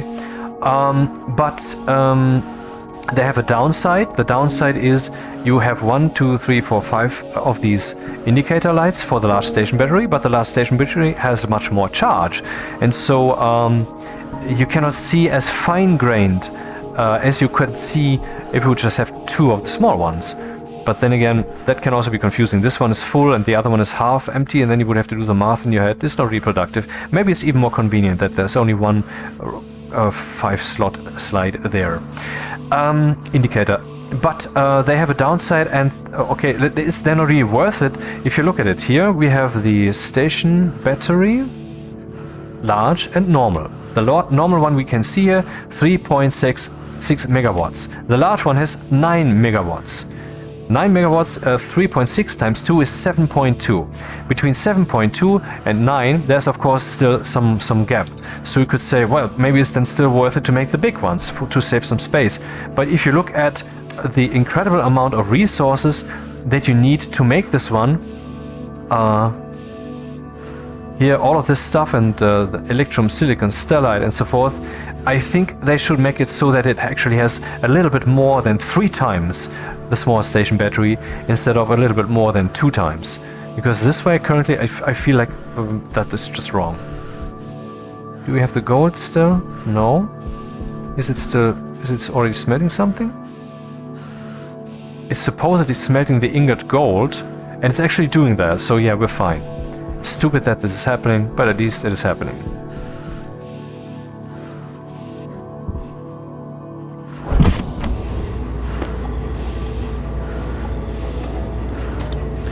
Potato time. Oh, no potato. Then it's harvest one. We can reach through the plant in front and just look at the back. Seed, seed, seed, seed. We already have 3 potato seeds here. I could of course stack this up to 10 and then I could stop because then I would have to start another stack. But I think 3 is enough. And so I will just use these 4 seeds that I just got to replant, and now I actually have 7 potatoes. I don't know why it's only 7, it should be 8 in my opinion. Health low. Oh right, it's because I harvested one earlier. Yeah, I remember. And I will bake one.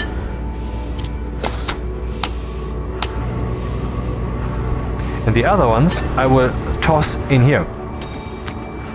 Not toss, but stick.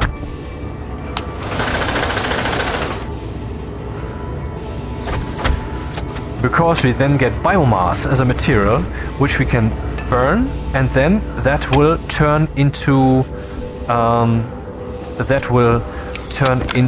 charcoal, and charcoal can be used in the water purification machine. So in case we make a shower, we can use that to purify the water. Of course, there are other ways to do that. You could, for example, heat the water up so that it becomes steam, and then it will be pure steam, and because there's no polluted steam, right? So, the deep miner. Obviously, I would put that up out there, and it takes some electricity, so yeah, on that front we have to do some work.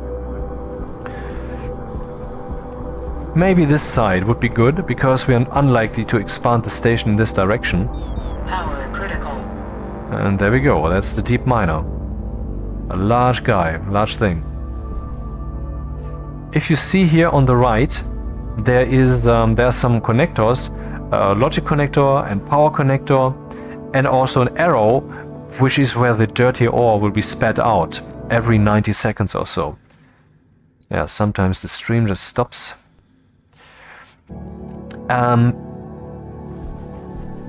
Yeah, and how do I want to place that? On the roof, maybe? No, that doesn't work. No, it doesn't work. Maybe I want to actually go in here and use some chutes. But on this side, I could still expand the station freely. Now what to do? I have no plans really here, so let's just go wild and place that guy somewhere here. Doesn't matter. There's the electricity that I want to use. Blocked by pipe radiator. Yeah, cannot be placed here. Another rotation then, maybe.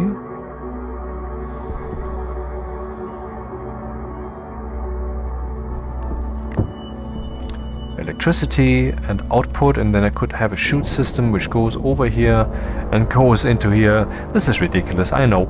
I don't know exactly how to deal with this yet. But anyway, we need to continue constructing this, and this guy needs quite some work. We need steel sheets, but let's read up on this first. The deep miner. Drills through terrain until it hits bedrock. Once inside bedrock, dirty ore is produced roughly every 90 seconds. And to produce this, I need the kit, and then 12 steel sheets, 5 cable coils, and 4 electronic parts. Those are the ones I always forget. I don't even know if electronic parts can be made with a Tier 1. Yes, they can be made. Interesting. Do we have enough cable? Yes. Steel sheets, 12.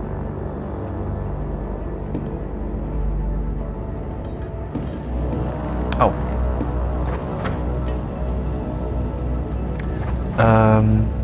And electronic parts.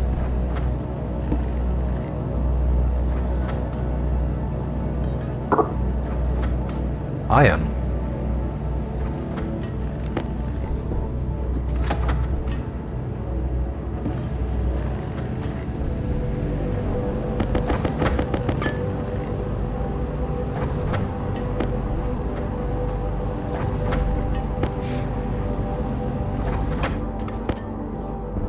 Okay, that's enough. Wait, how many did I need? Wasn't it 4? Yes, 4. Ah. Iron and gold. A shortage of iron and gold.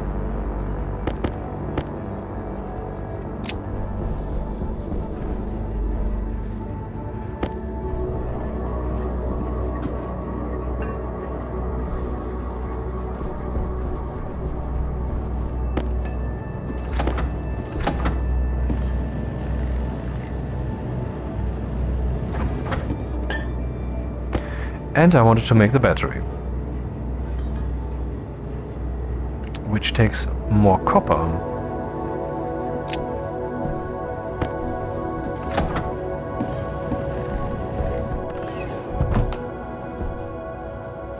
Power is going down.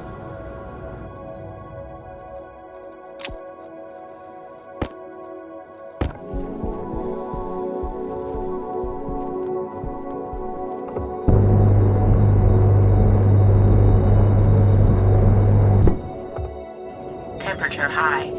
Temperature critical. How is that happening? Oh, my battery is empty. Temperature high.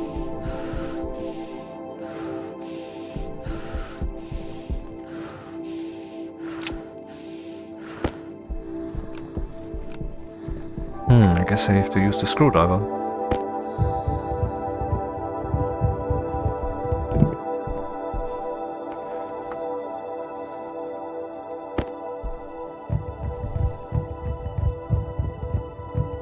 Okay, the deep miner is ready. Let's turn it, let's connect it. How much electricity does it use? 500 watts.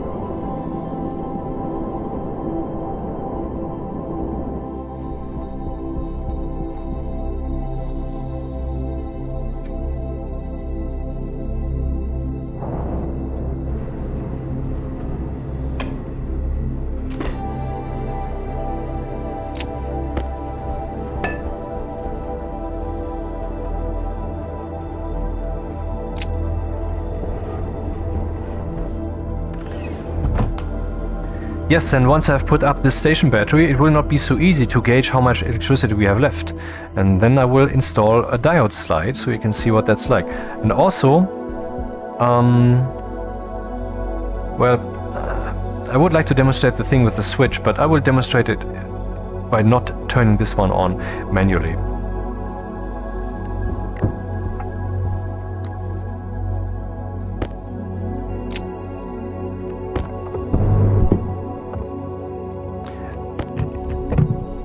Okay, station battery is built.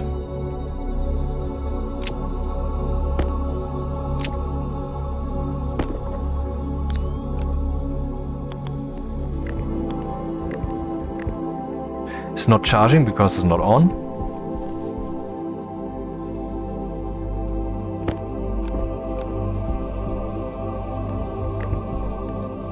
What? Oh, that was stupid. Yeah, sometimes you cannot reach a cable. Okay, I can actually reach it, but let's pretend as if I can't reach it. Then you can do this, and then you can reach it, because then the bounding box is different. It can also be useful once you have decorated your floors. Same mistake? No, not again. Because sometimes you can't reach a cable without actually removing the entire decoration. That's really annoying. But then you can use the same trick. Okay, that thing is not on. I object to this circumstance. Including, but not unrelated to, the absence of energy.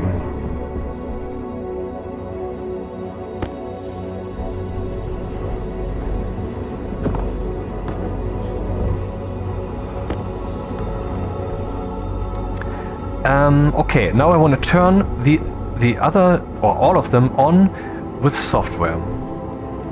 And that is very easy, which you have already learned, I believe.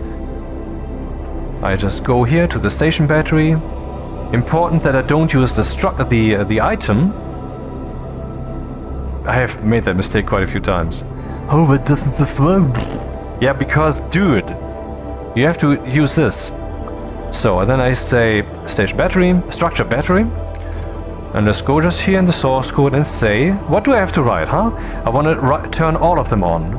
So, write batch, right? And then hash the name on 1. And yeah, that's it. That's already it. Now I'm turning all station batteries on. And so this one should then also benefit from... Yeah, okay, there's a problem here. The problem is that what I'm doing here, this logic doesn't go into the batteries, because the batteries are on this separate little short cable network here, on this short network, which I should, by the way, actually replace anyway with heavy cables. Do I have enough cables? No, I do not. Okay, let's not do that now then. I would have to pipe the logic. Tricky. I guess I should make some heavy cables first.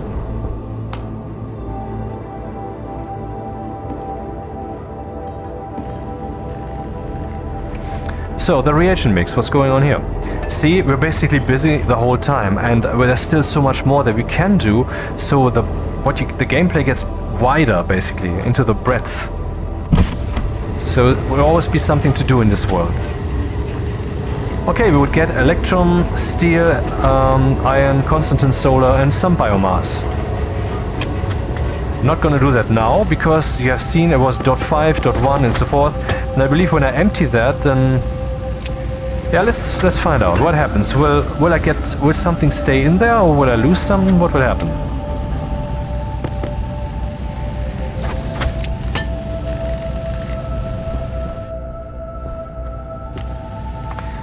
If I replace everything that comes from the station battery, at least the power, with heavy cables, then I can also later derive from this network another network, which also uses heavy cables, and then I have a transformer or this kind of thing, and then start a new cable network.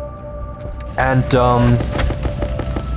this will then allow me to draw like up to 100 kilowatts from these guys, but currently obviously I can't, because it's only this weak cable.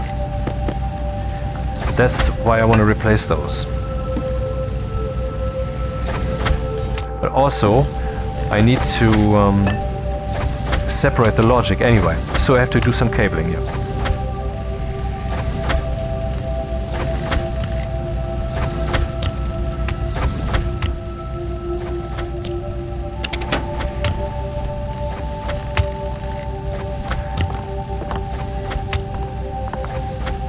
Iron 3.9.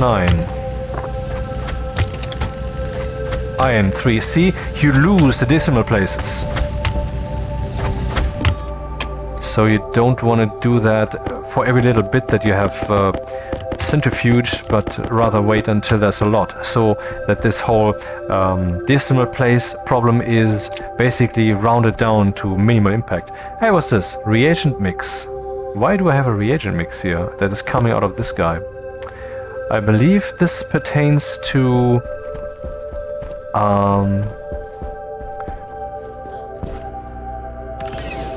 no, I cannot do this right now. See, when... Low pressure. Yeah. Oxygen critical. Whatever. Pressure critical. Temperature critical.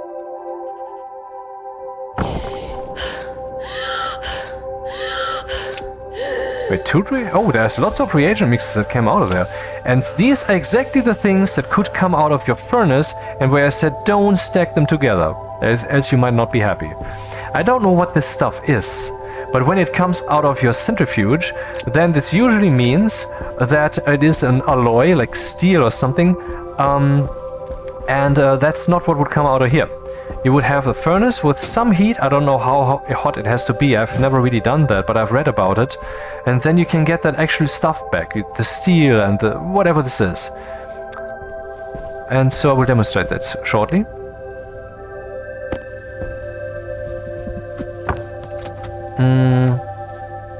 And there's the biomass.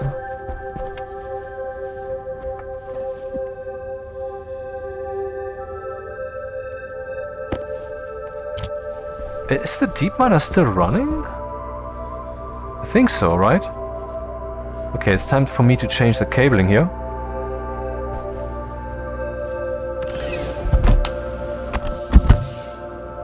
And for that I have to turn off everything.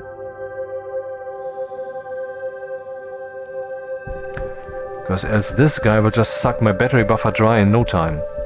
And why is this guy still burning? I guess because whatever it's doing... What?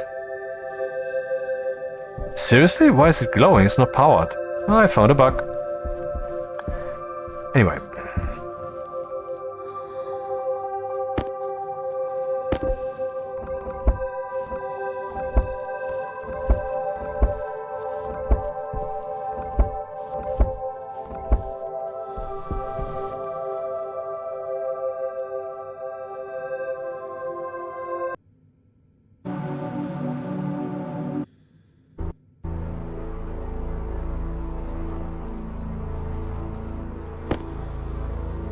Okay, I need to separate out the logic.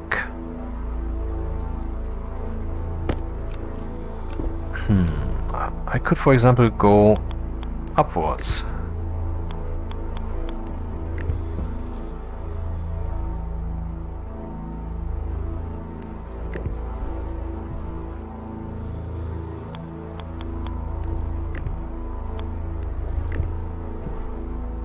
And then from here I can go to my normal cable network, which is here.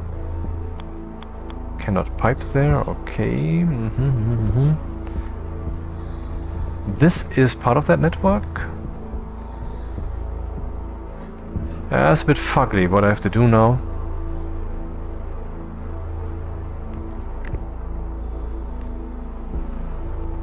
The yellow color is really very helpful.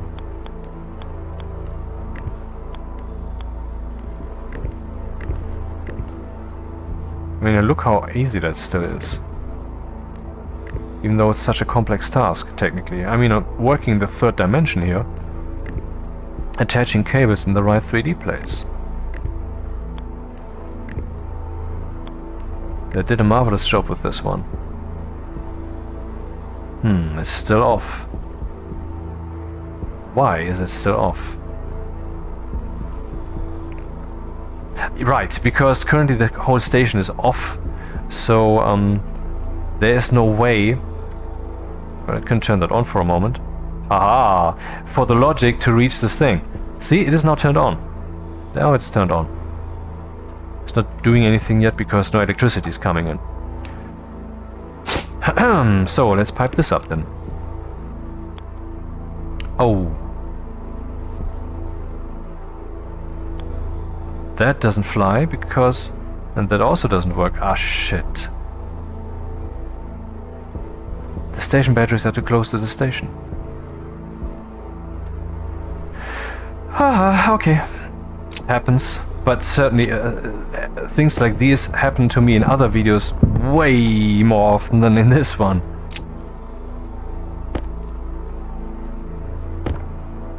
Of course, when I do this, I will lose the entire electricity that I put in there. All that will now be gone. That's the way it is. A little bit of pain, lots of pleasure afterwards. Like this whole ascension business also.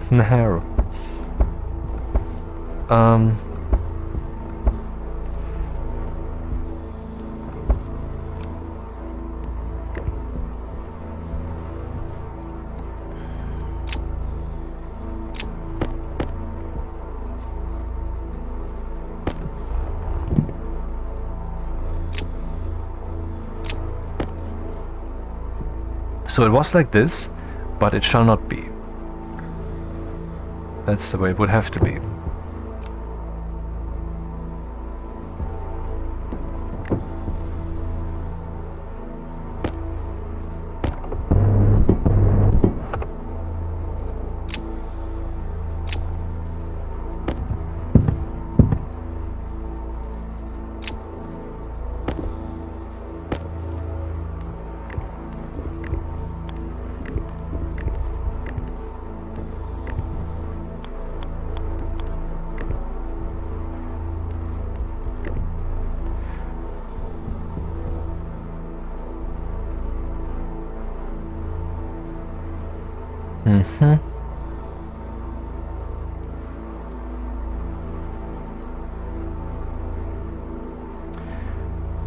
Man. Makes it way more annoying than it should have been.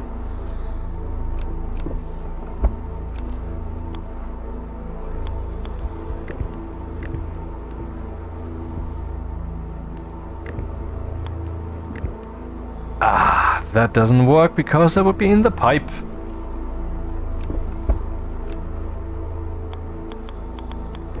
That makes it even more fugly.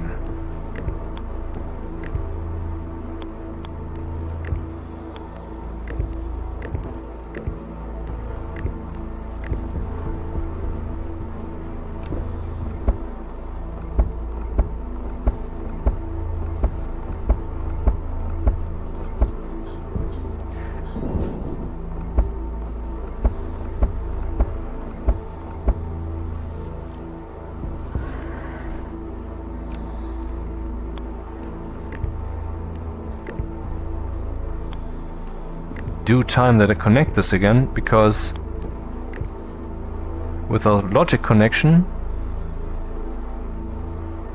the battery will not turn on, and so the electricity coming in from the sun, from the solar, would be wasted. But now at least one of them is already switched on, so we're fine. Okay, now the actual power connection, which was what this whole endeavor was about.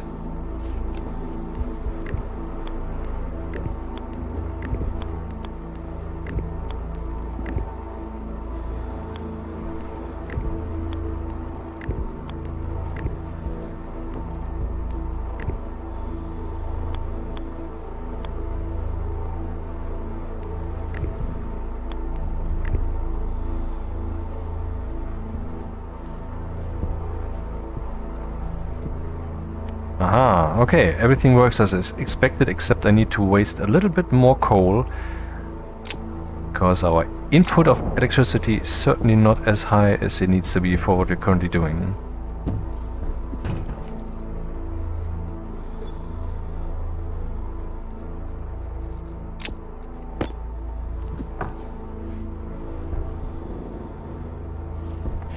Okay, anything else? And then I guess I should take a look at the deep miner and its surrounding environment for reasons yet unexplained.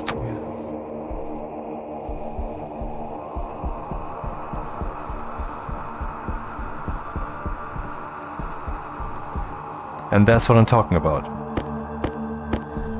Because this guy has actually been spitting out ore this whole time, from time to time. And then it is like tossed this way and rolls a bit. Then we have an incline here, so it rolls further. And basically we're playing mini golf with that. So everything has already been solved. I can just go in there from time to time and stuff my pockets, thank you, and stuff that in turn into the centrifuge, and then we'll get some iron or some gold or whatever is in there. And here we go, dirty ore is now being RPM'd. So we want to see what the station batteries are currently. I mean, currently it's easy because they're both on the same level, but still. So I make a light, because, like I explained, it also has the diode slide. Where will I put this? I mean, currently the station is rather crowded. Would be nice if I could see that easily. But then we're talking about lots of... Should I put this here maybe?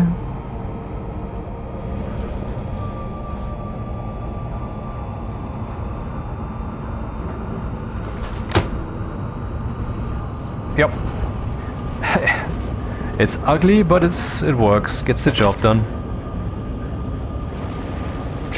So now with that diode slide there, I want to address in my programming only this one. So we'll just call it slide batteries.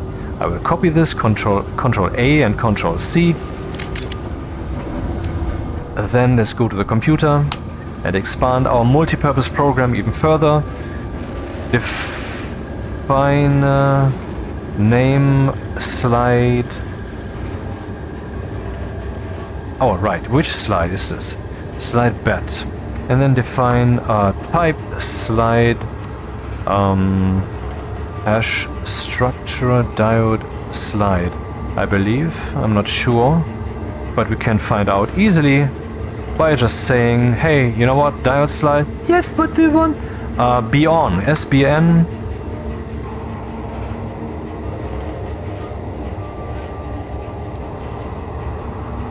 So, are you on? Is it on, basically? Yep. So, now we need to write to that thing the value from the average value from the batteries, since we have access to these now, as evident by the fact that they turned on without me having to turn them on. It happened just with the program here. Since we have that now, I can just load the ratio. But first I will define that up here so we have less redundancy.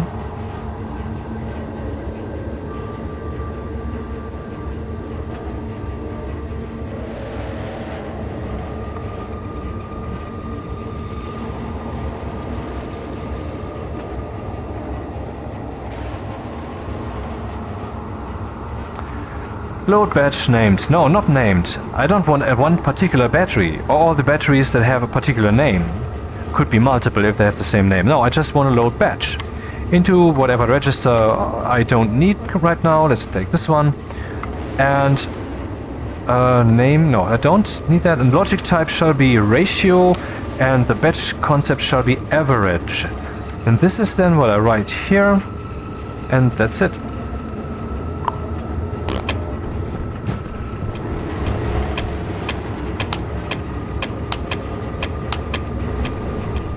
Yeah, I forgot one thing. I want to turn this thing on, but the setting is where the dynamic lies, where the variable must go. And that's the amount of electricity we currently have. That will be the entire capacity filled, and that's what we have. So we can zoom into this thing and can see that it is currently... I don't know, is it increasing, is it decreasing? It seems as if it's slightly increasing. So this would indicate that the sun is currently high, because only then we would get more than the 500 watts that are currently being spat into that crater out there in the form of brown balls are being filled. Yet the sun is high. Okay, see, that's how that works. Logic, logic, logic. And that's what we got from the dirty ore. Some coal, which is the hydrocarbon, some silver, some silicon, and some iron. Let's fetch some more of that stuff. Would of course be nice if that would happen automatically, huh? With tons of chutes, then.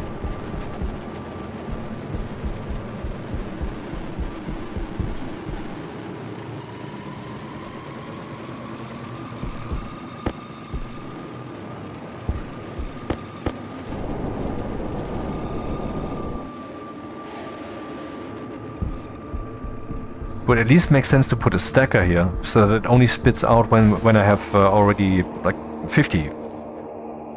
That would make the carrying also more effective. No, not there. Here. Right, and I wanted to check that thing with the reagent mix. Where is it? Here. So I go to the furnace and heat it up somewhat, and then let's see if we can get back out something from these.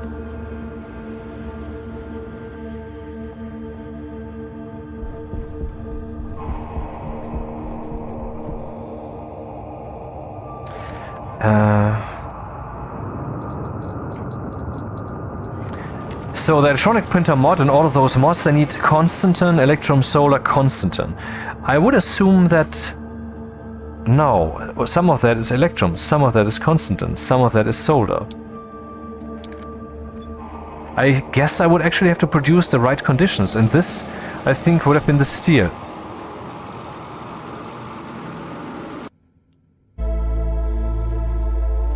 So let's close that and heat it up. Another full hand, please.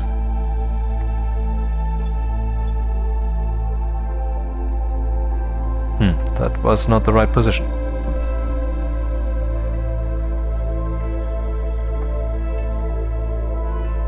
So basically, look up until it's inconvenient, then you have the right angle. Hilarious. Good thing once you have the advanced furnace. Actually, what am I saying? You can also pipe gas into this one. So you can already have your gas mixture somewhere and then flip a lever and the gas goes in and you heat it up by igniting it. It's not really bound to this furnace. And by the way, the advanced furnace also has this inlet here, not just for the ore, but you can still put what's the word? Yeah, oxide and volatiles in there.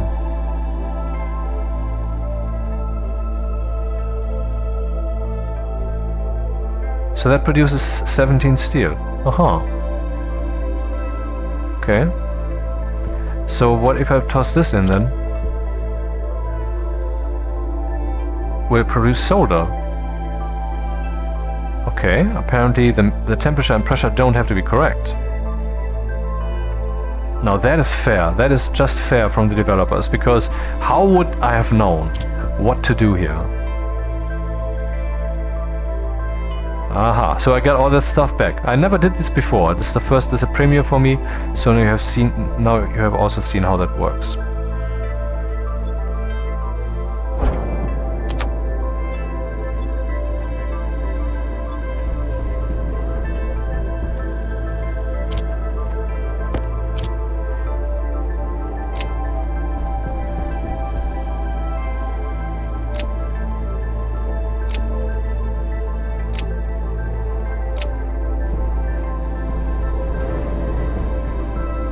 All of them came out of here, so I will just put them here because it feels reasonable. Okay, now we see the station batteries, they are falling. We would have to put up another solar panel, and I will actually do so and then show you how to deal with two opposing solar panels, because that's kind of a problem. Copper!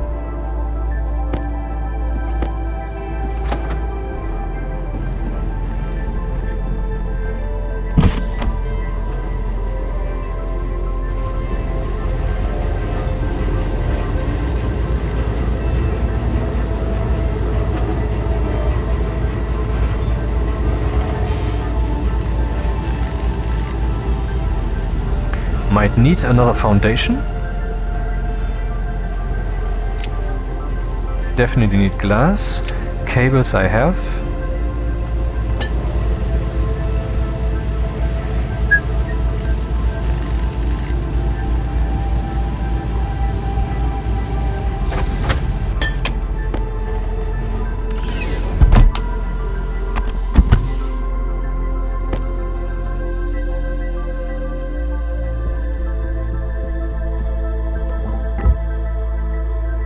I'm doing it like this because if I have multiple of these here in a row, I mean that would actually work, even though that would be a bit too cramped here. But the thing is, if I would place multiple here in a row, then I want to orient them in the same way, so I can just keep going with this heavy cable, instead of having heavy cable and small cable, heavy cable, small cable interchanged. And at some point I would have to start another row.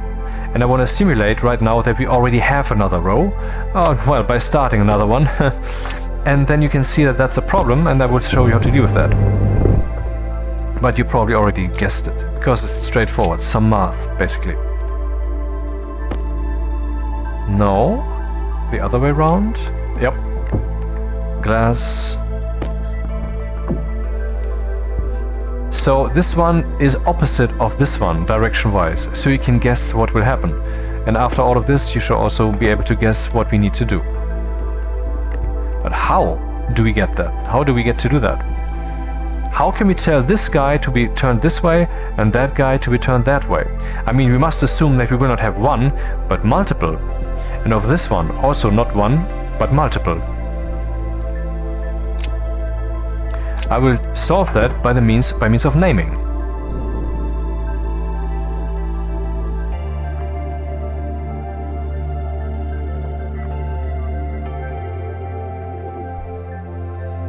So instead of batch writing unconditionally to all solar panels, I will batch write with name to all of them that have an A. So we'll reach all of those of this row and so forth. I mean, you get the picture, I guess. I will pause since the station is currently about to run out of electricity. I don't want to experience that while coding here.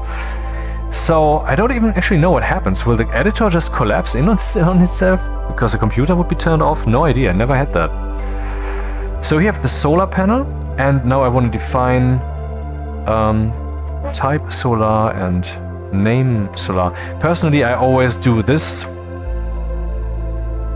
as in class and instance, but okay, for the sake of teaching you this stuff, I just chose to use a more humane way that doesn't require a programmer background.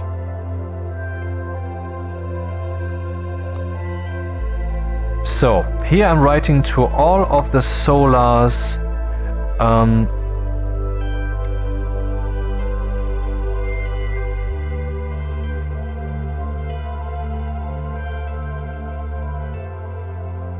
this name the normal value. And this is no longer needed, this was just for debugging. And then I say add R0, R0, 180, which is, oh, the vertical? No, the vertical is alright, the horizontal plane, in the horizontal plane, it was rotated. Deep cinematic space. So basically,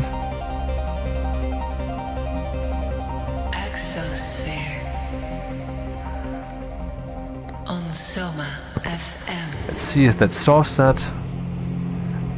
Yeah, now the vertical is still written to both of them in the same way that I did before. I didn't change that. And the horizontal is now split between via the naming. I can name them all the same in one row and they will all react the same. In the other row I will name them all in a different way, but in the same way. Yeah. So that is solved. Now we have two solar panels giving us electricity once the sun is up. And now finally I want to deal with decorations, and then the video ends. I will make a wall, which is for the floor, and you can make various ones, and there's quite decorative stuff here, and you can explore that all on yourself and make very beautiful stations, multi-story with ladders and stairs, and there's even an elevator where you can define how fast it shall move and how high and blah blah blah. You can do all of these things. I will use my go-to decoration. Let's demonstrate what that's like. I will rotate it so that it's on the ground. Somehow. Yeah. And that's now I have a kit once again with various types. And I will not go through all of this. This goes too far right now. And also, you should also do some stuff, you know? Don't just download the knowledge. Play yourself. I mean, the learning experience in this game, you cannot have that again ever. So, I mean, the first steps, there should be help.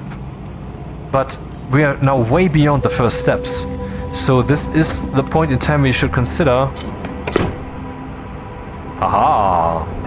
I mean, you should consider no longer watching videos, but doing things yourself. Let's make some paint.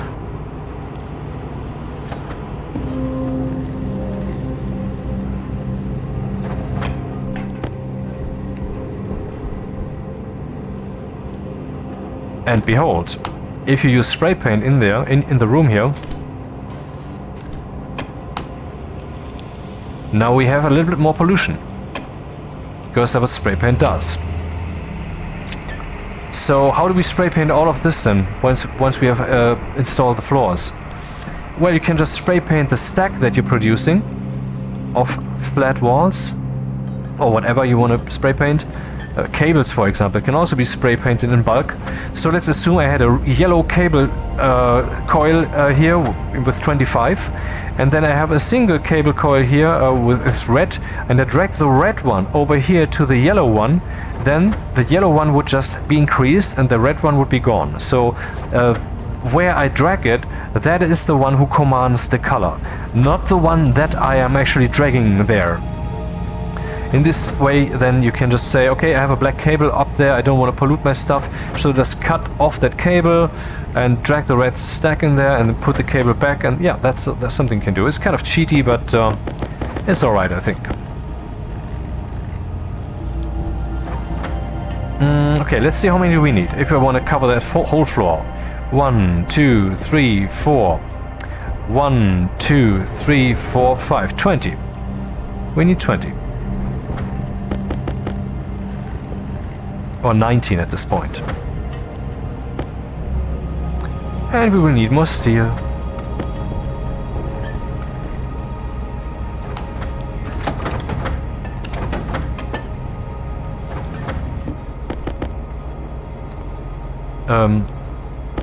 Oh, one more.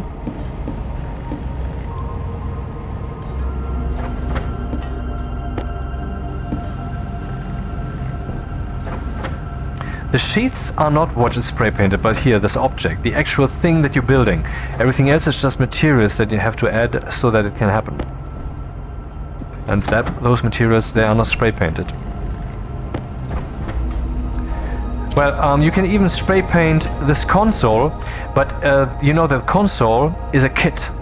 And in the console kit, there's also LEDs where you can show numbers. For example, the ratio of CO2 that I still have in this station, it is at 5.78. And at some point it will be so low that the plants will die, so we have to take care of that. And these LEDs, you cannot spray paint them when they're at the wall. For whatever stupid reason, you cannot do that. But you can spray paint them while they are not yet on the wall. So, yeah. And since you know now how to implement such stuff in software without it breaking, by just giving that the right name, you can actually non-destructively do those edits. You can unscrew that thing from the wall, spray paint it, put it up again, and give it the right name again. And of course, we should use the labeler first to point at the thing, copy the name, then unbuild it, spray paint it, rebuild it, and then paste from your clipboard. That makes it most convenient. Where was I? I was cleaning up.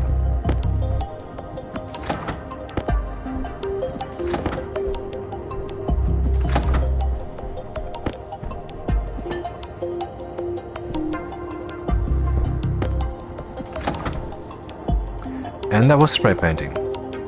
Hey, does this work for this one too? Let's try that. Superfluously, I will do so. Then you can also see how to unbuild them if you need to access the cable. And what does the cable access look like right now? How well does this work? Okay. Okay. Okay. Not okay. Here we can't access them. But you can use this trick. If only we hadn't run out of electricity. Though that's not a problem for what I'm trying to show.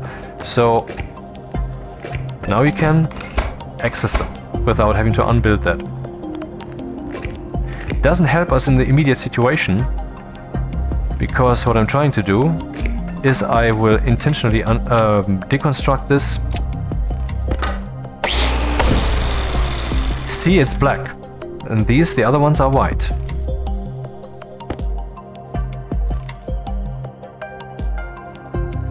And now they're all black.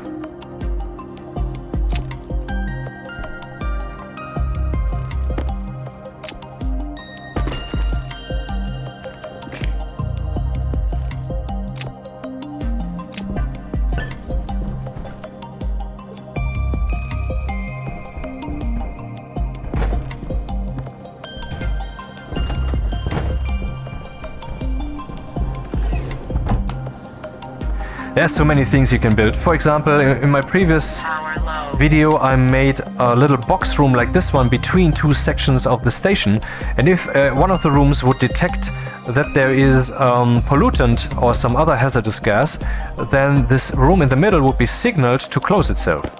And that signal wouldn't even rely on electricity, because the rooms, they would send constantly the number 1 to a chip, and the central room there would check if the number 1 was written, and if not, then it would say, okay, this either means that it is actively saying I'm no longer functioning, or the electricity died, or maybe it exploded and now there's a vacuum there, or any such things. So I would just close up, and so that thing closed automatically.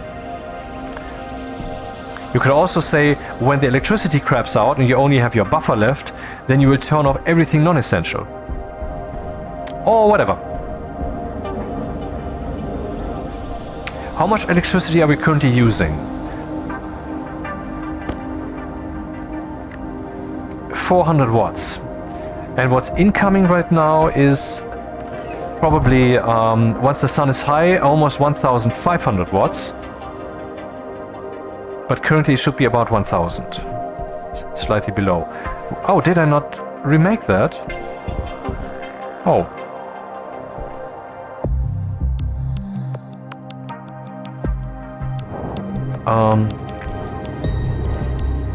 Yeah, where is that cable analyzer? I'm missing a cable analyzer.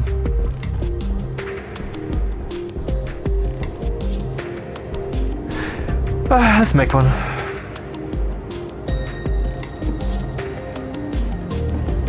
%66% production time. Advanced production machine.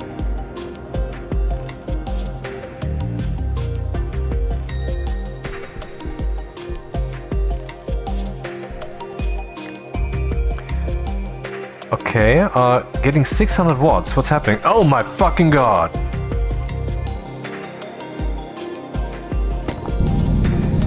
It's not even connected yet. Stupid.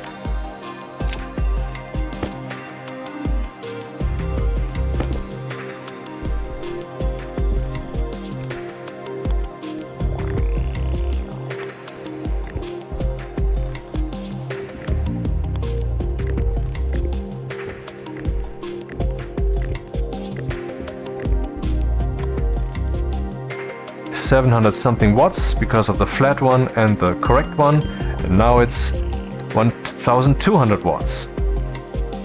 Yes, that should make a difference. So let's go and decorate.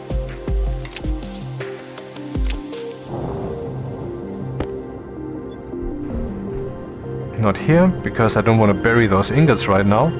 It's not a problem later. It's not like they will fall under the floor or something.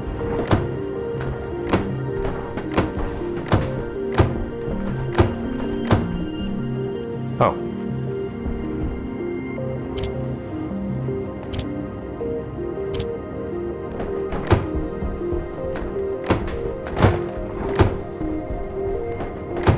And this will also hide our nice chip. Maybe that's an opportunity for us to demonstrate that roll cover. Let's make a door.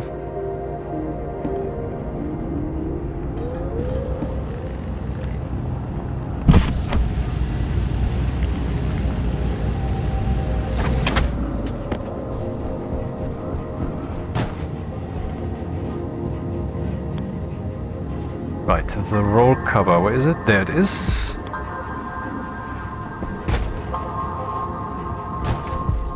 That over there you can see slightly is the handle. And in which direction do I want to open this? Well, I guess I want to... Yeah, this makes sense. Yep.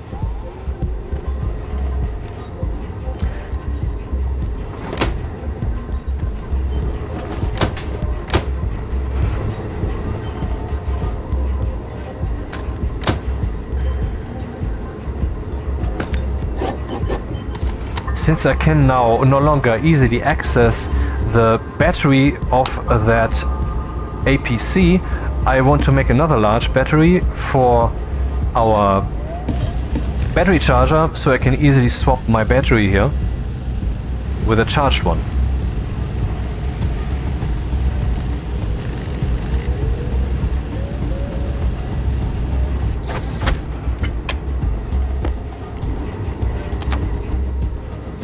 So let's put up some flooring, huh?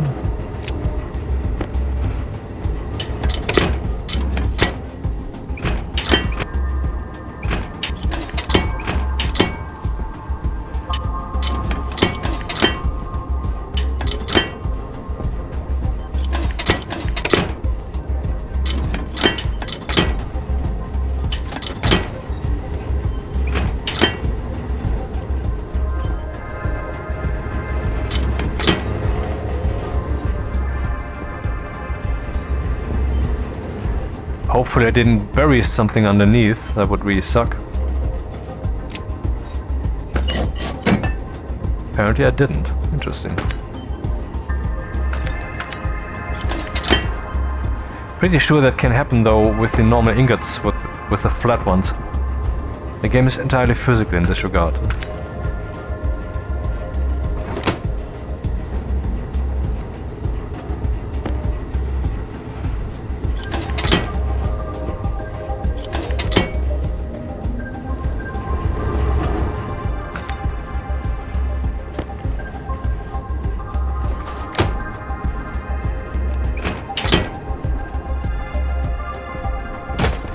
That does feel a lot better, doesn't it?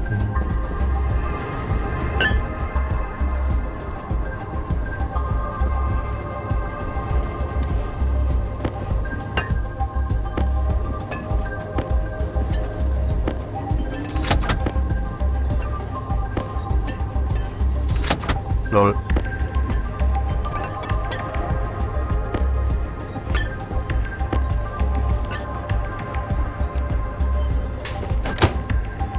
One is extra because of the roll cover that I used, surprisingly.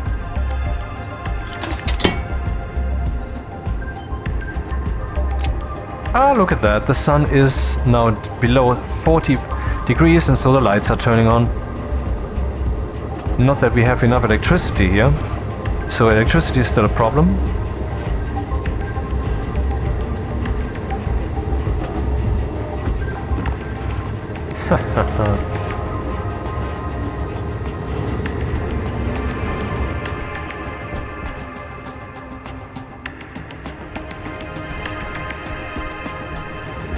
Okay, let's go rampant with the spray painting. Where's my scrubber? There it is.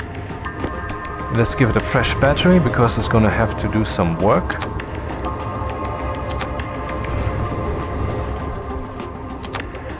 How are we looking? It's relatively full. One thing you can do is you can just unscrew it, here, deconstruct it, and the whole gas inside will be gone. But I hate that. I wish it would just be unleashed in the surrounding atmosphere, which makes sense, and in my opinion is also easy to implement. But, you know, I explained what the problem is there. Or you can just carry it outside and flip the lever and turn it on. Then it will pump all this dirt away. You can also place that, I believe, on some kind of connector thingy and so forth. But let's not go there. Too many things at once. Okay, do I have my spray paint still? I do.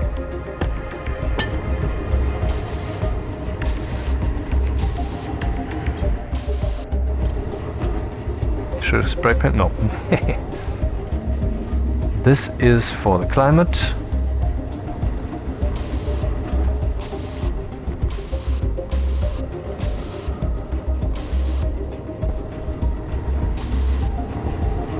This is for oxygen.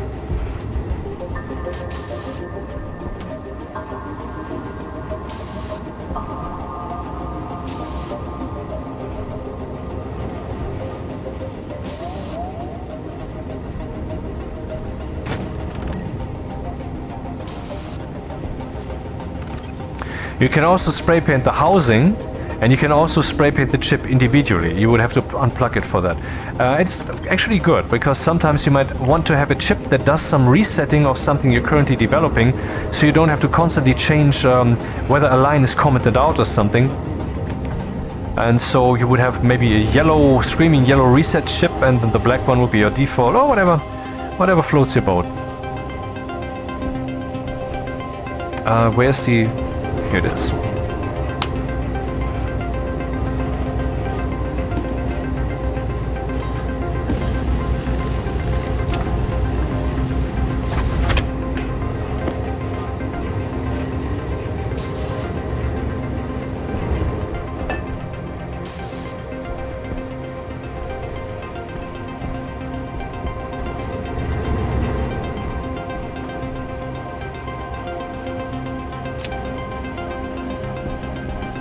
So, are we still polluted? Hydration critical. Yes, we are.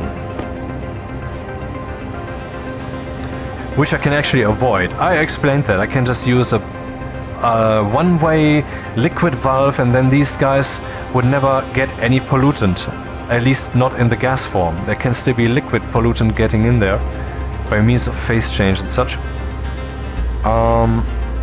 How polluted are we? There's also something I would like to indicate on some wall, but not now. Very little, very little. Haha.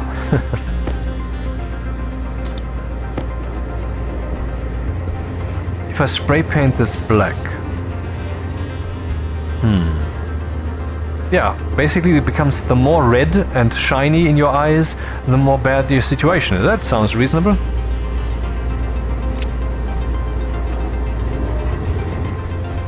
Okay, that shall be it for the video for today.